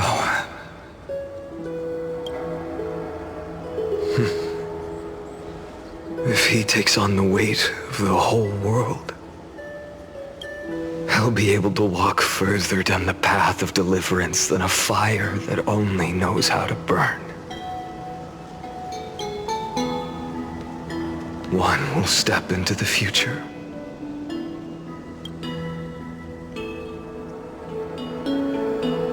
one will remain in the past.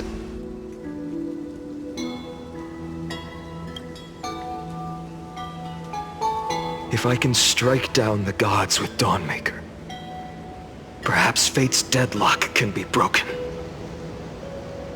And if you can stop Iron Tomb from ever being born, then these 30 million cycles will have not been in vain.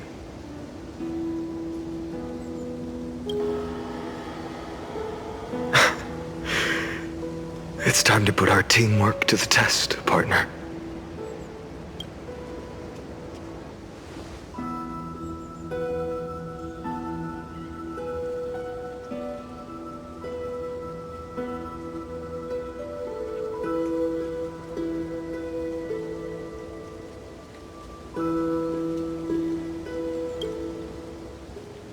Thank you for all you've done already, friend.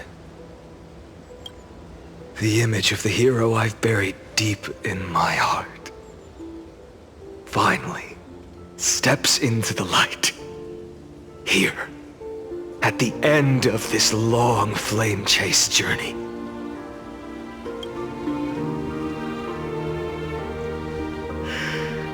Cyrene, a page never seen before has just been turned. Lend me the power of time, and send this hero back to the origin of time. Back to your side.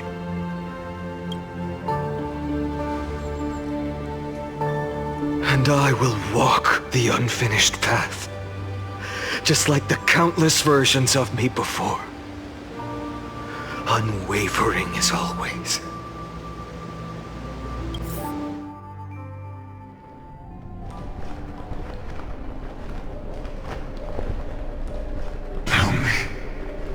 Will you be the blazing sun? Even if all of you burns to ash? Without hesitation, I will bear this world until my body turns to dust.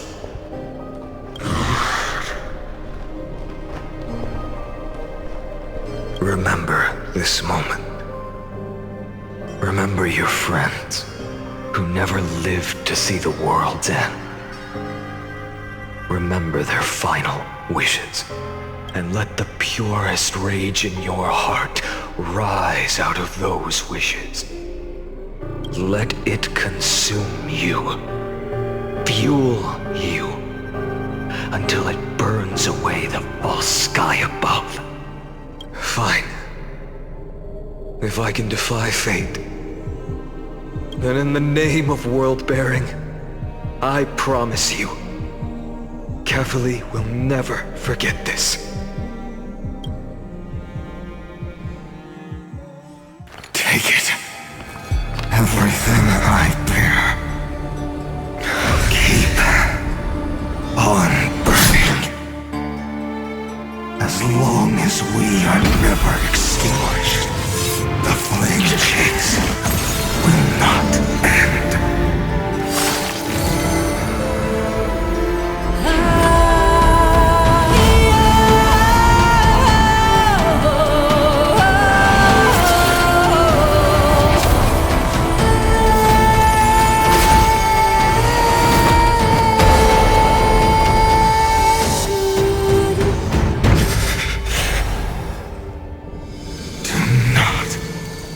Bow your head to them.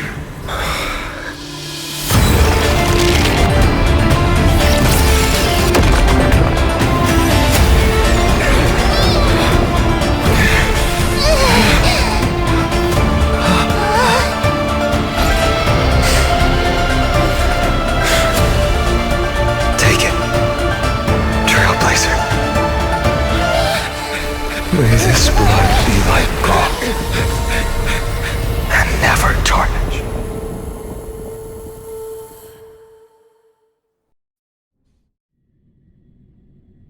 Farewell, Trailblazer. This is where I fulfill my final destiny. The prophecy of the Deliverer means nothing to me now. It belongs in the hands of someone far more fitting. Someone like you. Kaslana, the name of one who bears chaos does not belong to a single person. Rather, it is the embodiment of the mythical Kefali, and a symbol of all heroes.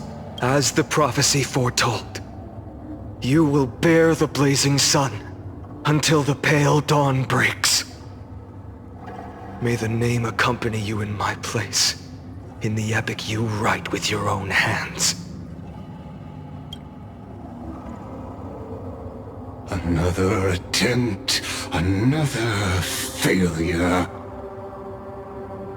I won't remind you how many times you've reached the end of history, but I will still place the choice before you.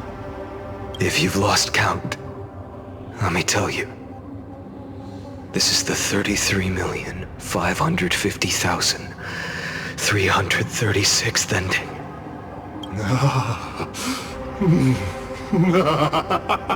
A perfect number. How poetic. You and I both know the truth.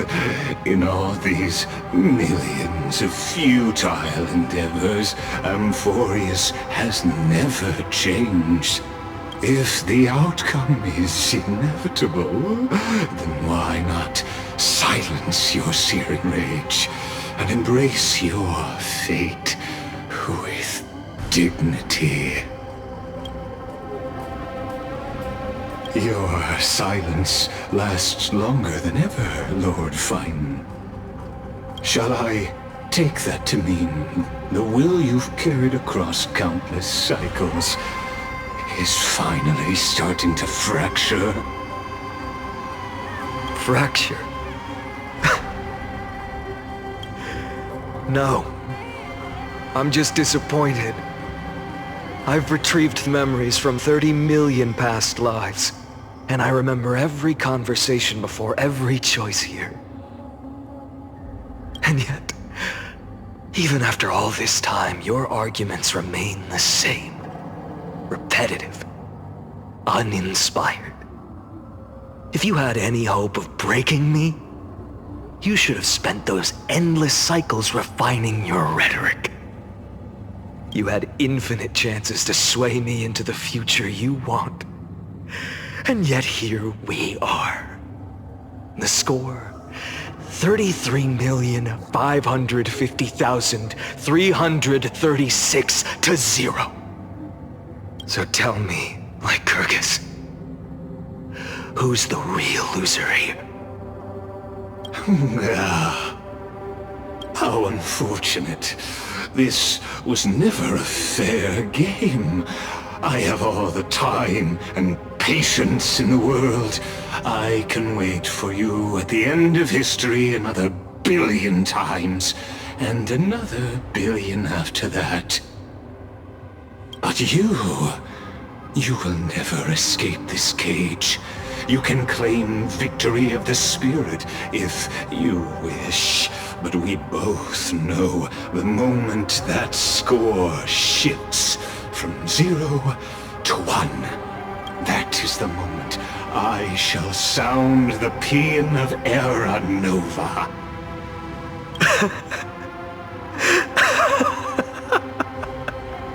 Lord Finan. Your incompetence disappoints me. But what truly makes me laugh is your utter lack of self-awareness. Think about it. In this story, who is truly the one in chains? Who is the one shackled to mindless vengeance, mistaking courage, the courage to rebel against the gods, for foolishness?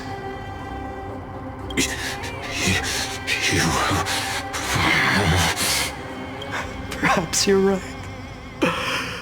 Maybe I should have tired of this futile struggle long ago. But even so, I will never accept the mercy of your release. Because you are both a prisoner to the gods and to me. And tell me, What right does a mere prisoner have to speak of fate and choice? What right does a mere prisoner have to look upon my fury?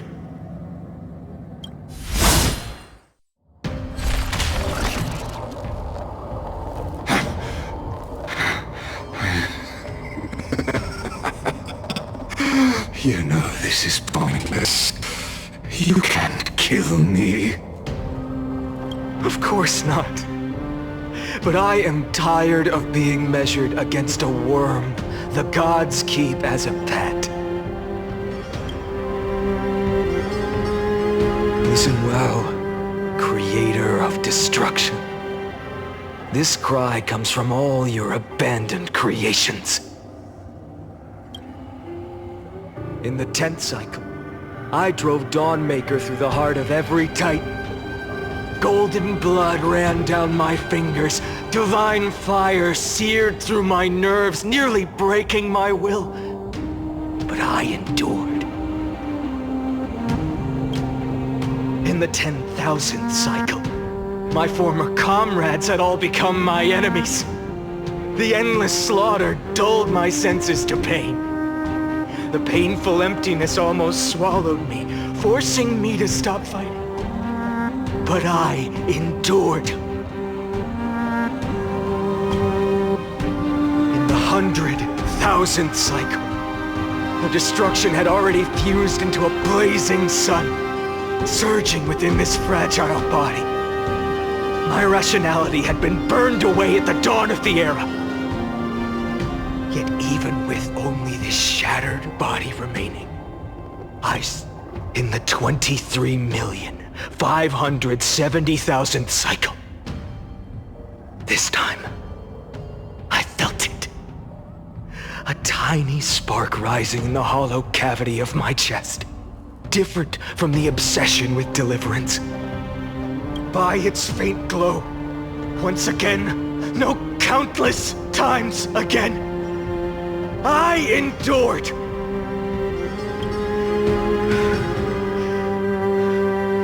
Now, a sun is about to fall, ready to incinerate this absurd space-time dimension in an instant. That sun is me. All the countless versions of me from the past, along with my countless brethren, dragged into existence against their will, drowning again and again in your golden blood.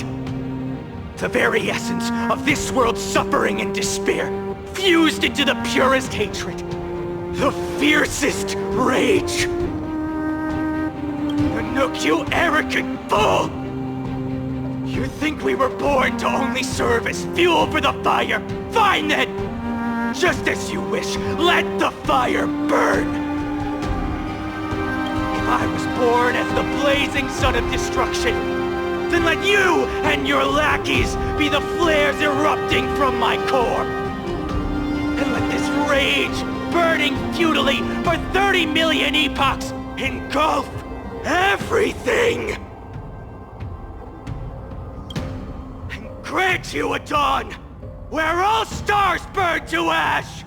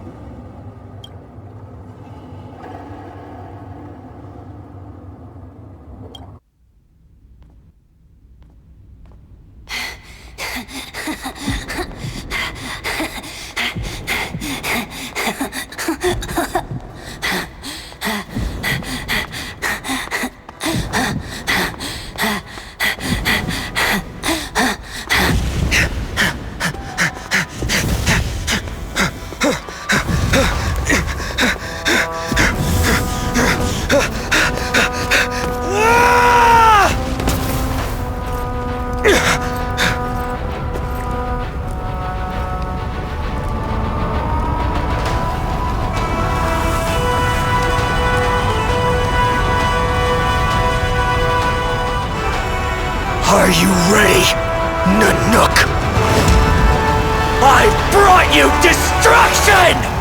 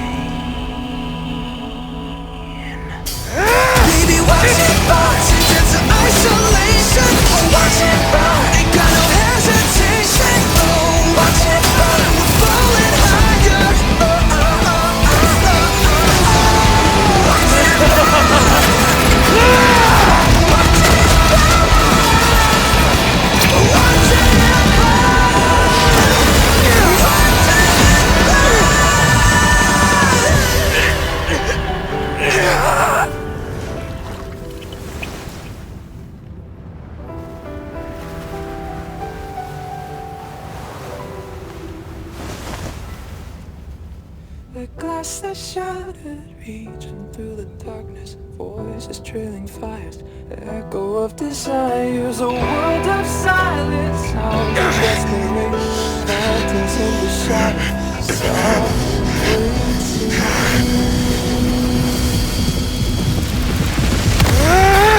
tear it down, embrace the detonation, burn, craving our damn creation, breaking a chain of reaching for you.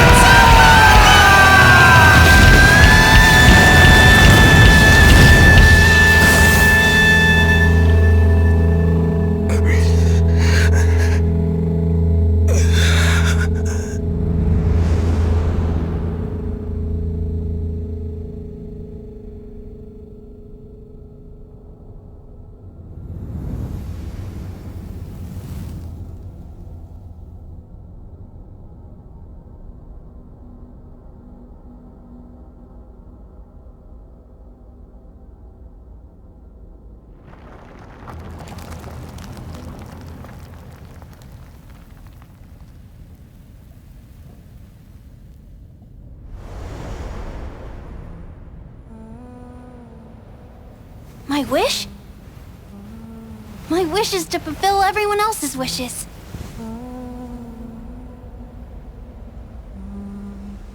If I can't fulfill them,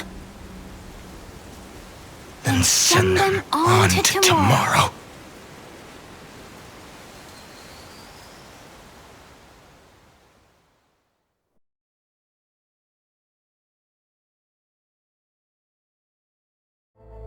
Your heart harbors wrath. You yearn to destroy everything. You bore the gaze of an eon and lived.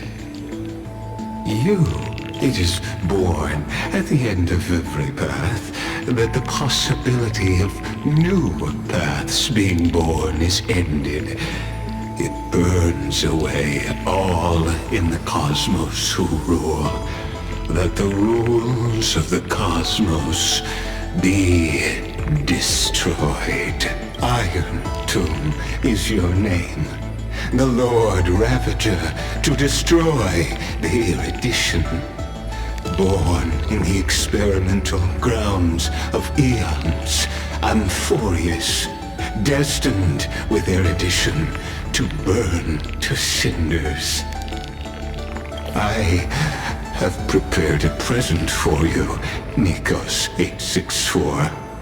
It is a wrath called Finan. From the beginning of the experiment, there were 12 sets of factors incorporated into the calculations. After endless simulations, only this one rose above the rest. This is a matter of considerable interest to me.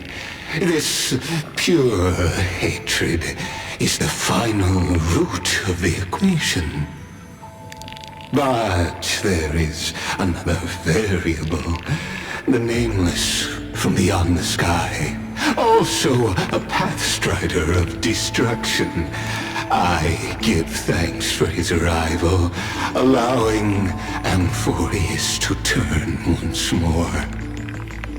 But after fate has begun to turn, his existence will only become an unpredictable variable. Perhaps the time to take the stage has come. Grow in peace until it is time to break free from your cocoon. As for those unwelcome audience members, you need not worry. If you do not mind, I will personally get rid of them for you.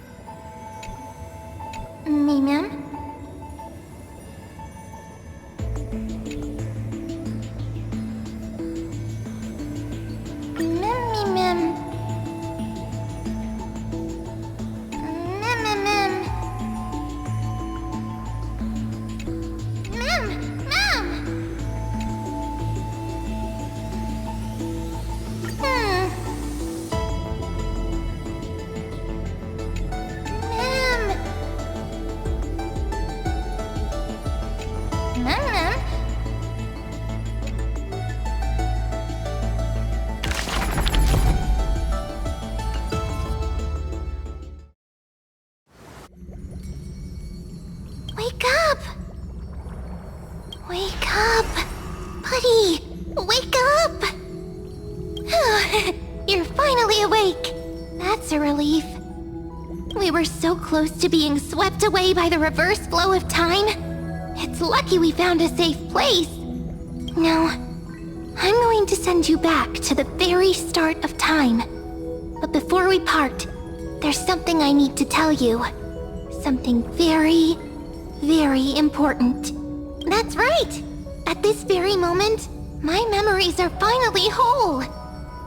After watching so many fragments, my past is finally coming into focus, little by little. You're smart. You must have a clue now. Or maybe... You knew the answer long ago, didn't you? Not surprised at all, huh? That's because I'm simple at heart. No matter what form I take, I've always been true to myself. But I'm glad that I remembered in the end. This way, I'll have no regrets.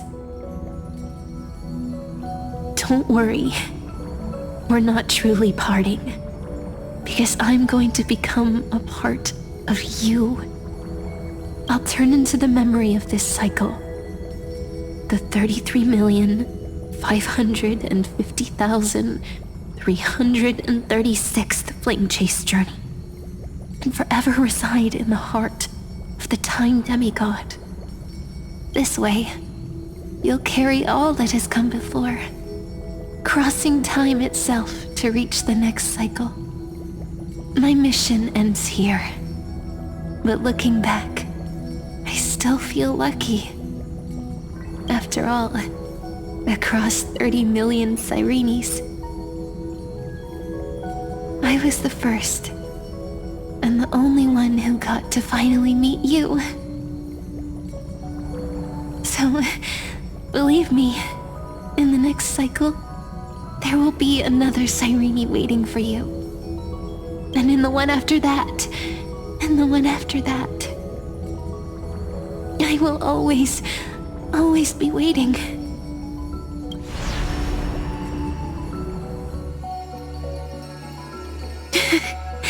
Saying all that, I can finally fade away in peace and become part of you.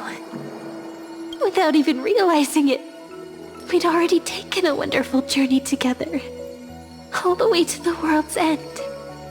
Now take my hand, say a brief farewell, and step forward into tomorrow. Go, find the future Sirene, and set out on another journey with her.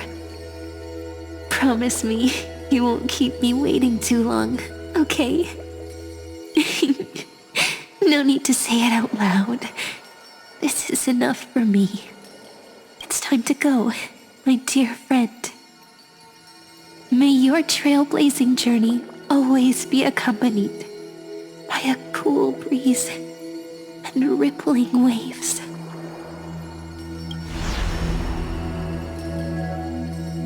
And may the days ahead embrace you like the softest fluff, forever warm, forever gentle. Now, let's turn to the next page. A page that exists because of you.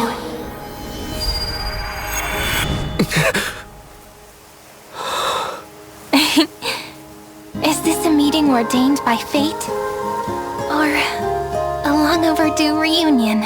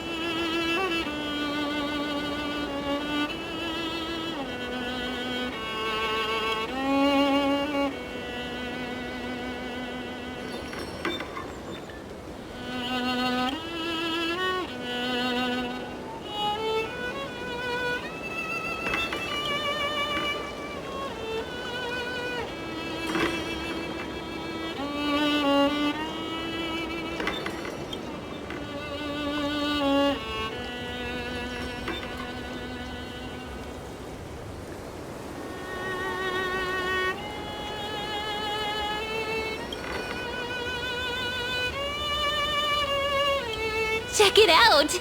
Doesn't this scarecrow look just like you? I spent ages observing just to get it right.